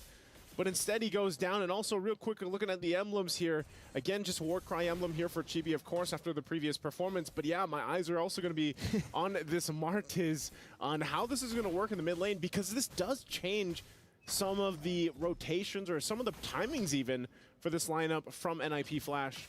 And I would really say this draft, man, is very fitting to the name. Like, they're ninjas in pajamas, man. They're certainly ninjas in pajamas. They're something you don't expect, right? I mean, with the draft as well. I feel like the idea is, if Homeboys wants to brawl, sure, let's brawl with them. Because that's what the Martis is meant to do in these brawls. Vanix, though, taking a wrong step forward, now punished instantly by the Chain CC and the Lycan Pounce. JPL, no way to actually go in towards Zorn or Net, so he'll have to just concede that one kill back to Homeboys. That's a good pickup, though, too. You know, Net's getting that early kill already in the gold lane is going to help out with the matchup against the Harith. Of course, you know, lane-wise, it can be either or, but Turtle's up now. Objective for the taking here, and that's just going to be NIP Flash securing it very easily. So again, trading here, top lane. Get the flicker out from Diablo, so no dice there on the top. Just the flicker. Diablo knows better than to take on Sapot, especially with the help of Udil there. Chain CC, very, very easy to do with Homeboys' composition. But we do have a game fact here. From MSC 2017 until now, chose the most picked hero. With this pick as the 158th, recording over a 56% win rate from the start of MSC. That's, I don't know, we got to give him like a MSC skin or something. An MSC skin? he needs one. At this point, he's Mr. MSC. You know, and with the recent change to the show, I feel like that's really what put him in a position where when we made that transition to like old meta to where we are now, he fits so well in it because, you know, we've seen this so many times where it's all about the fighting, it's all about these skirmishes early on. Just like this mid. Shadow kill into the mid lane, or just the quad shadow. No shadow kill, he didn't use it. Curteasy, great mortar coil to actually escape from it, utilizing the CC in his kit and then flickering out. Good defense. But, you know, again, Chibi can actually just visit the lane again and possibly get the next kill. Also, really, when Chibi does get the Sky Piercer, I'm not sure if he's going to follow the exact same build as previous. But once that's online, then it gets, you know, a little bit more scary, especially when you're on a Martis sitting in the mid lane. So we find ourselves once again kind of at a stalemate until 30 seconds. This Turtle's going to come up here. You can see already placements to Zorn waiting patiently there. Taking a look at the items real quick. Okay, the Sky Piercer's already online for Chibi.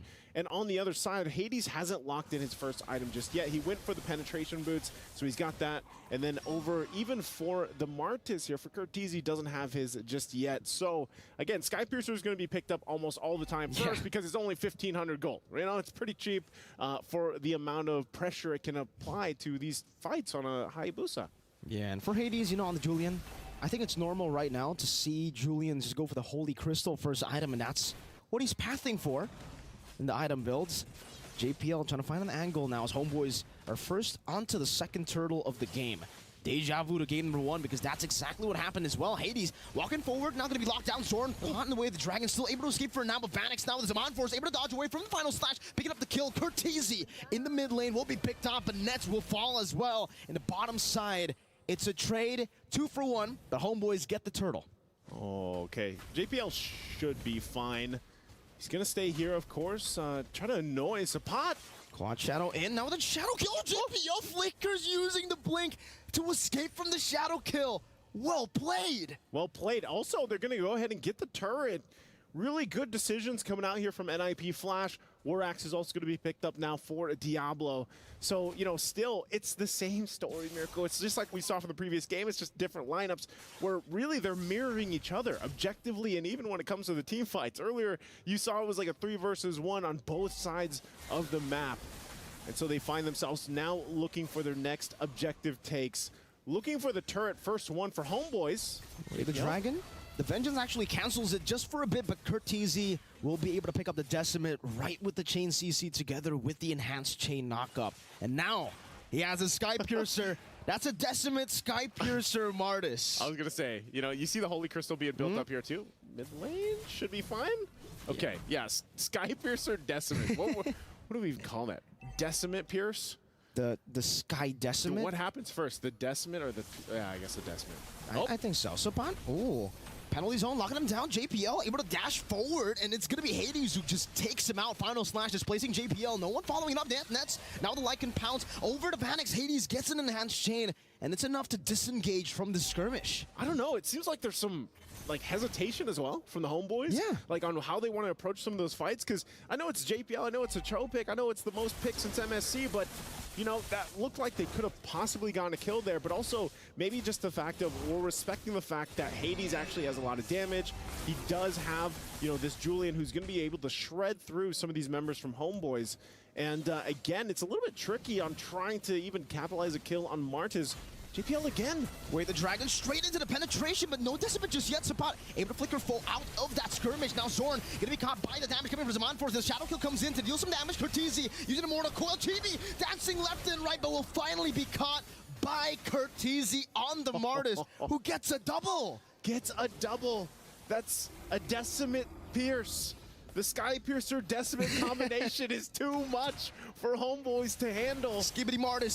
Skibbity Martis, mid lane. Knock up, forcing to purify. I'm a bit from Diablo, but the final slash catches them. Zorn unable to capitalize on that final slash, and it's actually him who gets picked off. Oh man, again, Homeboys, like you're wondering, was just this too much of a feint? As we look at the STC replay here, great initiation again, even under the turret. And they get a kill off of all of that. So, you know, Homeboys, they got to be wondering, scratch hands like, okay. Look at that. Yeah, see that? They were so stunned by the replay that they stayed in time. But for Homeboys, man, again, it's kind of like, where do we turn things around? Looking at the items real quick, Sapat is not where he needs to be. All he has is a War Axe. And honestly, I feel like he gets whittled down. Oh, going for him again.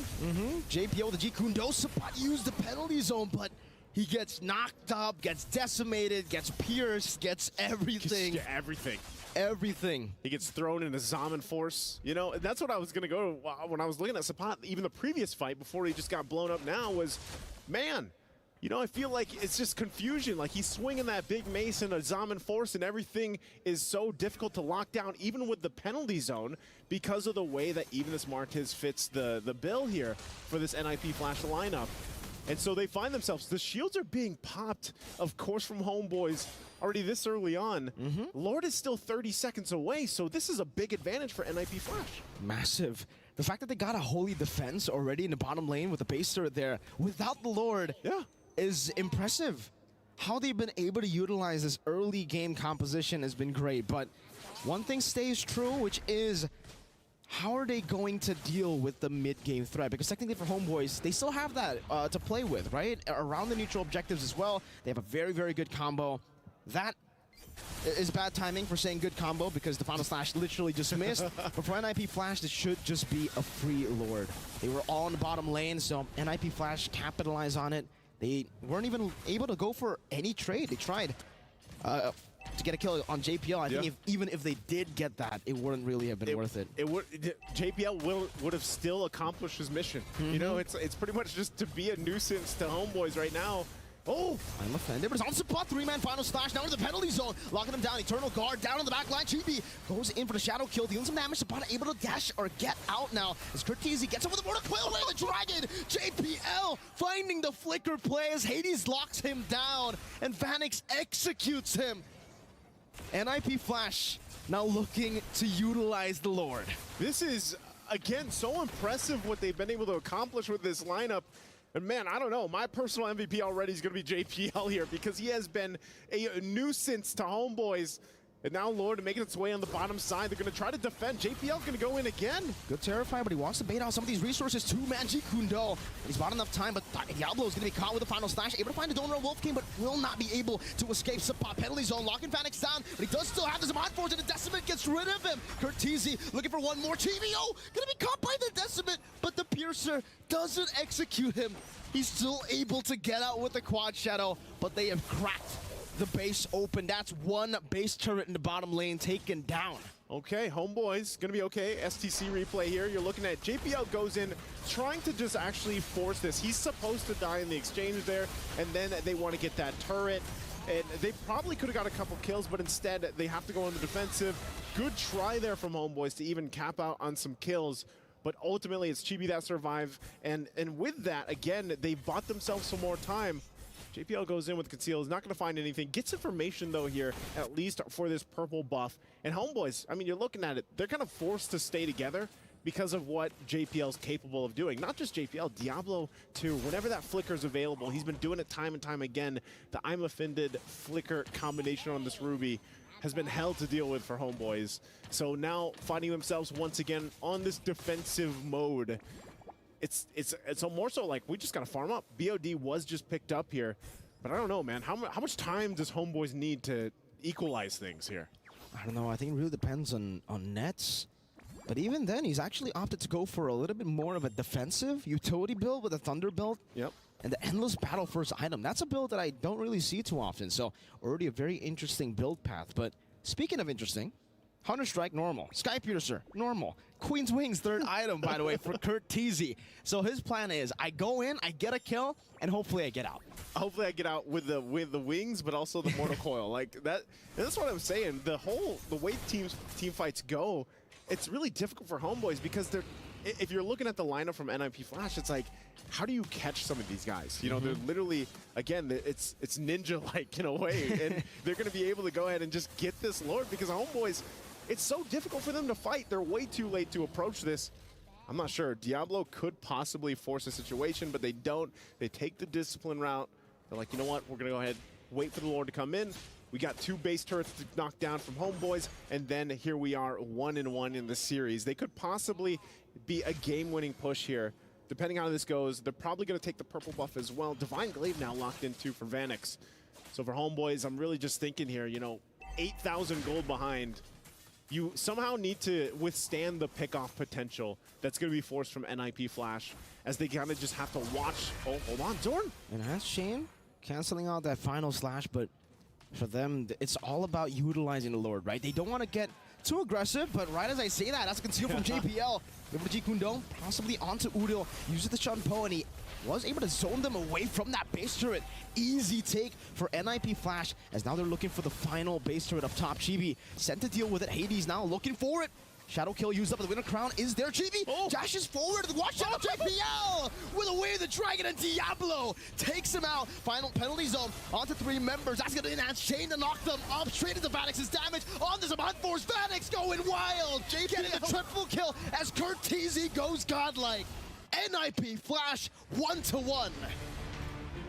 And ladies and gentlemen, we have a series on our hands. Man, like true ninjas in pajamas, NIP Flash comes out with a brilliant lineup. Something a lot of people did not expect to see a Martez in the mid lane. And JPL, my personal MVP, my personal GOAT for game number 2 here. Man, what a game for him. If Liquid Echo have JP, NIP Flash have JPL. JPL. Oh, man. Again, great lineup. I love that we talked about how these 2 teams are the teams to bring out this spice or bring out drafts that you might be scratching your head about sometimes, you know? And I'm sure the guys over on the panelist stand also are scratching their heads, so we're going to throw it over to them to break down game 2. Well, what we can say is it's definitely a brawl. And okay, first of all, let's talk about this Martez pick. We talked about this during the draft. It is one of the things that we've seen in MPLSG, but I thought in MNC they would be like, okay, maybe this won't work here, but they're just like, we're bringing in the Singapore flavor to MSC. So they showed up with the Martis mid with the Sky Piercer, and it worked out. I mean, it almost feels like a counter to the to the aggressive assassin builds that some teams are bringing. Just because, how do you even deal with that in the early game? Especially because Sky Piercer is so cheap. Yeah. One of the cheapest items out there. And also because of the fact that Martis just won't work. I mean, when it was first phase picked by NIP Flash, I already told you guys that I don't like it because it doesn't work against assassins. Turns out it's not going to be the jungler. And in this case, after Hunter Strike goes for the Queen Swings, good for Breastplate, there's no way you can take out Kurt TZ. And he played so well. I think that if you, well, you probably don't know this, but Kurt used to play in the offlane role before. This was before XP Late and Golden was established. Was called an offlaner, you know? A few questions in mind, but before that, I do have to say JPL on this show has been amazing. And let's talk about Cho. 158 times being picked since 2017 up until now in the MSC alone, with like what, 56% win rate. That's an amazing stat for the hero. For sure. He's a hero that just never seems to go away. Oh yeah, definitely. He's always there. Either a damage dealer or a roam. Yeah, all the way back like EXP. EXP jungle anywhere. Times. I think that the difference of performance for JPL between game 1 and 2, it's night and day. You can compare it with his Gacha, where he was able to get initial kills the first few minutes, but then in the mid game he suffered. Now he's very much comfortable. Question that both me and Trex we actually talk about. It's very interesting to think about this, but how does the Sky Piercer actually work with Decimate? Because the thing is, if you decimate and it's not the decimate that gets the kill, it's the Sky Piercer proc that gets the kill, the lethality. Yeah.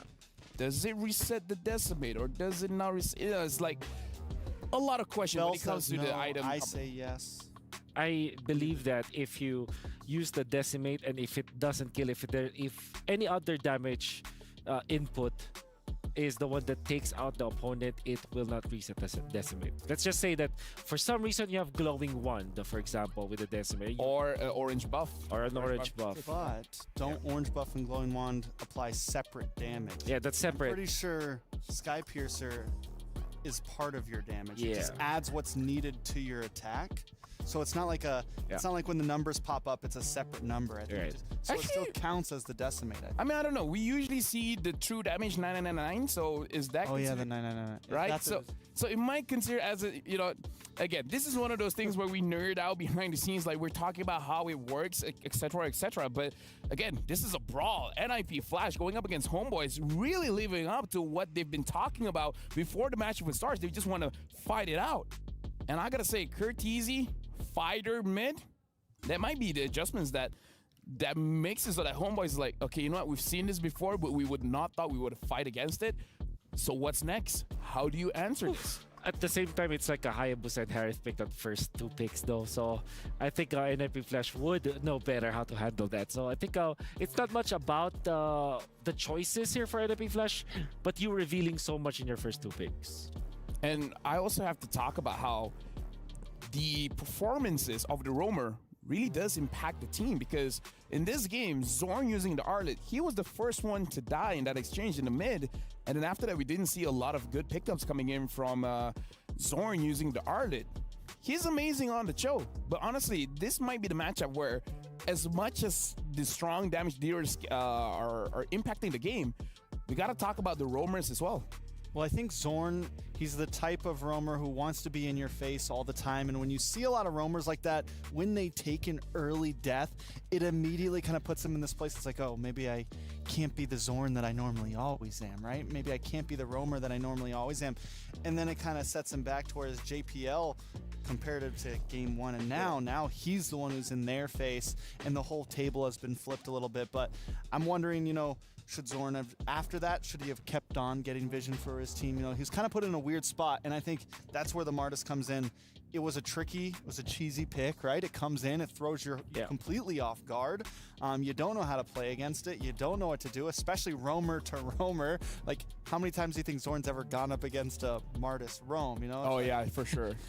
I mean, here's the thing. We're talking about the roamers. Let's talk about our Sony MVP. and it's going to be JPL on that show. Again, we talked about this show, and JPL really showing up, like, even behind the scenes when we were watching, it's like, how did he get that kick? Like, he was he was prepared for all these engages. I think that it goes with his maybe mastery, maybe this time it's confidence. Maybe game number 1 was just an off game for him, that he's not able to find his openings. But in this particular game, I think we are now seeing the strength of the buffed Cho, in a way, or balanced Cho, with the Jeet Kune Do having so much more, covering so much more ground. And at the same time, though, if you're snowballing like this, and then everybody's just dashing through, like all of the heroes coming out from NIP Flash are dashing, so you're just more comfortable initiating for your team because everybody can just follow through easily. Honestly, for me, the question really is, like, usually you see cheese picks working out very well in one game. Now we got to see if it will actually pop up in the 3rd game of this match, or they're like, okay, it's a little bit too risky, maybe we won't show it again. And even if they do show it again, it's all on Homeboys whether they can respond or not. But again, JPL on this show, I feel like for both teams, they got to respect this pick. Almost to the point where if you're a second pick, you might actually pick it up immediately just so that you don't give it over, because JPL with the show 13 KDA with 81% kill participation. Yeah, I think I think it's possible to get picked again. I think the real job that this does for NIP Flash is kind of reset the draft. Now, Homeboys is forced to kind of switch it up a little bit. Not maybe go for those same exact response picks that we've been seeing them as they're on the red side. And that works out for NIP. They were able to kind of reset things, bring it back to ground 1, and look at Cho, Mr. MSC. Actually, as Nice who called him. Now that I think about it, this time Homeboys, they had the option to go up with the Roger as well as Ruby. The fact that they didn't pick up the Ruby would have been a good answer to the show. So why didn't they pick up the Ruby? Why was it Roger Hayabusa? Why switch it up from game number 1? Well, you know what they say, you want to surprise your opponents. I think that they identified that the Hayabusa might be stolen by NIP Flash, actually, because that could be a potential answer, right? Because we know for sure that they can handle it. And if they do pick up the Ruby, they will not have the answer to the Hayabusa. I'm not saying that they actually did the right thing. I still agree with you. I think the Ruby would have been a much better choice. At the same time, this is why best of 5s are amazing, because now you steal your opponent's picks, and then you kind of change it up. You overthink your draft, typically. And as we saw, I would say that the thing of that MSC has shown, sometimes keeping it simple might be the right answer. With that being said, this game, there's a lot to break down for it. So, with the assistant of Bob, Wolf, can you show us what happened in game? Oh yeah, there were so many things that happened in game, but I would just like to show everyone the last clash, which I thought was amazing because, again, JPL is gonna be showing us how comfortable it is. So you can see that the turret has been taken out, so that's a massive thing for a side of NIP Flash. They focused on that one. That was the first step, and now they can now be aggressive. If you slowly look at it, Udil is gonna land a very good spell out there, but Hades goes for Chibi instead. So he knows that he can actually dive because he just freshly picked up the Winter's Crown, right? So this is just a few seconds ago, he was able to pick it up, and then he has the damage now for Chibi. And then we can see that JPL is just looking for an angle to support his teammate, and then he eventually finds it.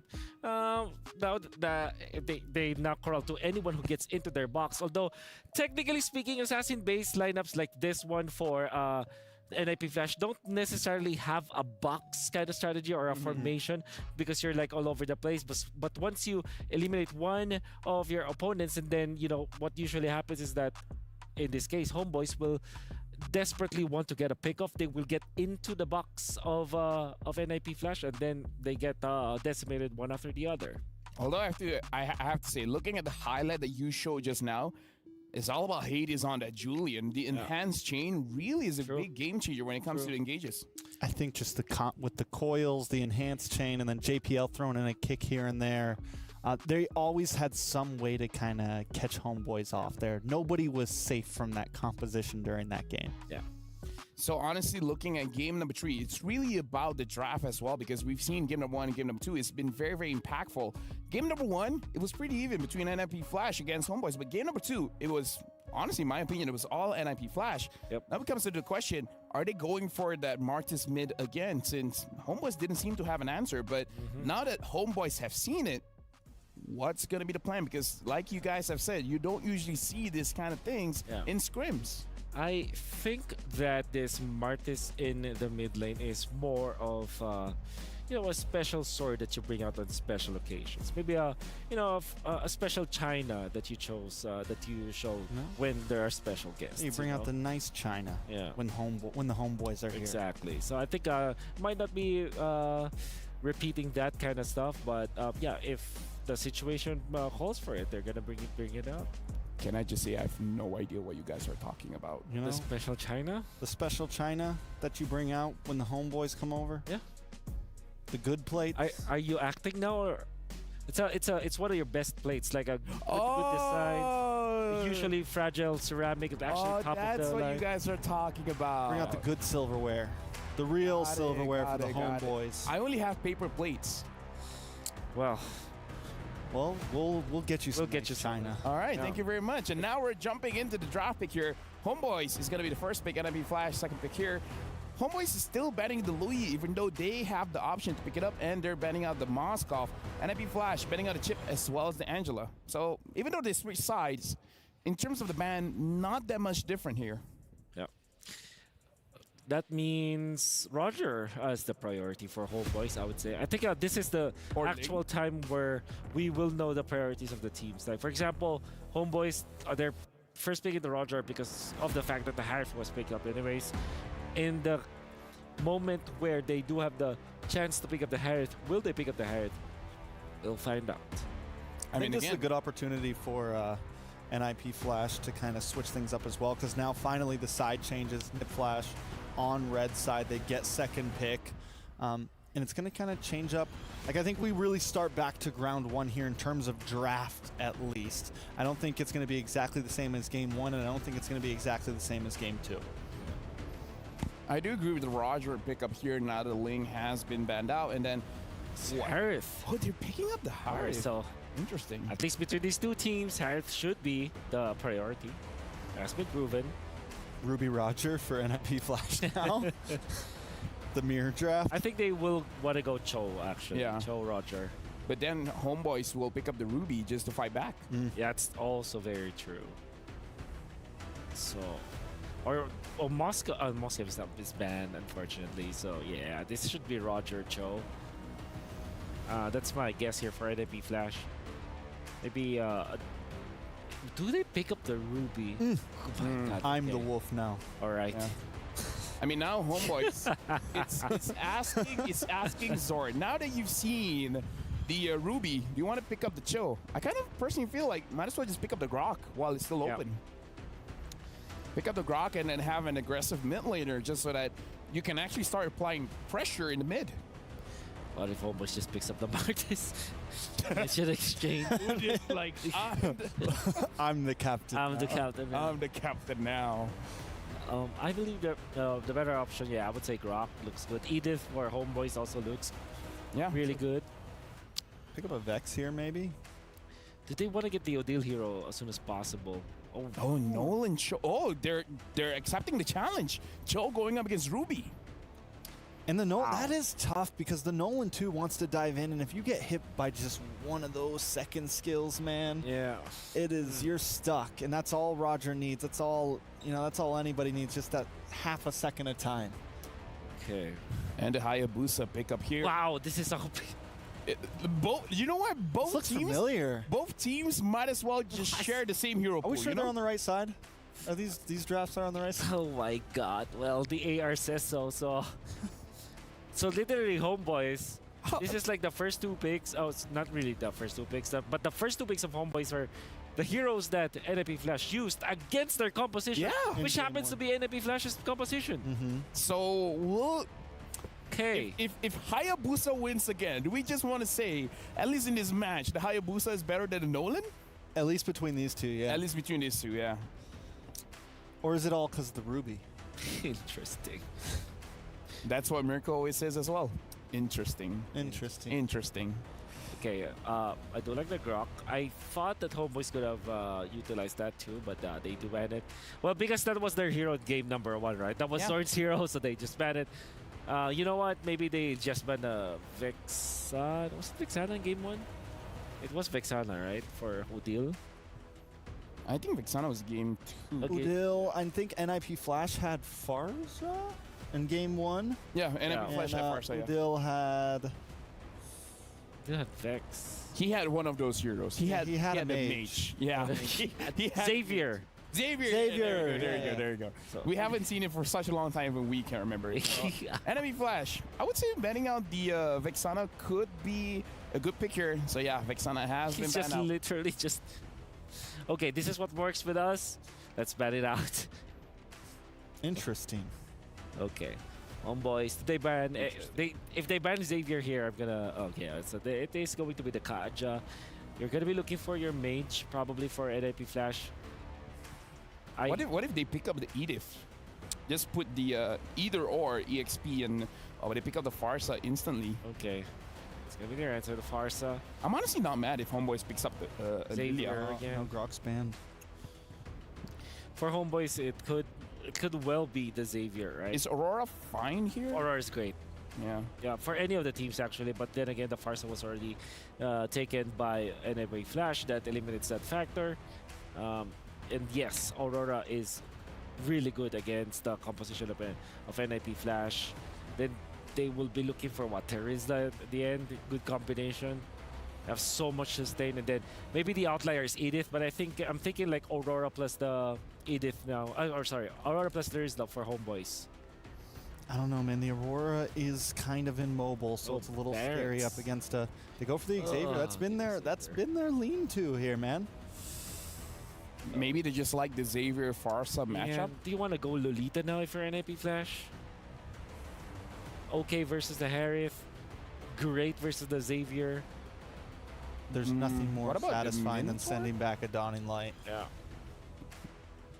Minotaur, or just put this Ruby in the room and then just put a Yuzong in the EXP or something? Honestly, a Tiger looks really good for NIP Flash. It counters the Nolan in many ways. I At the almost same wanna time, see them with the Mino Ruby Roam, looks though. good. Ruby Roam, and then if that case, Yuzhong makes a lot of sense. Just because it helps deal with the Cho, like you were talking about with Fel, I think it could go... Yeah, the Tigreal. Yeah, picking a Tigger here looks like the Ruby will be going to the EXP. So the question is, for the casters, I'm pretty sure you guys will think one of the draft is interesting. The question is, which one? With that being said, we're throwing it over to Nice and Mirko. Thanks so much, and yes, you know what? I'll go ahead and say it already. They're both interesting. How about you, Mirko? Interesting. I don't know. Looking like a close game, honestly, again, right? Just like in game number 1. Yeah. I don't think it'll be a stomp like game number 2. So I'm all in for it. This time Hades on the Hayabusa. Love the flair of Hades on an assassin. Last time back in MPL Indonesia, every time he picks an assassin, it always just feels so much faster than when he's on the utility picks. Yeah, I think a lot of people are rejoicing again, as this whole series so far has been, you know, its own form of an anime show between the junglers, swapping these jungle picks, swapping these assassin picks even, if you will. And, you know, when you're thinking about it, it does set the momentum, it does set the pace of the game. But it looks like we are ready to go ahead and jump into the Land of Dawn here for the next game. It's a 1-1 right now. Game number 3 ahead of us. We'll see which of these teams, either Homeboys or NIP Flash, will pull ahead in this best of 5. Once again, with everything on the line here, the amazing prize pool at MSC 2024, and also the keys that we've been seeing getting crushed for the past days now. Look at this already, early aggression on JPL. He might have to get out of there. One last hit is all he holds on. He needs, but JPL holds on to the flicker, holds on. He actually does pop the regen. So that's going to be a big resource in the early phase of the game if this poke continues. That's why I think every single time they go for the Xavier, they need something like a Grok, they need something like a Cho. They need a super fast clearer as a roamer to really make the Xavier work. Here's the question, man. How do we feel about the side lane of Barrett's? I mean, for the longest time, he was just in the jungle. He was part of the utility, pool of heroes. Now he's in the jungle against the Ruby. For me, wait, Quad Shadow in on the Zorn, forced to flicker out. Hades looking for the play, Mystic Field catches him. Now the Shunpo as well. Zorn gonna be caught with the first blood. Hades will have no more Quad Shadows to escape, and that's a trade. The jungler, Chibi, getting the kill over to Hades. Okay, Chibi gets the early kill in terms of these jungles here, but of course Hades got one as well. So, you know, pretty relatively even, but good response there. And I'm actually surprised that Zorn's still able, even as low as he was. Okay, wings by wings. Gonna keep Curtizi okay. But again, I think this is really, just like we watched JPL in the previous game, you know, you're gonna have to really keep an eye on Zorn. Where is he initiating from? You know, where is he poking from? Where does he get the Way of Dragons off? I mean, look at how oppressive the Xavier is in lane. Even without the Cho is nowhere near the mid lane. Up top already, Mystic Field, Zorn able to get the two-man knockup. The Shadow Kill comes through as well. Now Retribution, it's Hades who steals it from across the wall as a further airstrike takes him low. Diablo in the chase, up against Subbot, brings him back, but he got the dash earlier. Diablo unable to get the kill even with the last shot. And now Chibi is waiting for a play, an assassination attempt, but unable to find the right angle. But to answer your question, Barrett's in the side lane. Barrett's in the side lane. I actually like the Barrett's in the side lane. Do you? Yeah. Well, you know, with this fight brought to us by STC, the replay here, you know, for the most part, it was a good exchange, and the Barrett survives. You know, luckily he's able to get that little bit of a dash and escape death. And I think that's the thing I want to know for the Barretts in the side lane, because we just don't see them too often, you know, in the current meta things. But we know that the Daytona's Welcome with the Flicker can actually be a pretty good playmaker. And I think what we're seeing a lot of this exchange now is also the fact that Xavier with the Mystic Field paired up with the fact that, okay, when you lock someone down, of course you have Dawning Light, but it also sets things really well for Chibi to utilize a pick-off with the Fracture or just the burst potential. There's Daytona's Welcome. Daytona's Welcome sets up for the Fracture, but Diablo able to get the Don't Run Wolf King. Now Chibi on the chase, one last hit, and he is able to find Diablo under the turret. You're so good at catching people. Yeah, you know, and that's the power of the lineup too. I like, that's the thing. How many ultimates are actually available in the game that have this like global presence? Xavier is still, I would say, probably one of the best. I know you can argue like, oh, Spear of Destruction, and then you have not as Dawning instant, Light, but it's not as instant. And the threat there, Zorn goes in, checks things out. Mystic Field not going to land either. If that would have landed, then they probably would have fallen up. Chibi's still waiting patiently for Kurt. With the Fracture, now the Tiki Lethal Ignition. One last Tiki finds it. 3-0 Chibi on a killing spree. He popped the regen. It wasn't enough. No, it wasn't. Oh, that is why you have these power plays with the assassin picks, and why Nolan. It's crazy that it's such a good performance in this series because teams have struggled to make it work, and now Turtle for the taking. I don't think NIP Flash can do anything about it, and they're going to be zoned out, of course, from even showing up from this. Information was just given by Diablo, but with that, you know, nothing too crazy in terms of lead. Oh, Implosion. Straight into the shove, back into the Feather Airstrike, and Hades will be able to take a kill there. He also has a Sky Piercer, so the stacks now racking up, but we can see this replay again. Ooh, that Lethal Ignition. Tries, yeah. It tries as best as you can. You're not going to be able to escape that burst, especially early on. And all Chibi has is a Hunter Strike. You know, that's all that's online right now. Of course, the Sky Piercer was locked in early on for Hades. Hasn't even finished the level 2 boots yet. We'll go ahead and continue on building up that Hayabusa. But Zorn, this time with the JPO with the Way of the Dragon, straight into the damage. Dawning Light to catch him from outer range. No, a chase down on the Curtiz. He opens the Feathered Airstrike. Oh, a good juke from Hades, but he gets caught in the Mystic Field. Actually is able to walk away. Good dodge from the Daytona's Welcome. Yeah, good way to escape that, but again, if you're NIP Flash, how do you play around the fact that, yes, you can use Hades to find those pickoffs yourself, but you're playing sort of the tune to Homeboys right now, I would say this early on, because of the Cho, like they talked about on the panelist segment. You know, he's just in a situation now where some people are like, man, the changes that happened for the Cho pick might affect him too negatively, but so far throughout the MSC, he's been doing really great. He has been, man. I think all the Chos really have been popping off in MSC. But JPO seems like he's planning for something. Sapat does have the Death of his Welcome, and that's why also, this is another reason why I like the Barats, right? Because you're good at catching people, you're good at setting up for ganks, but also you're really good at disengaging too. Whenever someone wants to go in, whether it be Diablo, JPL, pop the Detonah is welcome. You get the anti-CC. You deny the enemy team of a pick. Yeah, pretty strong utility that it brings to the composition. And that's why, you know, we just haven't seen it too often, and that's why I like to see teams like this play Homeboys and NIP Flash, where they bring this dynamic to their compositions, and they make it work so far. Next turtle up for the taking, though. It's just going to be started up by Homeboys so quickly. I don't think NIP Flash can do anything. That's just deleted off the map so fast. And this is really the tempo that we've been talking about all up to this point now on day 2 of the knockouts, man, is the tempo that's set up by the teams here. It really just depends on who gets that going first. Again, Implosion. Good shove into the Implosion, but Net's able to purify out of it. Feather Airstrike dealing with him. Zorn going to be taken down as JPL gets traded in, but now Hades back and forth with the Quad Shadow. Udil doing so much damage, so much poke. Onto the back, the Dawning Light too. They're all so low, but the missiles doesn't find its mark. Unable to bring anyone back, but Homeboys are happy. Just with the poke alone, they got a tier 1. Just with the poke, and that was also a Wishing Lantern now picked up, and you know, this works so well with the Xavier. I think this is why a lot of people like to go ahead pick Xavier, is the fact that Wishing Lantern, it's so easy to proc that.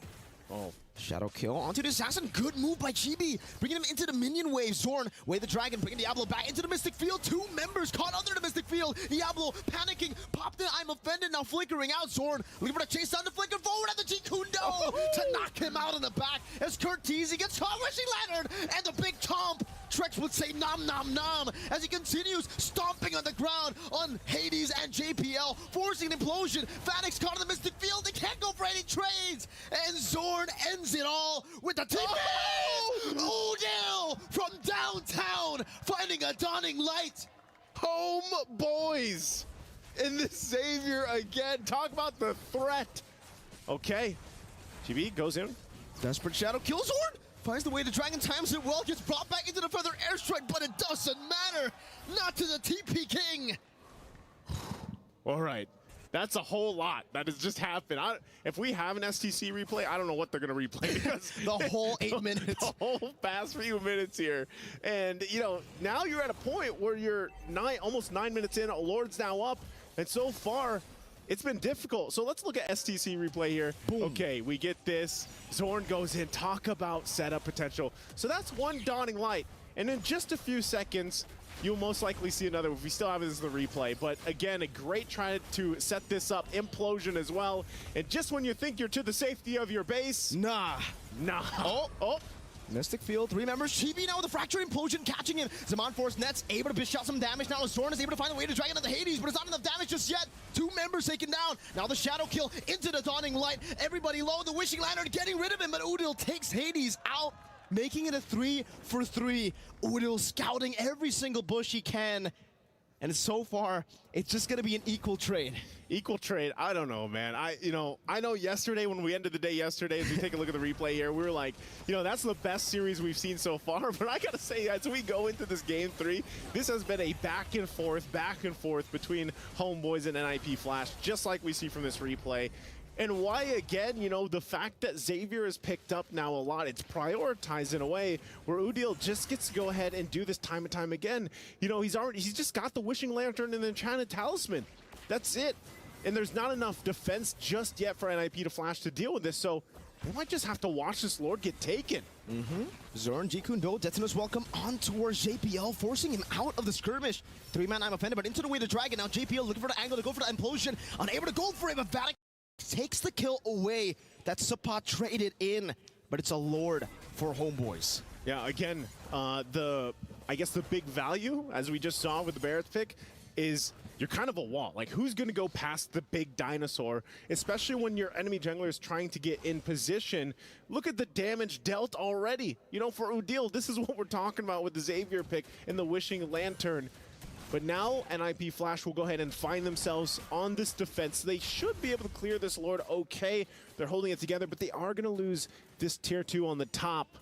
Not sure if Homeboys will be able to get much more, as, you know, they still have to kind of push that. Lord is now taken care of. BOD gets picked up by Hades.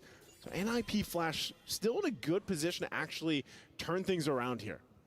A really good position for Homeboys, I would say. I don't know about the turnaround, because Sure, they do have ways to actually win this out, but again, it almost seems like for Homeboys, they are the ones that needed to go just equal. They just needed to match the pace of NIP Flash.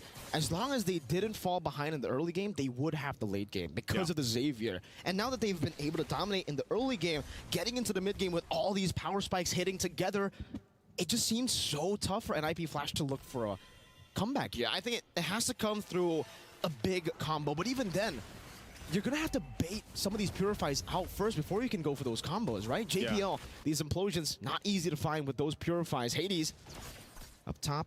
Zorn's looking for a flickers forward way to try and lock him down straight into Chibi's fracture. Well played to Zorn. He knew not to give Hades a chance to outplay. Just flickered forward, kicked him in the face.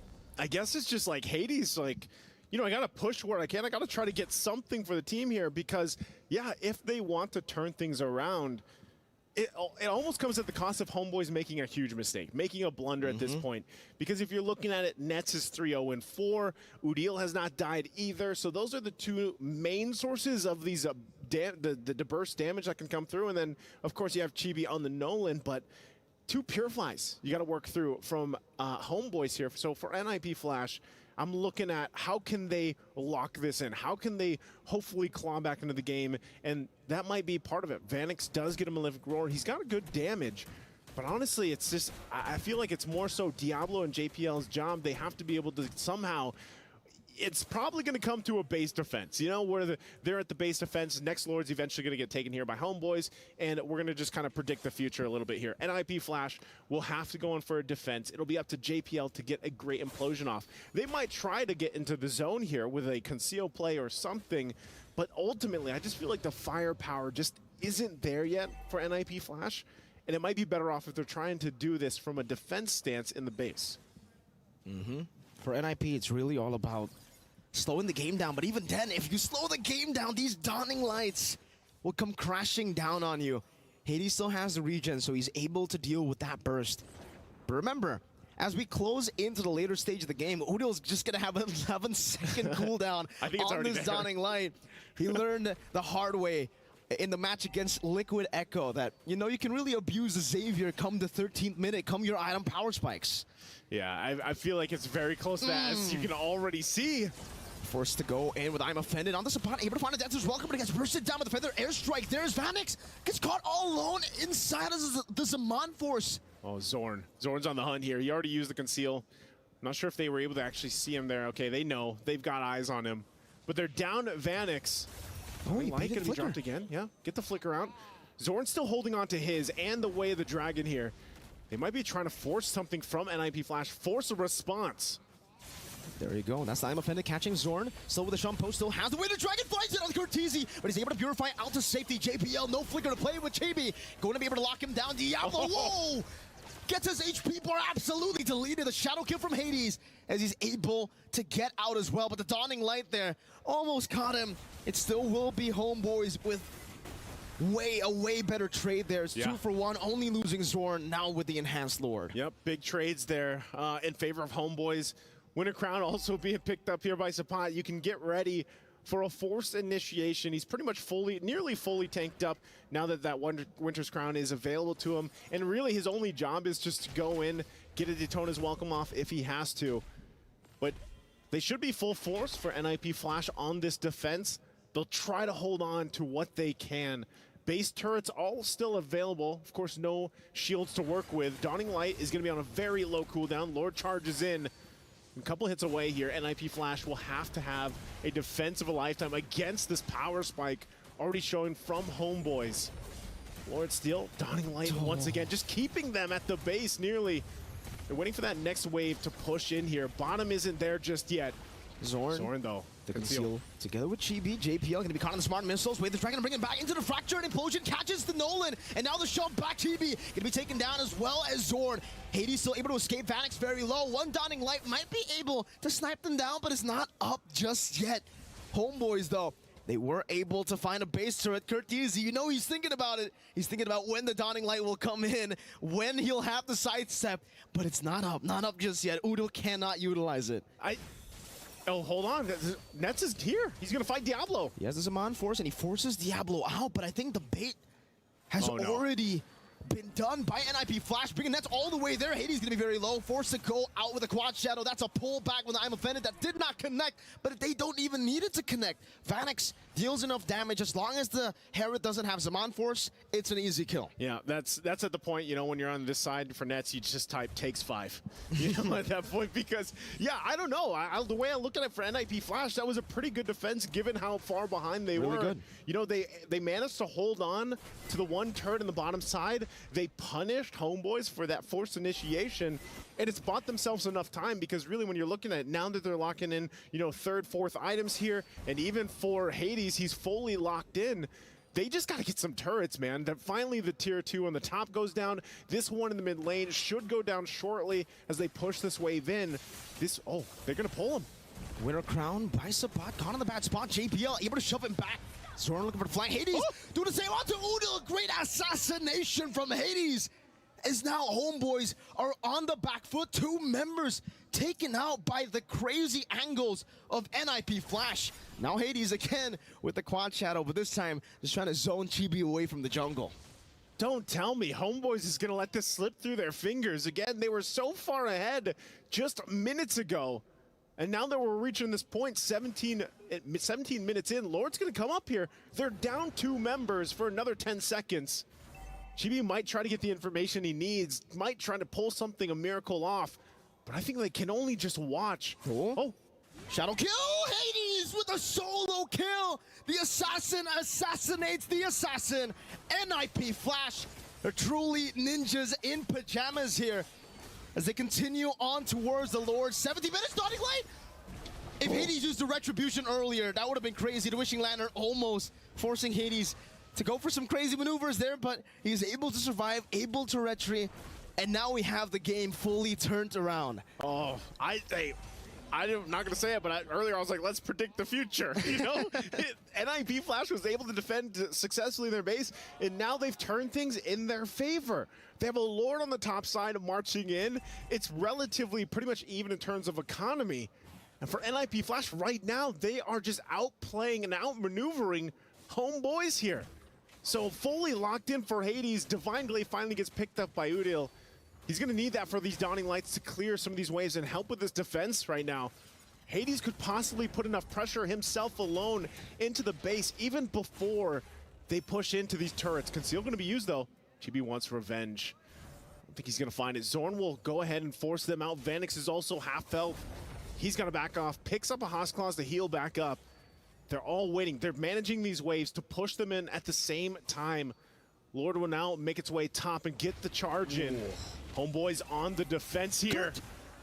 Gonna be slain in the backside there. Meanwhile, Hades in the bottom lane still going for the trade, able to get the base turret. So far, still worth it for NIP Flash as they're still looking for the Nolan. They can't find him, but they got 2 base turrets just based on that crazy play.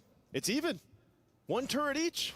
What do you think? I mean, like, Homeboys, they got a kill, but they lost 2 base turrets. That, you know, proactiveness was on Homeboys, and the capitalization was on NIP Flash.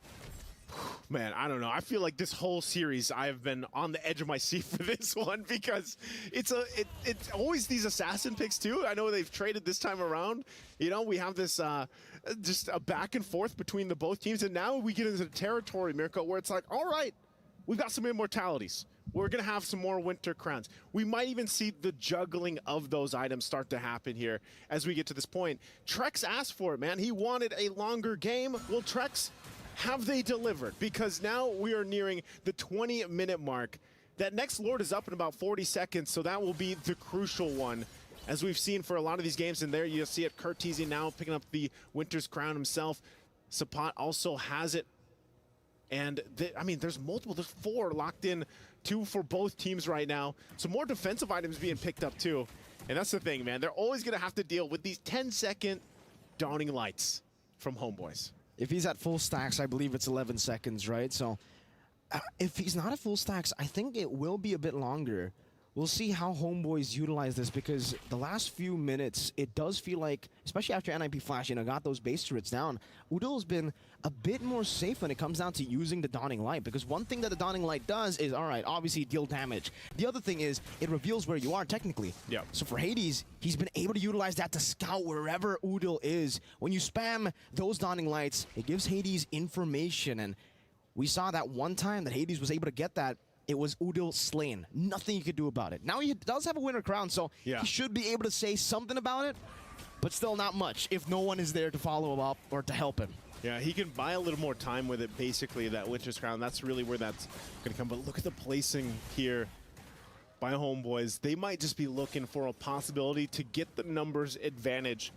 And that's something that both teams have to worry about, honestly, as they go ahead. Neither team wants to commit to the Lord because of just what's possible. Conceal going to be used. Wait, the Dragon 2 Chibi able to steal it away. Now Zorn all the way in the front. Caught Lycan pounce though from Vanek Sapat. Trying to go for the pickoff, but unable to do so. Now JPL pops it in, implosion. That's good. That's welcome to lock him down. Diablo going to be taken down as Chibi locks him. Double kill for Homeboys. 2 members down for NIP Flash. When I'm looking at that, I feel like, oh, hold on. Hades might put enough pressure. They know the Lord hurts. They could possibly stall this out a little bit longer, but they're also at a huge risk here if they go for it. I think they're going to be too late. Way too late. Oh, Mystic Field catching Vanek. Zorn with the chase down, but the Dawning Light will be the last resource that Homeboys spend here around the Lord. It's an Evolved Lord in the 22nd minute of the game. They have 2 base turrets down, but they'll be able to actually manage the 3-lane push into NIP Flash's base. Now this is where the difficult decision comes. Do we do a full force defense? Do we possibly go for a side push?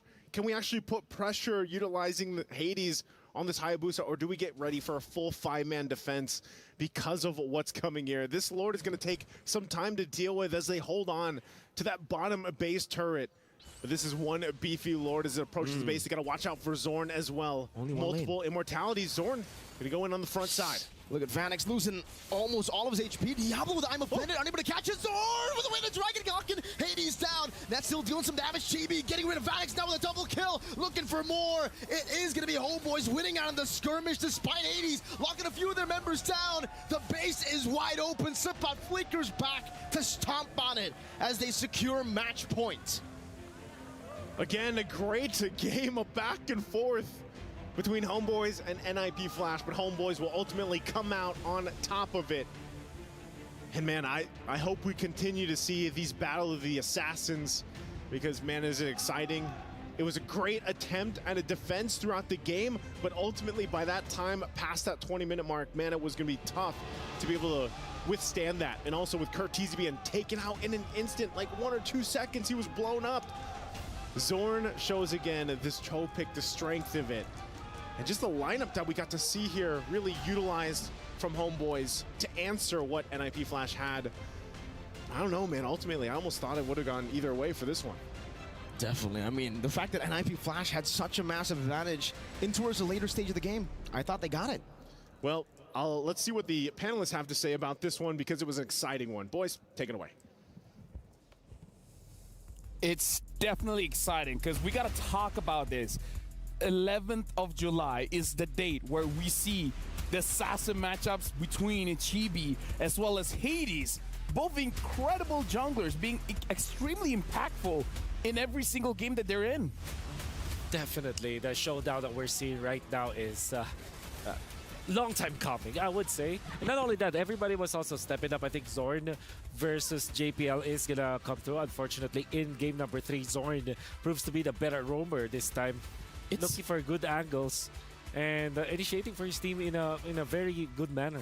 I would say this is now about man-to-man. Like, Chibi wants to take down Hades, Curtiz wants to take down Udil, and JPL wants to take down Zorn. Like, now we're seeing man-to-man defense for both teams. Yeah, I mean, definitely back and forth, but NIP Flash, hang on. They almost take this game completely, but it is definitely getting personal. And personally, I would love to see this go to a full game 5, but at this point, it is match point for the Homeboys. And you can hear them in the crowd right now. They got some support out there. Oh yeah, most definitely. And let's talk about this game as well, where honestly Homeboys made such a crucial mistake. the NIP Flash could have possibly won this game off of that, I would even say, choke. Yep, definitely. And I think if you're looking at how Homeboys approach it, it's almost like a box, but it's not an actual box because, again, this is Assassins. But they're utilizing Sepat in this case as well as Sword to kind of initiate for that one. They're delivering everything to Nets. And then eventually just Chibi, Chibi, do what you wanted to do. It's like they're unleashing Chibi at the same time they performing a mini box where they only have 4 people there. Can I say as well, historically, this is amazing because for Singapore and Malaysia, we used to be one region. It used to be MPL, right. MYSG. Now that we've broken up, we're actually starting to see how equal both teams really are going up against each other. And I don't know, personally for me, this is an exciting matchup. This is, like we talked about yesterday as being one of the best matches that we saw in the knockout stage, in MSC in general. This is starting to make a case for itself. I think right now, Chibi, one of the questions we had last time was Hayabusa or the Noland. I think right now it just feels like Chibi. Oh, yeah. It's just Chibi, man. And even towards the end game, at first he was kind of coming in straight on, and he knew he had to adapt, and we saw him adapt. He started coming from those angles. He started to be more patient in the bushes, able to find Curtizi, able to keep Curtizi kind of at bay, because after it was, I think, one of the last Lord pushes, Curtizi gets caught off, taken out, and from there you could tell he was a bit more passive in the way he wanted to move around the map. Yeah, as Miracle would say, chibbity skibbity slaps. Can I just say as well, the reactions coming in from Chibi, this is very different. Usually he would be very loud, I would say.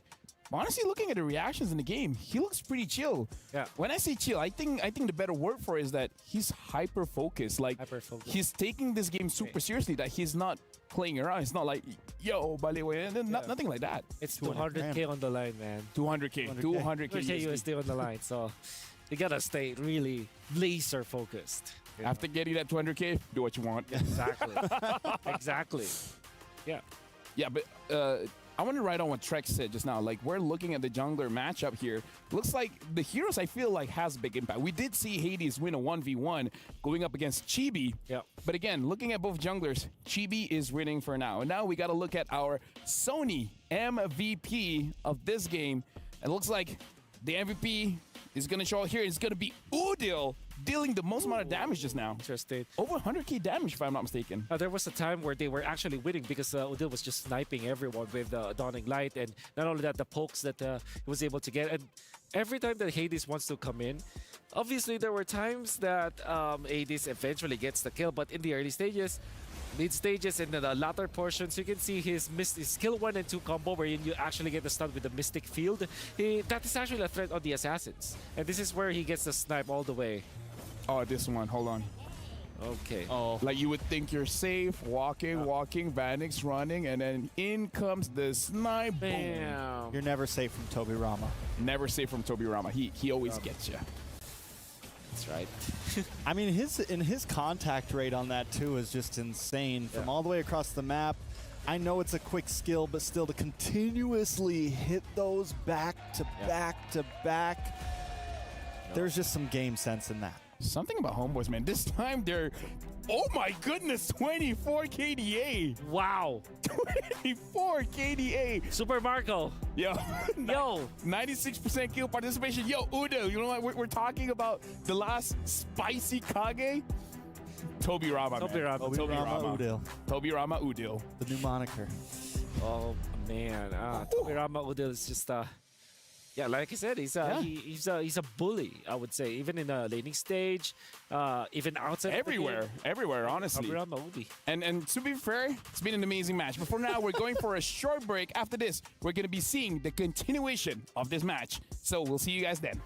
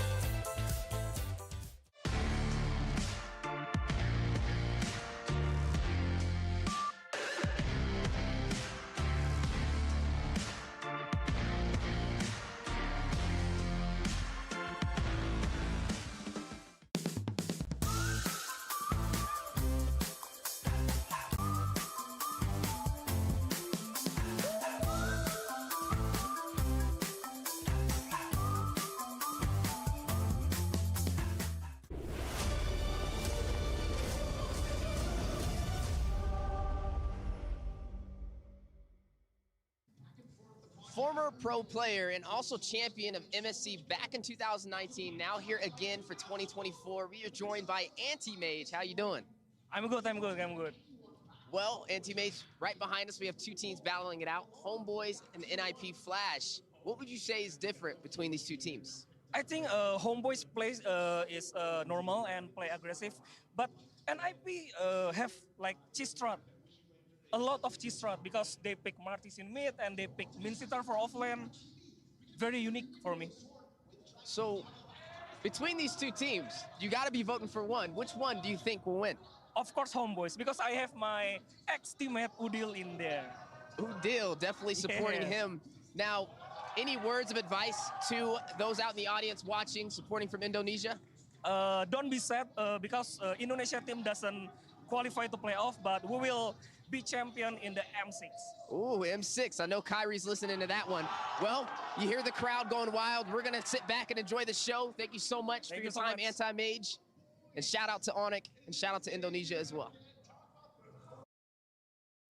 Shout outs to Weezy as well as Anti-Mage. Anti-Mage still going for the campaign. M6, you know what, just wait for that one. Indonesia will perform. But with that being said, we're about to jump into the draft between NIP Flash going up against Homeboys. Homeboys right now is match point. And if Homeboys wins the next one, not only are they going up to the semifinals, not only is it going to be Malaysia going up against Malaysia, but also, Anti-Mage is correct, they say it's going to be a 3-1. Right? That's true. And Oakland also gets 3-1 at first. Oh yeah. Something about players, you know, maybe they should be Maybe they should analysts. be casters. Maybe they should host. Yeah. Maybe we should be players. Yeah, you know what? We should be players. That's where we draw the line. Okay. And now we're jumping into the draft here. NIP Flash is going to be blue side, first pick. Homeboys red side, second pick. So looking at the bans, probably not going to be a lot change here. Yep. Angela getting banned out. Homeboys probably having to ban the Moskov, the Louis, as well as the Chip. NIP Flash, they're ban. Will they ban out the Ling? Like, will they try to get the Ling for themselves? Probably. I think at this point, Ling is the red side designated ban. Yeah, but the Moskov being, I mean, like, again, Homeboys, Moskov, Louis, Chip, you don't have any way around it, right? So the Chip, they banned the Ling still. I think they banned out the Ling in game number 1. Yes, they did. Because I think they don't want to be forced to go for a bad trade. One of the problems being on blue side, if you leave the Ling open, a lot of time red side will like leave the E open with it, leave the Roger and something else, like the Valentina Roger or something. So it's tough to get that Ling on blue side, honestly. Okay. For free, at least. Is this Harith again? Yes, it is. Yes, it is. So you go what? Roger Ruby? The Ruby, baby. Roger, there we go. Or Hayabusa. Oh, Show. You know, I like it since he already showed that he doesn't care about Ruby. He's like, I'll kick anyone. Yeah. Anyone in the face. Yeah. Kick anyone at any body part. Anywhere. So Martis Grok is gonna be the choice. Ooh. I like the Martis again? I actually like NIP Flash's draft. It's like, you know what? We've won one game. And what do we use? Martis. What are we going to use? Martis. There you go. With the Grok as well. So there's a lot of damage in mid here. Zorn has to be careful. Trading against the Zorn and the Martis early game is gonna hurt. I have a good suggestion here for Udil. I hope he picks up the Lilia, but maybe not in this slot. Maybe 4th slot or 5th slot. Yeah, because most likely Lilia won't get banned out. But here's the thing. Oh, Xavier. You know what? It works. Yeah. He stays away. He stays far, far away from the Martis and the Grok. This is Toby Rama, okay? Yep. Let him do his thing.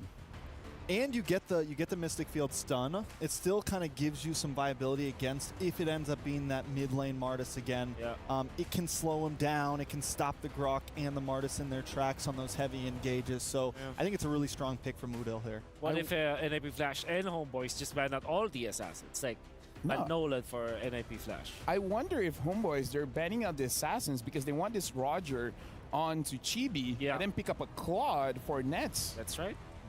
Or Beatrix, in fact. Or Beatrix, but again, Nets loves Beatrix the Claude. Xavier, that's a lot of long range damage. Or they want to try to force the Martis into the jungle. Oh, Leave them nothing left for the jungle, so Martis is kind of forced to not be a mid laner here. I wonder what the ban is. Honestly, I feel like Homeboys, if they have to ban anyone, it's between Nolan or Julian, because I feel like Julian is very dangerous as well. Yeah, that's what we saw last time when they exactly. That's what won them the game. No, it was Martis Xavier, Martis Julian. I mean, Martis Julian. So it could be could well be a Julian ban. I think that's the right route to go, really. But Take then, out Julian if you don't ban an assassin, if you're NIP Flash, then you're gonna be left with, especially if this is a Julian ban. What happens is if you don't ban the Nolan, Homeboys will just take it, and then all of a sudden you don't have a you don't have an assassin to kind of match up with that. Then you're forced to maybe even go utility or go diving real deep, picking up the Leomord, picking up the Bane, picking up these fighters in the jungle. Or just put the Martis in jungle. I mean, I know it's a little crazy, but you know that could always be. No. We don't know tracks. Yeah, you just, my bad, sorry. No. That wouldn't make sense. Martis is in the mid. Get this in your brain, okay? Martis makes most sense in the mid. Martis mid. Martis mid. Yes, there you go. Now you understand. And that's the guy that's now you can go and cast in MPLSG. There you go. Okay. Looks like NIP Flash. They bet on the Mr. and the Barats. They pick up the Ruby, they take it away. I believe that Terizla should be the pick here for NIP Flash.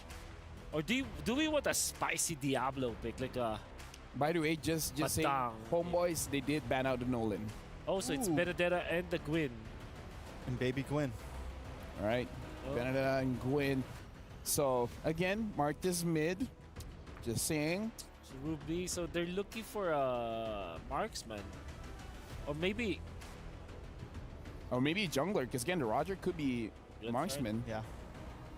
Could they pick up something like the Claude here still? I saw Coach Pups asking for help there, so something might be going on. But either ways, one more pick for the side of Homeboys, and again, that drive is pretty flexible, because even the Ruby technically could go to the gold lane. So anything could happen with the draft at this point. Like a Kufra, you know.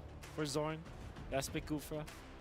How do we feel about that Guinevere? So Guinevere jungle most likely, Martis mid.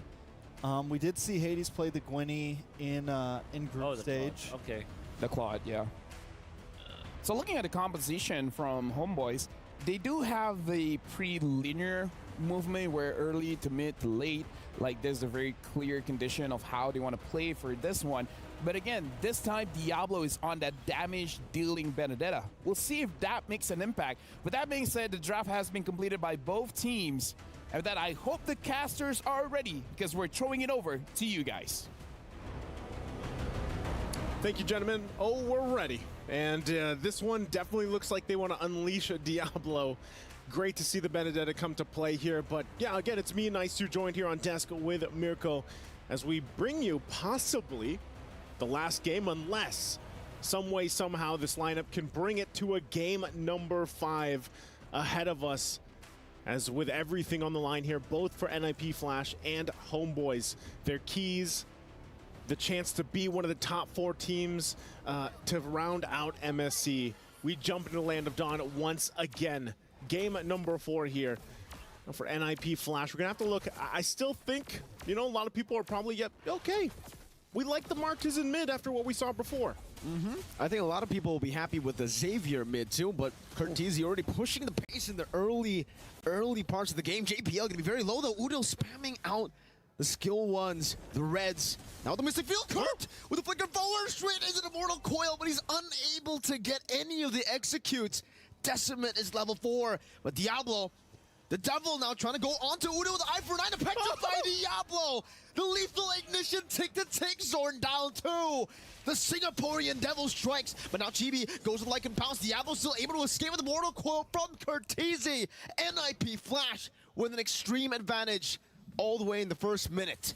Hey man, Udil didn't like his name. No. You saw it in the video. He asked him, what kind of name is Diablo? Well, would have moved there under the turret, already on a bit that he came all the way and rotated there to go and get that double. Great communication from NIP Flash.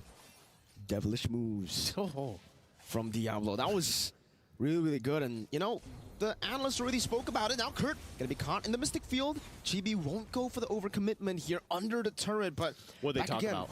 Analyst panel, they were saying Diablo is on a pick, on a damage dealer. Expect Diablo to do Diablo things, and we got Diablo doing Diablo things in the first minute of the game. First minute of the game, gets that double kill. You know, he's also rolling with the Lethal Ignition emblem.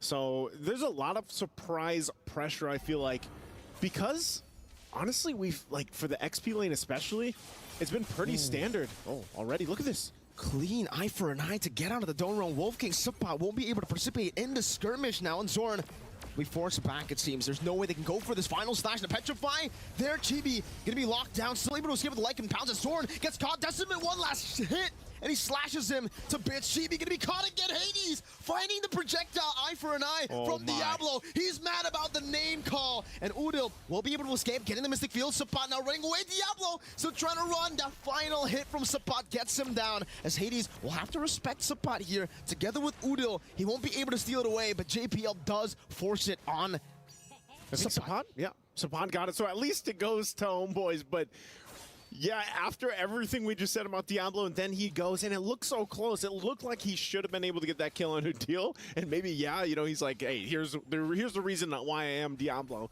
but ends up getting punished instead. So at least puts it Homeboys on the board, but ultimately, NIP Flash has gotten themselves a pretty big lead this early on, 3 minutes into the game.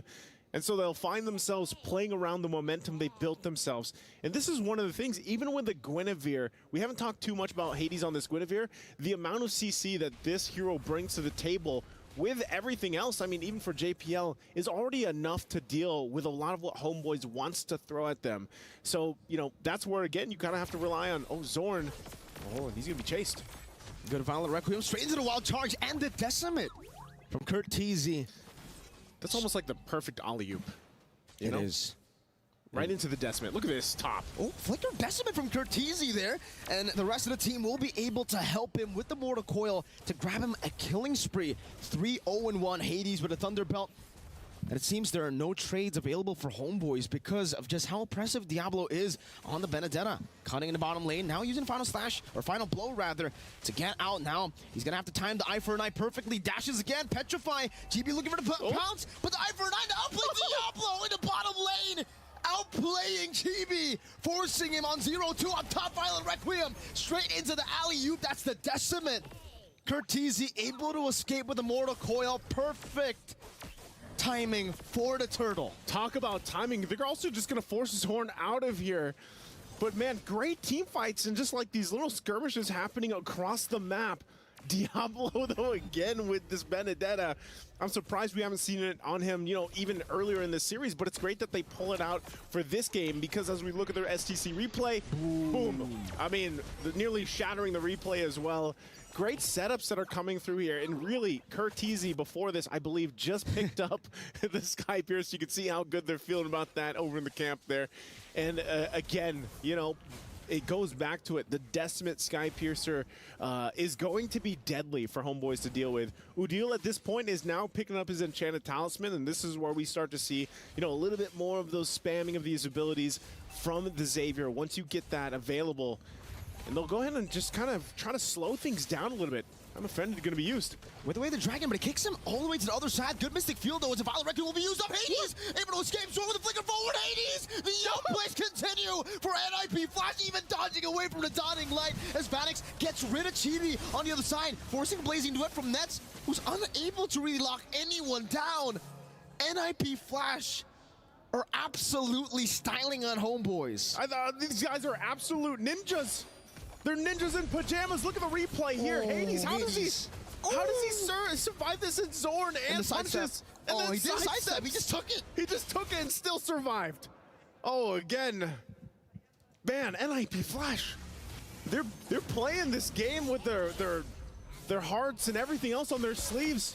Petrify instead of the final blow straight into the Requiem. Supply gonna be very low. Diablo one last slash to take him down. 11-1 now. NIP. Cool. This is just a. I don't think you could ask for a better start for NIP to transition to this point in the game. They still have a third turtle to go through, and they're well on their way to just going ahead and sweeping the turtles for now. 3 for 3, putting some pressure there. Once again, going to go ahead and chase Diablo. Should be fine. Again, Benedetta very hard to catch, especially with the eye for an eye and the Electro final blow. And now they'll go ahead and just hold it down. Dawning Light going to be used, but that's going to be the objective turtle secured here by Hades and the turret.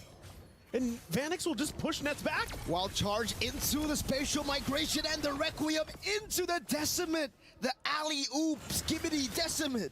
Yeah, that's what it feels like, right? You're just watching it happen in real time, especially with the Guinevere pick.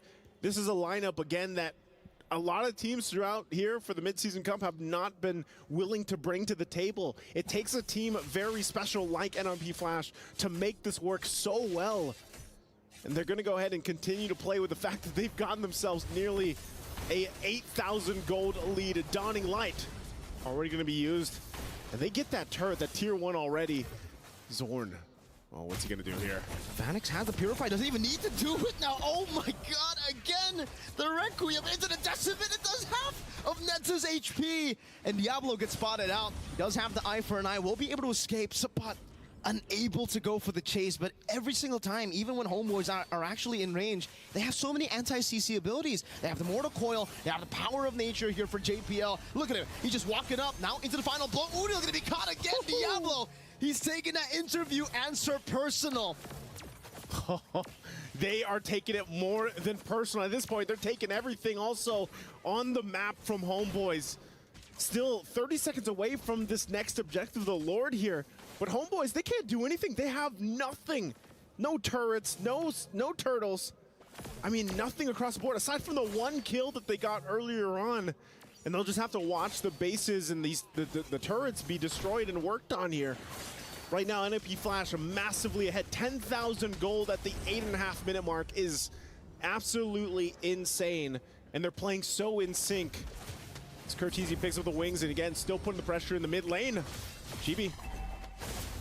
Oh, that's a good secure from Udo with the orange buff. Chibi, yeah, almost getting caught, but he's still able to get out. It was just a Petrify and a final blow committed. Now they're on the Lord, and it should just be for free. NIP Flash securing a Lord in the 9th minute with 14 kills to 1 and a 10,000 gold lead. Man, again, you know, as we've gone through this series, it's like, it's been somewhat close, but there's been a couple games now where it's one-sided like this. And that's a Holy Crystal also picked up. Uh-oh. Spatial migration into the Violet Requiem, and that's the Decimate that we're always waiting for when they get these combos. Man, that's not Levi Ackerman, that's Curtizi. That's Curtizi. That's Curtizi right now, 7-0-3. Just absolutely massive on this mid. Martez again.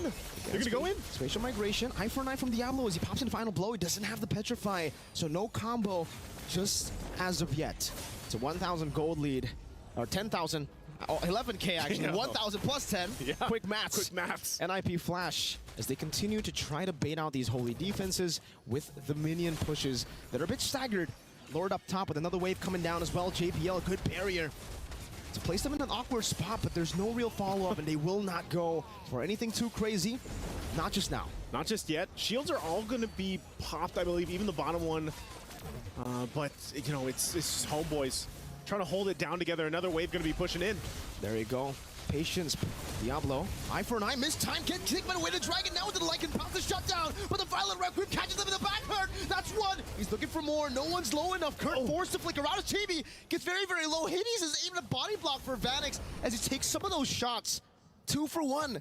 It's still good for NIP Flash. It's still good, but again, Homeboy's able to just hold that together. If this was a different situation in terms of items, they probably could have gotten a couple more kills off that. But at least for Homeboys, they hold on to both, or actually all base turrets. And, you know, if it wasn't a 10,000 gold difference, if they had some more items locked in, that could have gone way different for them. They have to catch up. I mean, look at the XP lane difference already in terms of gold. Even the mid lane, your Xavier is, what, 2.5-ish thousand gold behind what Curtizi has been snowballing on for the Martiz. And that's where, again, you have to look at this fact. I mean, look at the damage difference. Absolutely massive here. And even with this, even with the fact that he is down in gold, the fact that he can pump out the damage, that's all because of the Dawning Light. You know, you're hitting multiple members. So for NIP Flash, they've done a phenomenal job at getting to this point, but they have to not let this game get to that 18 to 20 minute mark because it can get a little bit spicy, as they like to say on the panelist stand there. Key defensive items also being picked up. Winter's Crown, Athena's Shield also locked in. So they're going to need that because after what they felt from the previous push in the base. Yeah, it's still going to be very, very hard, by the way, for NIP Flash to actually take this game and, you know, end it. Without the Lord, at least, you know, because Homeboys have a lot of wave clear here with the Xavier, Zorn, and Chibi, though. They're going to be caught. A spatial migration into the Requiem. This time, no Decimate. It's just enough damage with the Synchro Vision. Diablo baits a few of those resources, gets out with the final blow. Eye for an eye. Say goodbye to the Lord. It should be free to NIP Flash and Homeboys. They can only just look for the defense at this point.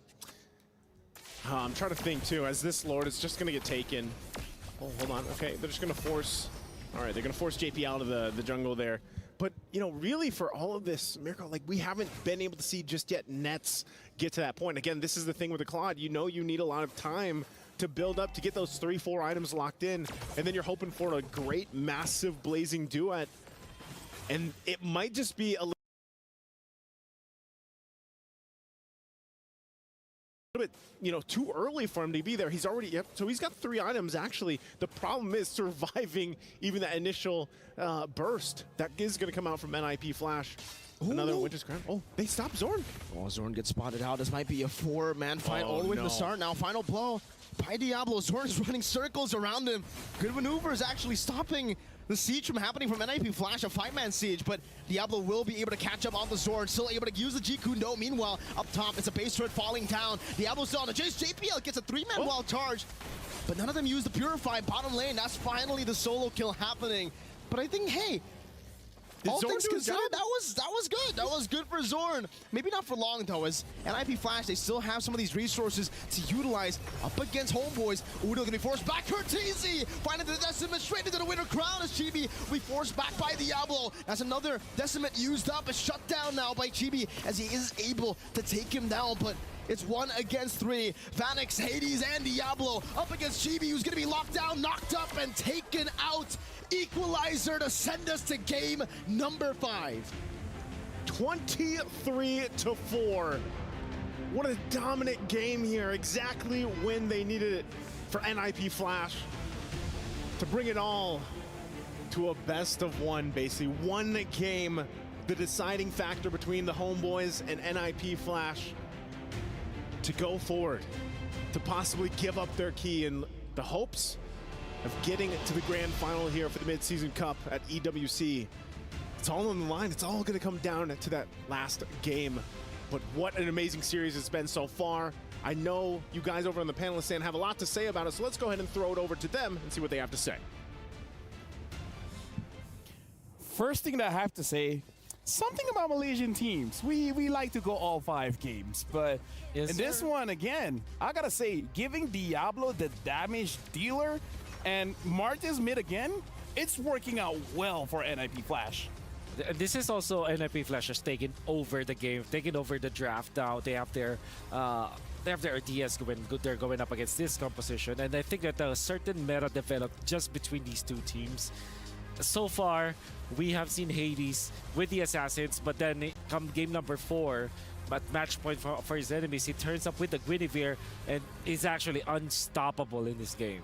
Yeah, I mean, NIP Flash, we're at like round 11 right now. We've been going blow for blow, and right now they've just caught in their second wind here. Yes, sir. Bringing it to game 5. And I mean, this composition, you look at it, somebody drafts this, you think this is insane, but NIP Flash is thriving off it. And it almost feels like just the fact that it's catching homeboys off guard. The aggression is just too much to handle. Gentlemen, let's talk about the Martis. How do you guys feel about the Martis now? Said it's a special China for the homeboys. It's got a 100% win rate. So at this point, what do you do with it? Like, is there a special pick, like a Terizla mid now, to fight against this Martis mid? Or do you take the China and put it in the cabinet? Yeah. You force them to, yeah, exactly. Because, dude, 23-4, exactly. It's pretty brutal. Yep. It is. Like, I blinked at one moment and it was like 13-1. I'm like, wait, what happened? Oh, I believe that Diablo happened in this game. And interestingly, the double kill that he was able to get was off of actually Martis coming up from Curtizi. I think it's pretty obvious that homeboys aren't used to playing against this Martis, especially the flicker Martis, because when you see a Martis, you almost automatically assume that there is a retribution, right? Yep. But then because of the flicker, you kind of overestimate your tankiness, and we saw that Curtizi was able to whittle them down so slowly. Then Diablo collects 2 kills with the lethal ignition. Already, you know that the XP lane is skewed towards NIP Flash. Good news, bad news. Good news, Udil still dealt the most amount of damage. Yep. Bad news, it doesn't really translate to anything. Yeah, it does, but this is true. That's a fair statement. Did not translate to anything. 4 kills? Yeah. 4 kills. I mean, again, like we're talking about how the damage is utilized. Like, you're able to check the bushes, check around the maps, just so that you can poke here and there to see where everyone really is. But it doesn't really translate a lot when it comes to the team fights, because you gotta talk about the team fights. The engagement coming in from Hades, engagement coming in from Diablo makes it so that homeboys never seem prepared for any kind of battle, because I feel like homeboys, they're so used to when they have the choke, they're the one in the driver's seat. So when they're not in that seat in particular, it's like, what do we do now? I guess the magic of the Martis is that it's a mid laner. I mean, the mid lane Martis, that it's not that susceptible to the Cho or any kind of initiation. True. Because if you go back to maybe Firesaw, for example, or a Vexana, you're always like threatened to be jumped upon. And Martis, in a way, he kind of wants to be kicked into the. He wants to be kicked. He wants to be kicked. Right? Ladies and gentlemen, you know, you heard it here first. From our analyst. Martis wants to be kicked. Yeah. Wants to be stumped by Cho. Okay. You know? Let's relax here. Come on, dude. He's gonna tank the damage, you know? Well, in the beginning, Martis did do an amazing job. We saw him in the laning phase, able to use Immortal Cores and literally take on 2 members. I mean, just bring them down. And it almost felt like they were winning in the first wave. And then in comes Martis, brings them both down to about 20%. They're both forced to go back practically. We just see the aggression coming from it. And like you said, Cho can't even kick him in the face because Immortal Corals comes and he's just nullified to all CC. Doesn't get knocked up. He just continues to put out damage. Same thing with what we thought the Mystic Field might be good for. He's able to just dance through it. Yeah. And there were even plays like Flicker, Decimate, which does not actually kill, technically speaking, will not instantly kill, right? But he's already dealing the damage, he's already doing his job. He doesn't need to continuously kill off people because he's got the Sky Piercer anyways, and then he can just get out, allow his teammates to collect the kills eventually. And we saw big reactions coming up from NIP Flash. Yeah, Lolzy was really feeling it. So now it comes to the question. So far, when it comes to the bans, Homeboys has been banning out the Moskov, the Louis, as well as the Chip. Is this that time where you take that risk and you don't ban a Moskov? And this sounds crazy, but maybe ban out the Martis, or let them pick up the Martis, but don't pick up a Cho. Pick something else, like a Minotaur Ruby. or something. Ruby, for example, I think Sepat really plays that well, and it can be flex in the roam as well as the X-Blade. And if ever I think the instant stun from the don't run Wolf King, like that, might be okay versus the Martis if you play it correctly. With that being said, we got to look at our Sony MVP if I'm not mistaken, it's gonna be Hades here. Again, showing up with a Guinevere jungle. The engagement coming in from Hades, I feel like the tempo coming in from NIP Flash with this particular pick is incredibly fast, and this is their specialty. We don't see other teams picking up this Guinevere in the jungle. Yeah. The last team that I saw was Team Liquid Echo, actually, a few days ago. Or was that yesterday? That was it literally yesterday. It's all blending together. It's been a long week for me. It's been a long week. Yeah, yes. You are a little bit tanky. I guess you're tankier than most assassins. You're okay when it comes to your damage, especially if you land those knockups, and you have innate CC. Then you can also check for your team. You can face check. You can use your first skill, spatial migration, to check. You can check bushes, and look at that play coming from Hades, holding his ground. What? That was when I knew. That was when I knew the game was over. Yeah, right there. All right. The big thing about it too, though, is normally the Guinevere, what Guinevere suffers from is, mid to late game, she starts to fall off a little bit because she goes in, she tries to get the Violent Requiem, and she just gets shredded down by the enemy team. But when you're 20 kills ahead, they can't do anything to her. Yep. She's just able to continuously dive, and collect a 16 KDA. As Miracle and Nice would say, they were ahead 1 plus 10. 1,000 gold plus 10. Yeah, 1 and 6. 1 plus 6. Yeah. So look at what you did. Is it really just? It's like a blue scale of death. Is it just me, or am I getting dumber when I hang out with you guys? Whoa. Well, I feel like you my doing all right? IQ is going down. I know we're close to homeboys. Maybe. You know what they say? Like 10% of 0 is still 0. A loss is still a loss. It's all perspective, though, as Bo would say. Yeah. Homeboys want to win, they can win. But if they want to lose, they can lose. Yep. Right. You know what? I need some help here. Steph Weezy, could you find someone to talk to? Maybe General, perhaps? Steph Weezy, the stage is yours. All the way since the beginning of Mobile Legends Bang Bang, M1 to be exact, top talent, a KOL, and a pro player, Gosu General has touched down to Saudi Arabia, Riyadh for MSC 2024. How you doing? I'm good. How are you? I'm doing great. How was your flight? My flight was very comfortable, but the taking Uber to come, the venue was crazy. What about the weather? Is it hot here to you? Very, very hot, guys. You can't expect that the weather is super hot. Speaking of hot and heat, things are heating up for MSC 2024. A new patch just dropped. How do you feel that affects teams? I think that I really like that the Sky Fierce coming out, and then it turned to the Assassin meta slowly. Glad to see the Assassins in MSC right now. It was been a long time to taking the tank jungles only, but nowadays Assassin and you things there. I'm so excited to watch the MSC right now. And that's what I've been excited about. Seeing all the Lings, the Fannies, the Rogers stepping back into the scene is definitely something that we all enjoy. Speaking of enjoying, any words out there to the audience enjoying MSC 2024? All right, we actually didn't expect that the NA team is lost and like this, but hopefully we'll be the stronger and come back later. You guys can look forward for the upcoming, the new strong team from the NA. That's right, guys. Enjoy MSC 2024. Shout out to your favorite teams. And Gosu General, thank you so much for spending your time with us today. Enjoy the show, and we'll see you in the stands. Thank you. Thank you very much, Steph Weezy, as well as Gosu General. Hope you guys are enjoying the match so far, because again, it's 2-2 from a best of 5 all the way to a best of 1. Is it weird that I'm all too familiar with this feeling? I just went through it yesterday, man. I already took my meds. You go through it every year, though, don't you? You're comfortable with this. You think you could adapt. M4 there were a lot of best of 5s that went 5 games in M4. You know. Apart from that, that was actually the last. This let me just say, this job does have some health hazards. Let's just say that. Yeah. For me. I just want to say a big shout out to General. It's Game 4, G4. It's almost like it was all, part of the plan. It's the will. Is his nickname like G4 or something? It's like the catchphrase of Gosu, Team Gosu. You never seen the emote, the little General emote? G4. Want to talk about the draft? Right. Not up yet. Yeah, it's not up yet, but But when I go on a tangent, then we...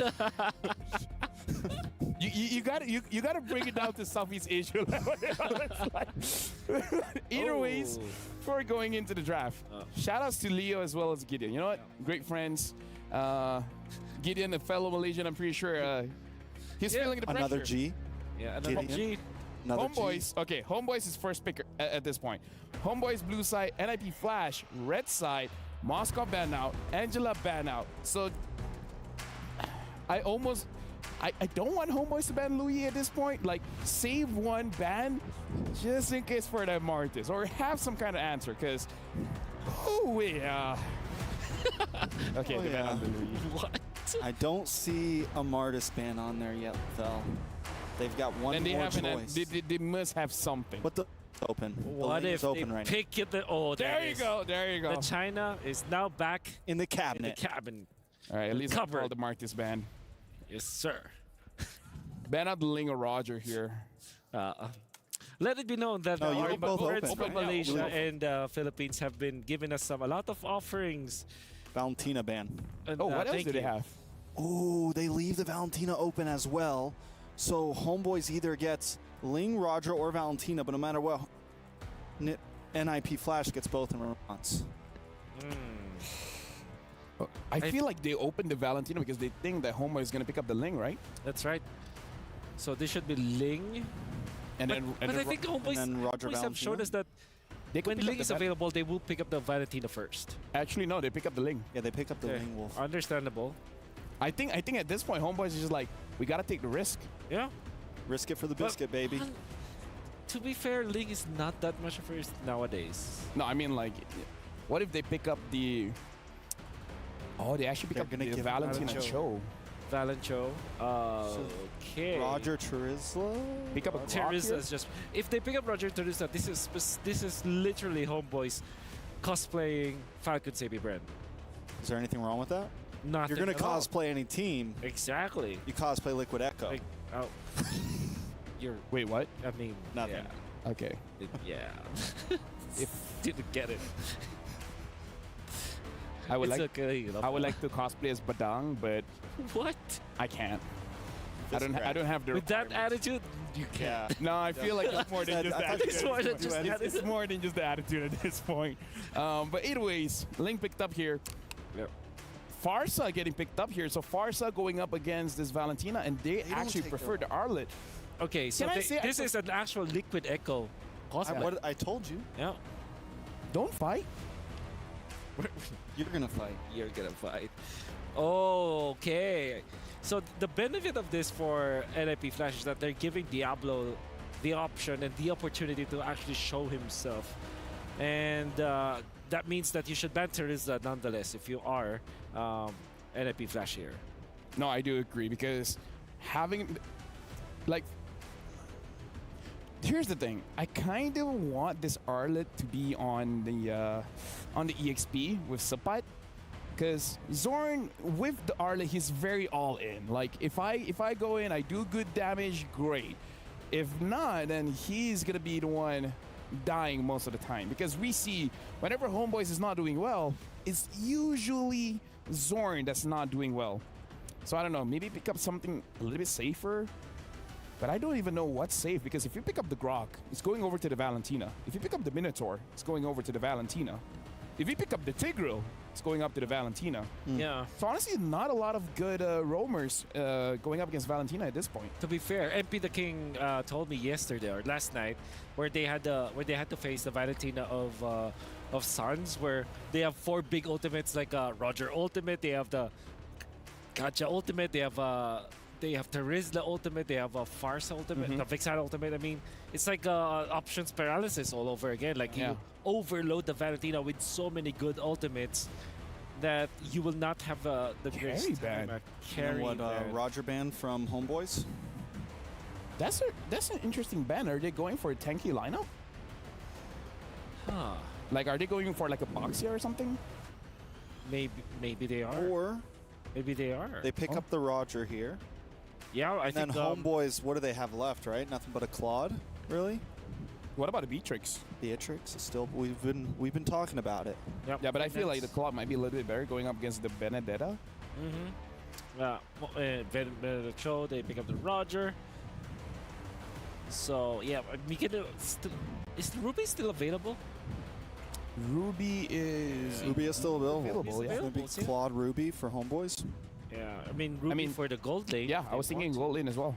Ooh. And then pick up Terizla as well. Like you have a ton of stuns to utilize against this composition of NIP Flash.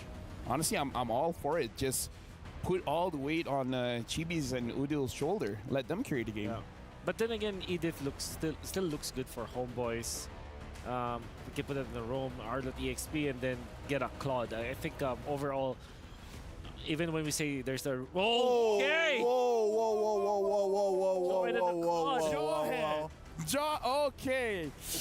Is that a roam Jawhead? That's a roam Jawhead, I believe. It's been years. That's for sure. No, Zorn is a catch specialist, so this is go big or go home.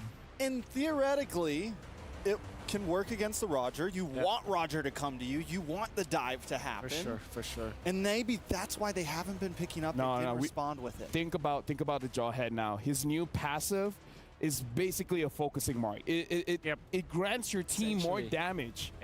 So more damage on the Ling, more damage on the Farsa, more damage on the Arleb, more damage on the Claude. This is still high risk because if you're using a Jawhead and you don't have a good early game, you're going to be very, very squishy. NIP Flash finishes up with the Barats. Barats for Barats is going to be too heavy to throw around, you know, but looks like the Unless he doesn't have his stacks. Yeah. Either ways, this draft is one of the drafts of all time. Homeboys is putting all of it on the line. You win or lose with this Jawhead. With that being said, thank you very much, analysts. I'm throwing over this very interesting draft to our casters. Interesting it is. Man, yesterday we had one of the best series of MSC, and now, according to LaFell, we have one of the best drafts that we have here. Very interesting, he said. Very interesting. Very interesting with the Jawhead pick, but that's going to lead us into it because here it is. It's the final series of the day, the last game, the ultimate opportunity for these teams to advance. A semi-final spot hangs in the balance, their fate on the line, their keys on the line. Will it be NIP Flash or will it be Homeboys?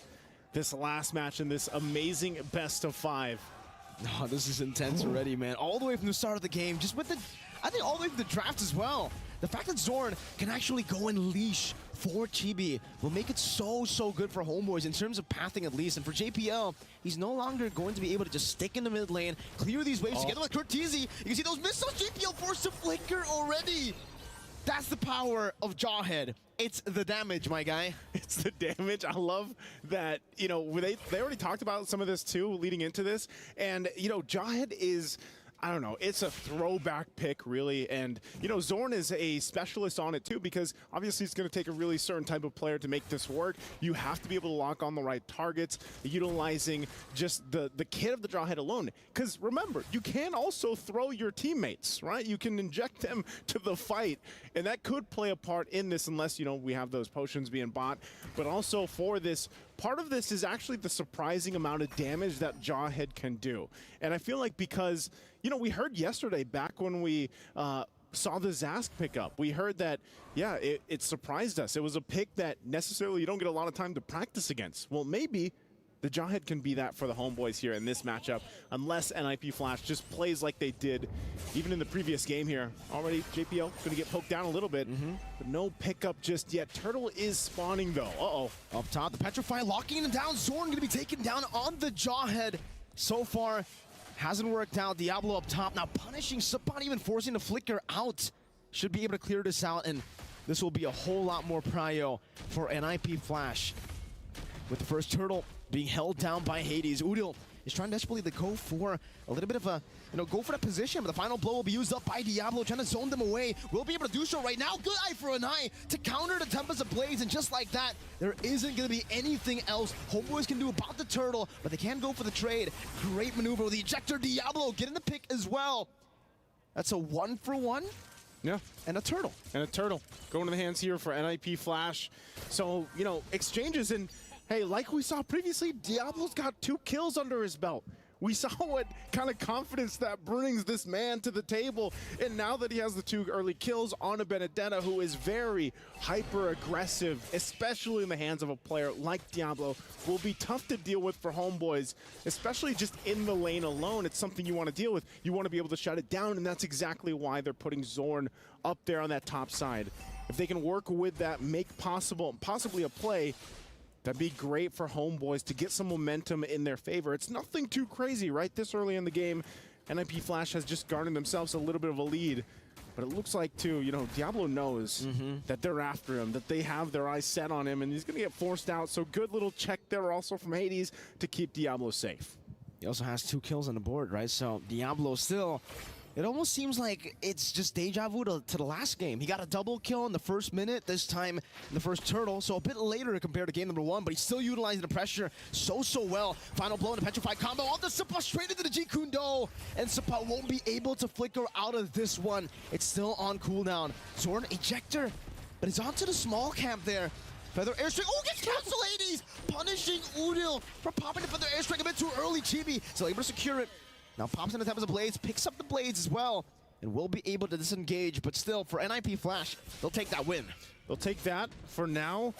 Good thing for Homeboys. I think that's always something that's going to happen here is GB's going to have to secure these purple buffs. It's crucial on this Ling pick. Diablo just picked up the Blade of Hephaestus, so if you thought he did some damage already early on, now paired with Lethal Ignition, it's going to be even more so. GB finally gets the Berserker's Fury here and turtles up. I don't think they can really do anything about it, though. They're not even going to get close enough to NIP Flash here as it's secured by Hades. Once again, locking down these objectives. It looks like they might try to force something here. Curtizi even holding on to the final slash himself. Oh, they're going to go for nets? Okay.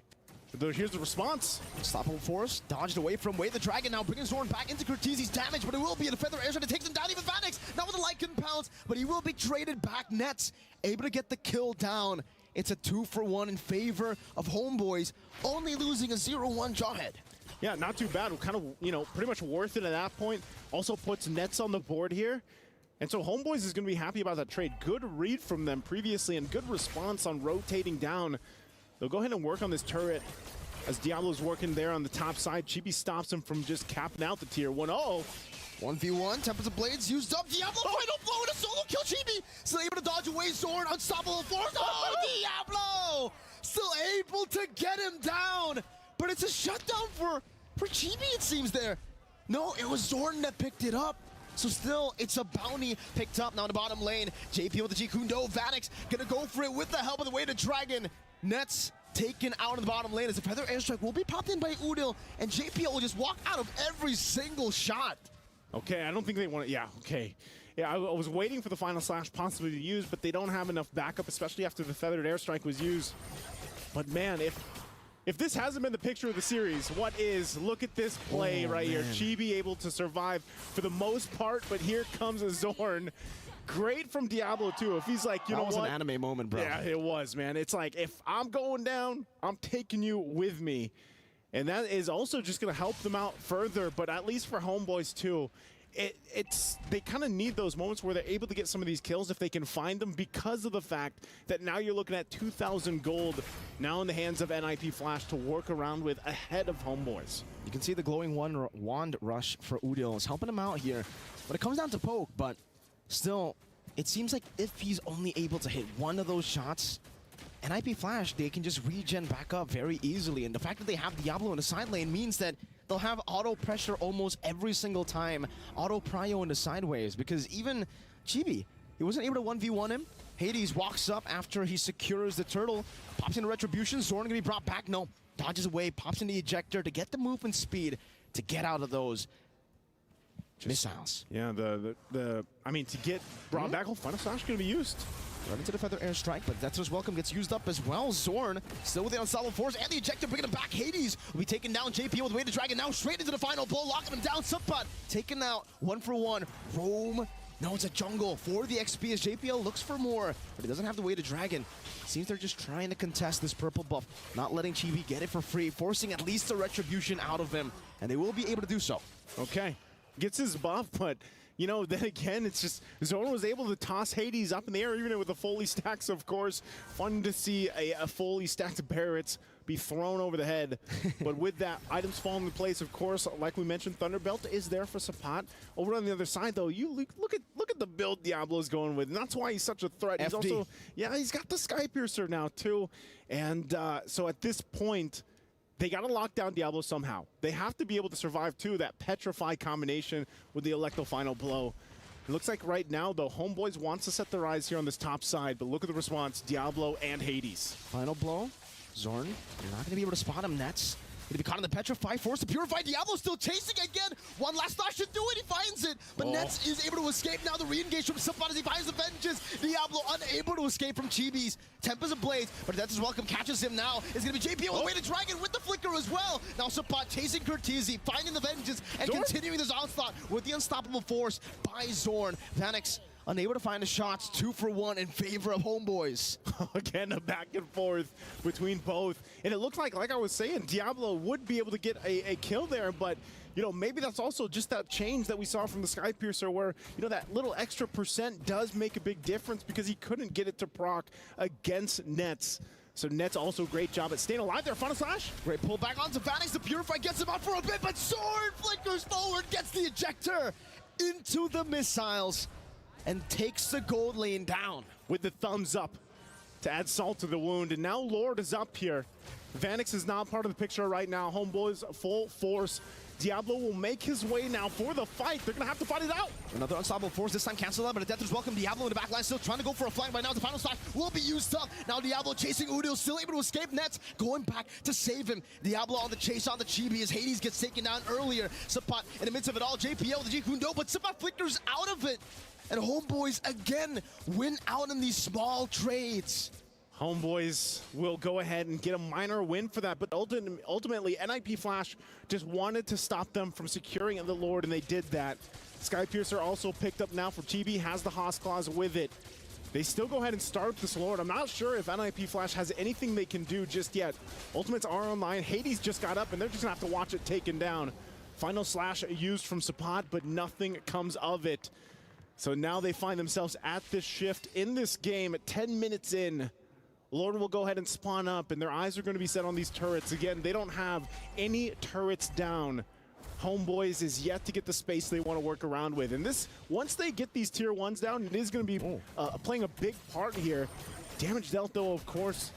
Udil already at the top of it. Feathered Airstrike going to be playing a massive part of that. And right now, too, Curtizi holding on to his own final slash. Sapat going to be chunked down. Vanix can go for the execute there with the Lycan Pounce. Meanwhile, up top, that's a good death to his welcome on the Zorn. He's going to be caught all alone, isolated from the rest of the team. And Vanix picks the kill up. Bottom lane, Lord still marching down freely into the tier 2. And it should be the Lord taking the tier 2 down in the bottom lane for free. Diablo finally reaches it, but it's a bit too late to save the tier 2. Yeah, at this point, hold on, Sapat. Is he going to go in? Stun. Purify out from Vanix. JPL cancels out the Feather Airstrike, but will be caught. Flickers to the wall. GB chases him. Diablo eye for an eye, almost canceling. Final slash. Curtizi finding 3, but now gets gunned down by Nets. Vanix looking for the trade, finding it. 2 for 2. In the 11th minute, it is still 50-50. If you didn't want Game 5, this is what you get. This is the back and forth we've had throughout the series, and now Game 5 as well, with everything on the line, comes down to the back and forth. Relatively even, but man, someone has to deal with Nets. Has this Wind of Nature now locked in, has the 3 items he needs. Vanix gets caught, unstoppable force, still trying to deal some damage, but Nets, his damage is enough to take him down. With no Purify, Zorn can do whatever he wants. Who's gonna deal with Nets? That's the question NIP Flash has to answer here. Again, great usages from, I mean, even from Curtizi. We've seen him use the final slash. We've seen him use the Feathered Airstrike. But Zorn, he's going to do what he does best. He's going to start taunting NIP Flash, putting them in a situation where they might make a misstep here. You know, they got, what, 4 turrets based off that whole exchange from that first Lord. And that's enough to allow Chibi now to roam around, to put some pressure on these side lanes, get attention like he's doing here. Ooh. And that was close because, yeah, Hades was charging up. Purple's going to be up now, 30 seconds away from this Lord. let's take a look at the quick items here. Yeah, let's take a look at it. Malefic Roar, actually, from Diablo. Usually you expect a BOD if he gets the ball rolling at the start of the game. This time he goes for a bit more of a safer build with a Malefic Roar. But now it looks like he's on the way to the BOD. So he's only just delayed the BOD. He didn't actually cancel it all the way. There you go. There it is. Locked in now for Diablo. Mid lane. Sapat with a flickered final slash. Finding nets as well. Curteasy in the midst of it all. Now the ejector finding JPL. He's able to get the G-Kundo, but Diablo gets nets. It's a good shutdown. GB gonna be munched on. Vanix in the back line. Still able to isolate everyone away from GB, who gets caught an NIP flash. They found the best possible target to go for the Enhanced Lord. No jungle for Homeboys. No jungle. It's up to Zorn and Udil. Sapat in trouble. Now with a Phantom Slash call, Curteasy able to find the last flash of damage to take him down. Zorn going for mid-prio, NIP flash, going for the Lord. 14 and 13, 13 minutes in, and finally we have an Enhanced Lord. That should tip the game a bit in favor of NIP Flash. Finally, we have a deciding tip. STC replay here. What a team fight this was. Just zoning out Chibi. Great usage of that Daytona's welcome. Oh, you can see it. You can see the emotions as well, because, man, talk about a game. And now that NIP Flash has this Lord, they're going to be marching down to the bottom side. They're going to be looking at these turrets too and fighting to put pressure on the purple buff as well. Homeboys, what can they do? Chibi, he's still... No, he wasn't able to go and secure it. He used the Retribution, but it wasn't enough. Hades was able to out-retry him there. NIP Flash now looking to utilize this. No purple buff on the link. Vanix has a Rose Gold. That's a conceal. JPL looking for the play on towards the pot possibly, but it's just zoning. Unstoppable force used up to JPL. Vanix now with a Lycan form. Jumps forward. Doesn't go for the Lycan pouch just yet. They've cracked the base open. Base turret number 1 taken down in the bottom lane as Homeboys deal with the Enhanced Lord, but it's getting so many hits down. Vanix able to shoot Chibi down from the walls, getting him low, forcing him back to base. Okay, NIP Flash, happy with that. They get a base turret down, and they take the discipline route from that. They know they can kind of take this a little bit slower. They need to get a pick off if they want, utilizing the fact that they have a Cho, but they also have to respect the fact that Homeboys can do the same thing, right? So now their eyes are set on these turrets. They want to get the rest down, make their way to these base turrets. But the fact that they got one is already a big advantage for NIP Flash to work with. So now at this point for Homeboys, it's kind of up to Zorn and also Sapat here to use these ultimates. Oh, Conceal, gonna go in? I don't know about that, Zorn. He's isolated himself. JPL just baits him.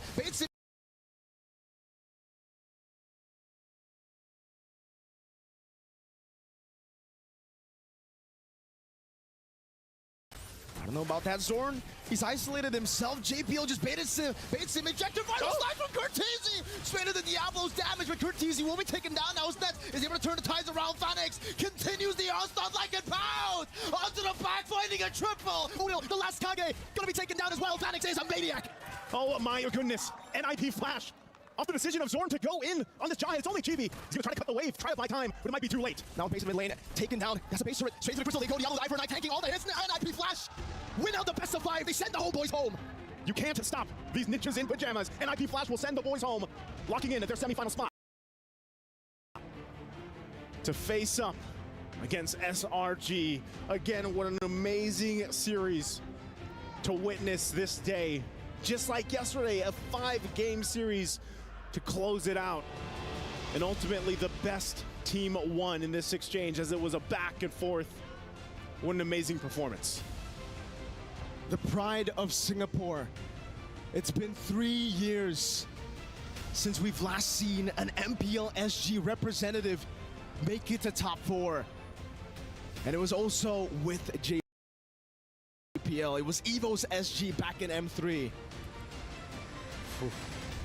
That, again, the accomplishments here, when you think of what was all left on the line between these two teams, simply amazing, you know, to just see it unfold.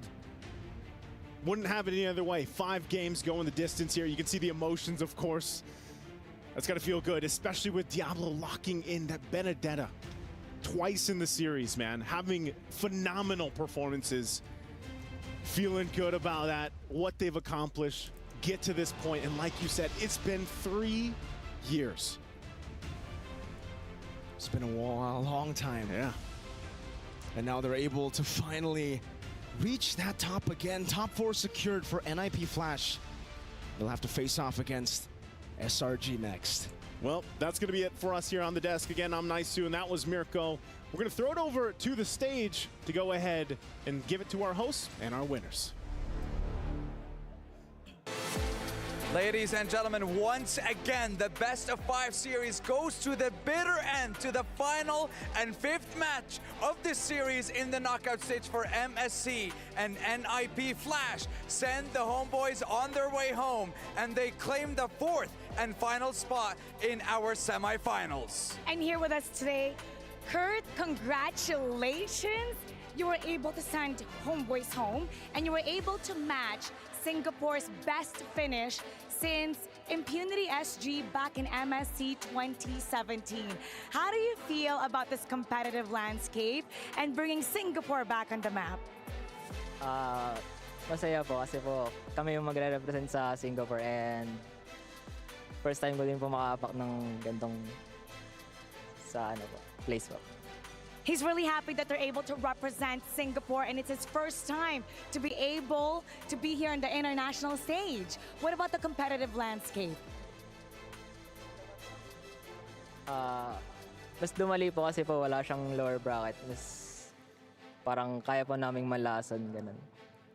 He says it's easier now without the lower bracket because they're able to be the poison of the group. I like that. There's a surprise factor, a surprise element here at the MSC. And like we said, we started this with a wild card. Our homeboys managed to make it all the way to top 8. And then when we're looking towards the knockout stage, one opportunity only.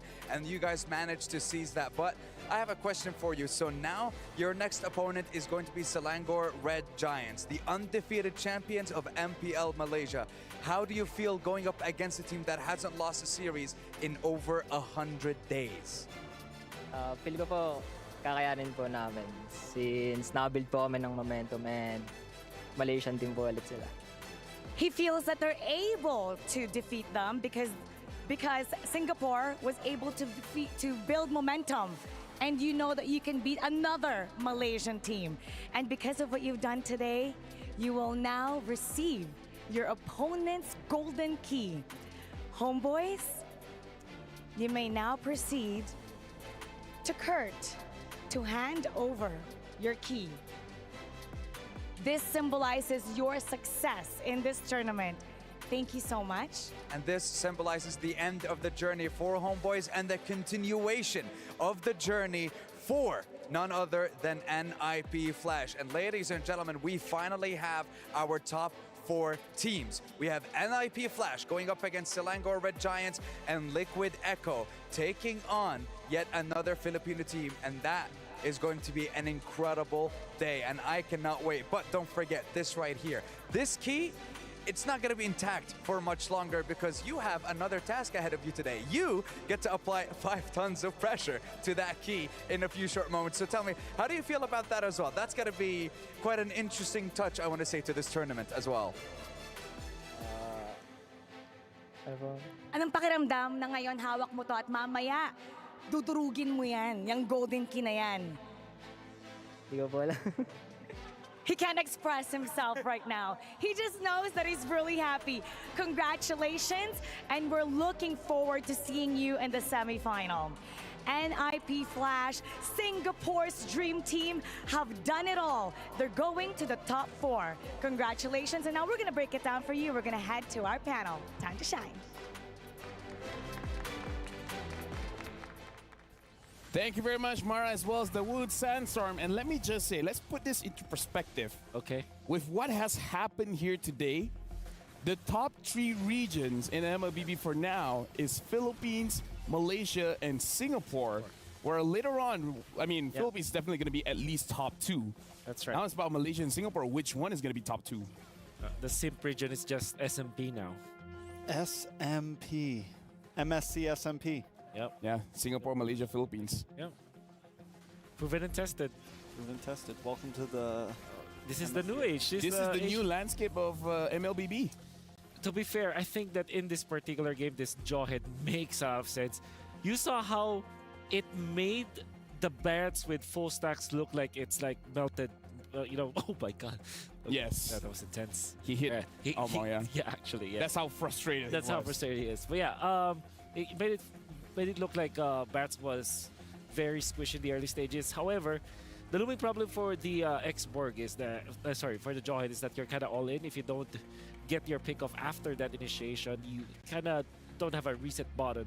Yeah. Unlike when you have the Kaja, which is a guaranteed stun, I would like to use what Mr. Naisu uses. They don't have an on-demand initiation, unfortunately. All the while, when you're looking at the side of NIP Flash, they have guaranteed stuns. They have the Way of the Dragon, they have the Stolen Final Slash, they have the Barrett's Ultimate, which he was actually phenomenal about, and this guy, Diablo. Whew. He's Benedetta, man. The Benedetta. It's something special. It's devilish. Whew. Devilish, I like that. Devilish. Yep. Because it's like, the devil and it's Diablo. delicious. Devilish. I think that's how that word works. Yeah. Anyways, I like the fact that it's almost full damage. He even ended, I mean, all he picked up was the immortality. Yeah. Monstrous, you could say. He's got a pair of boots, but still, overall, the final game was close down. For me right now, it's this big toss-up between Kurt and Vanix. Like, those two players throughout this whole series have just been insane. It's kind of, even JPL, it's kind of hard to pick who I would be like the star of this series. Yeah, it depends on each game, right? Because you can see that in the first few games, it was Hades. Then eventually Curtisi. I think Curtisi was the most consistent out of everyone, like for the 5 games. Even the games that NIP Flash lost, Curtisi was performing well. And then you see Vanix just perform in the most important portions of the game, particularly in the late game, where he's able to output the damage. And then Diablo, when given his signature playstyle, I would say, it's not even just the hero, it's a signature playstyle. Benedetta, full damage, lethal ignition, petrify. Once he sees a target, he will not stop until he gets the goal of killing that target. And because of that, Sapa on this Arlet was a non-factor. I would say the Arlet as well as the Jawhead, it looks like they weren't really there in the fight. In the mid-game, I would say yes, but in the early stages, you can see the massive impact that Sword was able to output in this game. However, I think you have to take note that if you don't really kind of usher your cores, like for example this Ling to the mid game, you're in for a lot of trouble. Like the Claude and the Ling, although they got the farm eventually, in the early stages they were contested a lot. Like the purple buff is getting invaded by the Barretts constantly, and that allowed with NIP Flash to just take over the map in the early stages of the game. Yeah, I think that whole series we were kind of wondering if Hades was going to eventually pull out a utility jungle. Yeah. And then in Game 5, both teams have one more pick up their sleeve. We get the... and the Hades just comes out on top, I think. And once we got to the end game, purple buff started getting denied, things of that nature, and it just became a problem. And like you said, there was about a 3,000 gold deficit between the XP laners. So it was tough. It was a tough game. But even then, it was down the line, 11-11 at 11 minutes and 11 seconds. It was crazy. And something interesting to talk about as well. The moment Hades switch it up, he's like, you know what? Assassin junglers aren't working. Going for the utility worked out incredible for them. Yeah, that's the Guinevere that was successful, and eventually this Barrett's. When you look back at his performance with the Assassins, it was actually really good. It was getting, 9-0 at the start. Game number 1. Game number 2, that's also the same. It's like toe-to-toe with Chibi, and that's also true for game number 3, but they just couldn't finish properly. Now with the utility junglers, what Hades brings to the table is that extra macro factor wherein you're now invading the jungle, you're now denying some parts of the map, you're now frontlining for the team, you're making sure that the objectives will go in your favor and allow for your other side laners to wreak havoc in specific parts of the game. Yeah, we got to look at our Sony MVP, and guess what? It's the Singaporean devil, Diablo, on that Benedetta. Very deserving. I would even say this entire series, I do agree that Curtisi is like the most consistent one. Yep. But when it comes to making sure that you have a lead and you maintain that lead, dude, Diablo, when he gets that Benedetta, is a whole different beast. Yeah, I think when it came down to crunch time, those last 2 games, and when you really had to put your big boy pants on, Diablo was definitely the player who was able to, you know, get up when he needed to. Yeah, look at that. Look at how they managed it. And then eventually, this play was definitely one for the books. Chibi wanted to kind of dip back to the frame because he wanted to pick up the sword, one of the blades. Diablo read that properly and punishes him for that. Yeah, and again, looking at this matchup, looking at how Diablo has been moving around, I feel like the second item, Sky Piercer, kind of made it so that he has to be involved in most of the fights. And again, most of the fights that he's involved with, they win. Like looking at the turnaround, Homeboys, they would initiate a fight. It's just that no matter what, it does always look like Diablo always have the upper hand. Oh. We'll look at that punish eventually. Then they will get the Lord afterwards. They will even scout out where Sword is. And then I think at that moment also, you feel the momentum shift heavily on the side of NIP Flash. Homeboys is a team that kind of relies on the momentum as well. So what happens is that if you take away the initiative from them, you take away the momentum from them, it kind of feels like they're already lost. They have to find another opening afterwards. And in games number 4 and 5, NIP Flash did not let go of that momentum. You know what's crazy too is before this whole series, we were talking to Andy Mage about damage EXPs and how you had to pair it up with the utility jungle, and that's exactly what they did, and they made it work so well. But we had a guess up here. Now we have Adamir, the coach, coming in from NIP Flash. Now, of course, first question. That was an intense 5 games in a best of 5. How do you guys feel right now? We're all feeling good, and we're definitely happy that we made it to the top 4. Yeah, speaking of making it to the top 4, let's actually conceptualize this. This is a brand new landscape for the competitive scene in MLBB, where after that win against Homeboys, now the top 3 regions, at least for MSC, is Philippines, Malaysia, and Singapore. How does it feel that you guys, based on this win, have made Singapore one of the top 3 regions in terms of competitiveness? I think for Singapore, we always had a problem with lack of players being in one team. We were always split up with good players being in a different team. And finally, we get all the players that we want in the dream team. And we're ready to prove that Singapore isn't as weak as people think we are.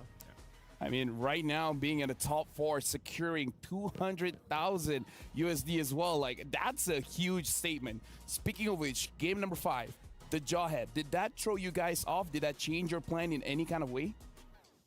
Definitely, when the Jawhead came out, I was quite thrown off. But luckily, I played in MPL MYSG, and I know of the old meta.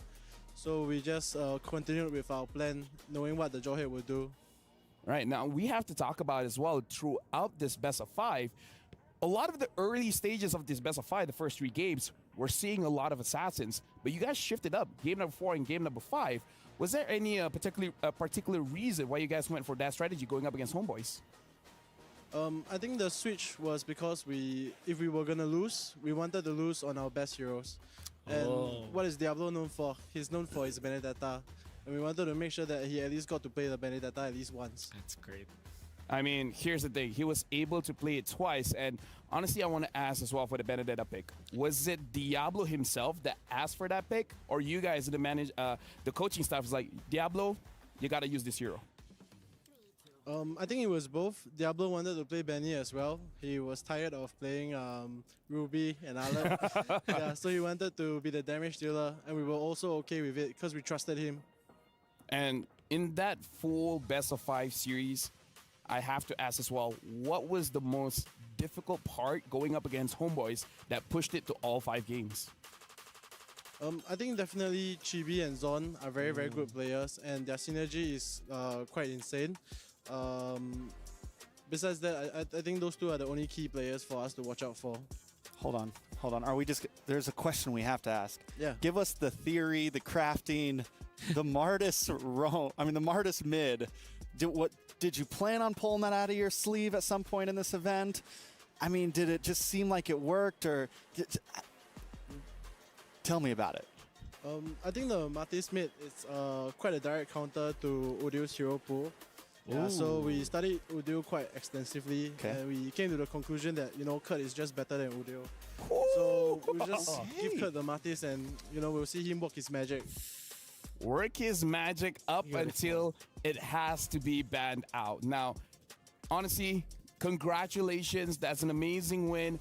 And for now, the camera is yours. Is there anything that you want to say to all the audience watching? To all the fans of NIP Flash, I hope that you guys can continue supporting us and believing in us that we will make it further in the tournament, and we will obviously try our very best to make it further. And thank you. All right. Now, I would say the interview is over-ish. At this point, Wolf, I want you to use Bob to show something that happened in the game. And you know what? I want Adamir here as well. Maybe he can give his own input.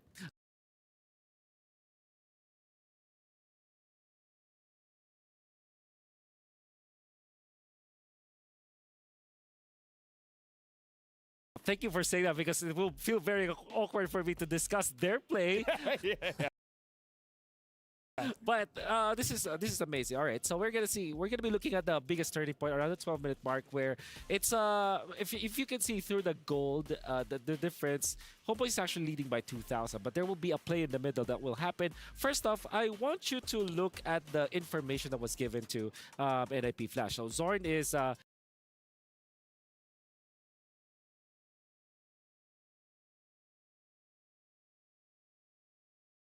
seen already. You also know that Chibi is there, so when you play it out, there will be a good outplay. So you can see that there will be a good stun coming out from other good final slash actually to catch one, but a counter coming out from Curtizi made it so that now Chibi is in a bad spot, and Nets actually was forced to use his to use his BMI to get out, then forced to also use the Purify, because now you can see that Diablo was just amazing in the guard, then Chibi getting caught. So basically, the main problem here for the side of Homeboys is that they gave in to essentially the box that we always talk about. Like, this is the circle of influence that you want to play around, because it's nearby the tower, right? So the tower deals more damage. If you go in there, you can see that Curtizi is safe. They can go in and out, and then it's going to be just Diablo getting out of that zone.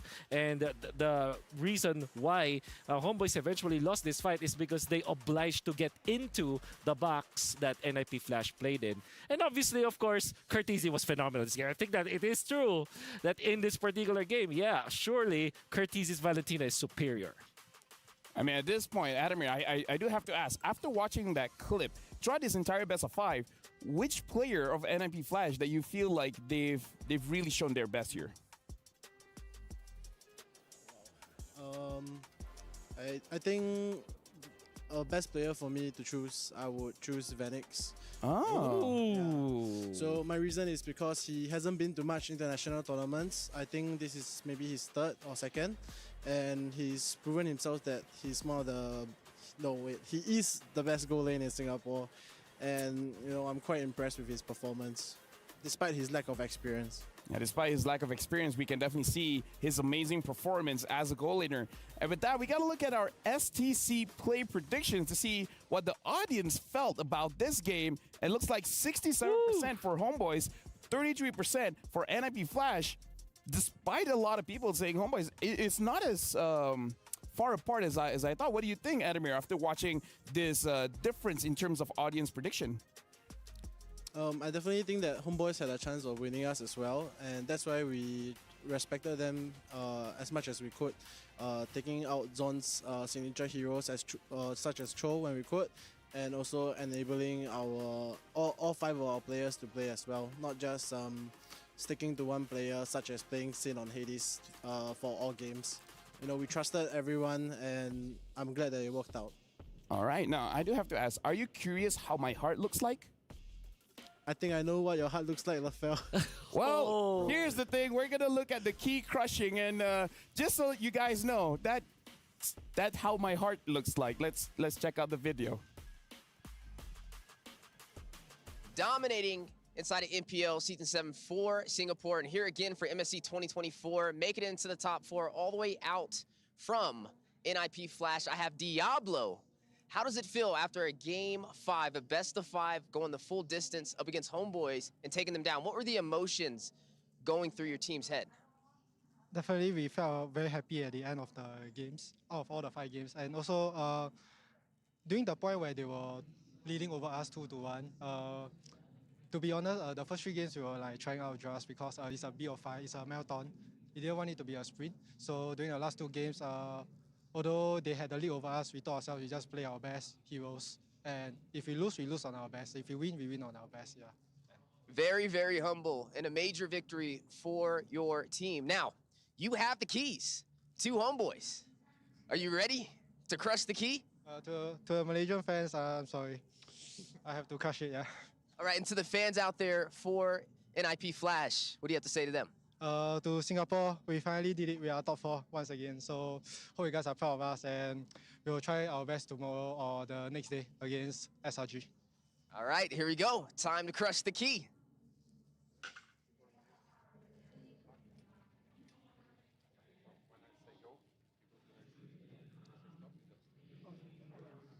All right, and as the key is getting ready to be crushed, an amazing victory for NIP Flash, our hardest battle in MSC 2024, taking down Homeboys, the team that made it all the way through the wild cards, but stopped right before top 4.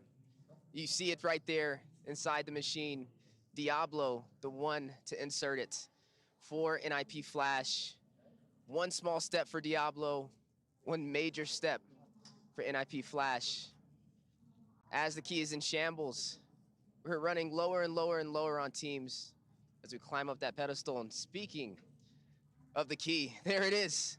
So Diablo, it's your first time crushing a key. How does it feel? It feels great because it's not our key that got crushed. Yeah.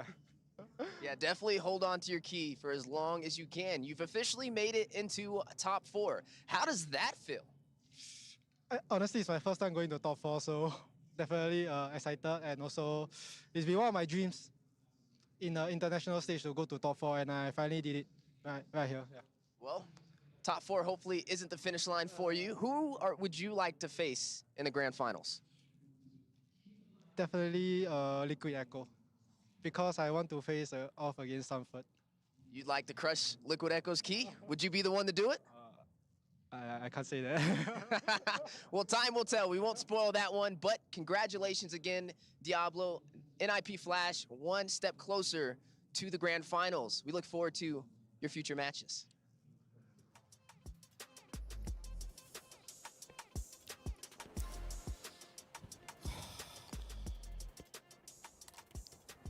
Oh. Trex, would you like to take over for a little bit? He's got this. Let him. Got this. How did that feel? How did that feel? How did that feel? We'll let him sit for a second. The key crushing? Yeah. How was the key crushing? It felt normal. Felt normal. Like I felt just that another Friday. Yeah, we deserved it. You know, we worked hard for it, so obviously it feels normal. Feels normal.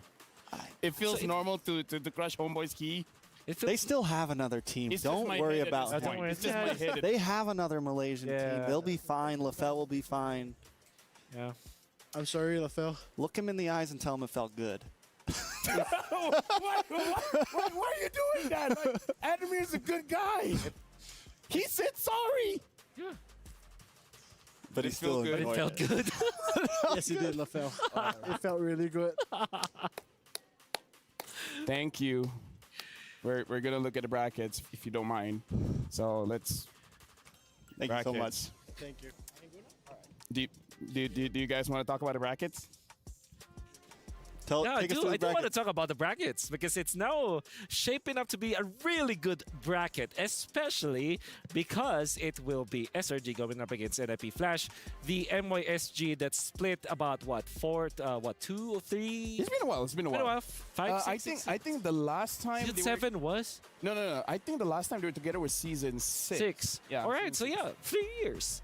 Now they will be meeting again to prove who actually has the better chicken rice. For now, it's going to be TLPH versus FCAP. Tomorrow. That's going to be tomorrow. Oh, yeah. You're right. I'm not that. That's why I'm not the host, man. I don't know. I don't know about you, but It feels good to secure the grand final slot, actually. You know, as a Filipino, you know. I wouldn't know how that feels, so. Oh. I don't know why you would say it. I think I'm going to go sit over here with LaFell. Oh, yeah. Well, here's another team. Why are you sad? I'm not sad. I don't know what you guys are talking about. We're talking about tomorrow's schedule here. It's going to be TLPH going up against Falcons AP brand. So no matter what, Philippines will be going to the grand finals, but this is a revenge match. This is the one where Falcons AP brand really wants to win this one. Now, Falcons AP brand went 3-0 today. You saw Team Liquid Echo themselves have won 3-1 against their opposition. They looked very strong after the group stages. Tomorrow will be a very difficult match to watch as an analyst, because I'm sure that they're gonna be, you know, they're gonna be putting in a very high level of gameplay, which probably we probably will not understand. They're just like the two best teams. And let's talk about what's at stake as well, because let's actually look at the club champions here, because both are representing here, because Team Falcons is #1 and looking at Team Liquid, they're #5. So if TLPH, Team Liquid Echo, is able to become champions, then all of a sudden Team Liquid could jump to the top. And if Falcons AP brand becomes champion, it will further solidify Team Falcons #1. Yeah. So that's also what at stake here. It's not just that amazing prize pool, but the pride of your club. Yeah, that's an interesting, I guess, I don't know. Maybe that's the reason why these top teams from the West actually got some of the teams from the Southeast Asia, right? NIP, for example, Team Liquid, and then Falcons. There's a lot of focus now from Southeast Asian teams, and it seems like their investments are paying off, definitely. And speaking of which, inside of me, as you guys can guess, there's a battle within. The Soul Vessel Skin Series, Amon, Vessel of Deceit, as well as Hanabi, Vessel of Rage, are now available. You guys can have them, but it's only going to be available until the 5th of August. So make sure you guys grab these awesome skins. And if you're looking to get them, the first draw is 50% off every single day, and a permanent Soul Vessel Series item is guaranteed in the first 10 draws. So make sure you guys join in now. Speaking of which, we got to talk about the U Fair as well. The U Fair is here with incredible bonuses and exciting events. Grab multiple permanent skins for free, just like Sylvana's Classroom Charm and his painted skin, Classroom Glam. More exciting events will be revealed, so make sure you guys watch out. Speaking of which, for you guys at home, your opinion matters. Make sure you guys scan the QR code for the broadcast feedback survey and let us know your thoughts, because again, we're just inching closer and closer towards the grand finals. Can you guys believe we're just days away? Almost there. I mean, literally tomorrow we got a huge game. Only 2 more games, essentially. 2 more days, 2 more games, 2 more best of 5s. We're already in the 200K bracket. Dude. Oh, yeah, 200K. You're right. Honestly, like at this point, semifinal. it gets crazier and crazier. And with that, let's actually check out the Kadia play of the day, where we'll be highlighting, we'll be talking about how amazing today is. Well, it started off amazing, but then it's, you know, it was a great day. It's whatever. It was a great day. I got to spend time with LaFell. Yep, I got to share lunch with LaFell. Saw him. Me be happy, be scared. All of the emotions that I've felt in this studio. Emotions definitely have been felt. Let me tell you that. You expressed their emotions, we felt it. Yeah, and we're starting off the play of the day with Falcons AP brand going up against See You Soon, where it was a complete sweep. Game number 3, though. Talk about game number 3.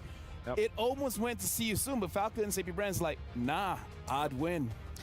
I see the lack of experience from See You Soon, but at the same time, only a few, relative to the people that believed in Falcons AP brand, there's just, they're just really, we're just depending on them to upset Falcons AP brand. That's what I'm talking about. But obviously, Falcons AP brand, they're in a different form right now. Group stages have proven that they have improved so much, and now in the knockout stages, they mean business.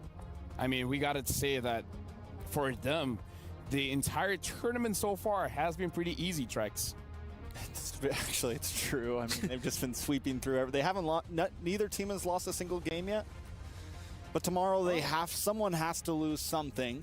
I got a feeling it's not going to be a sweep. I think with the way the meta is right now, it's going to be insane. But enough of that. Let's talk about the big series today. Right here, what we're looking at. NIP Flash taking it to Game 5 and stealing it away from Homeboy's fingers. And you know what? That's it. Thank you very much to our analysts. Thank you very much to our casters. That is it for the second day of MSC 2024 Knockout Stage. My name is Afel, together with Trex and Wolf. Thank you for watching, and join us tomorrow as we see the world.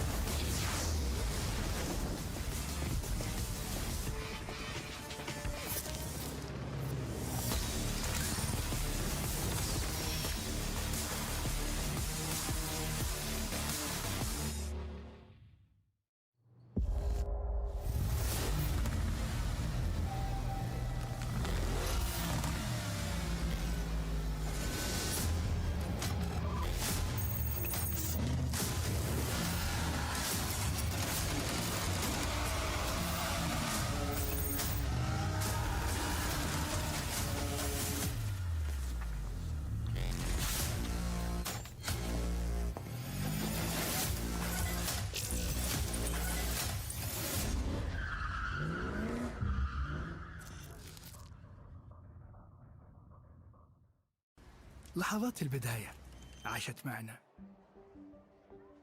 كنا نحسبها وقت للتسلية بس، نحسبها بس ذكريات. عبود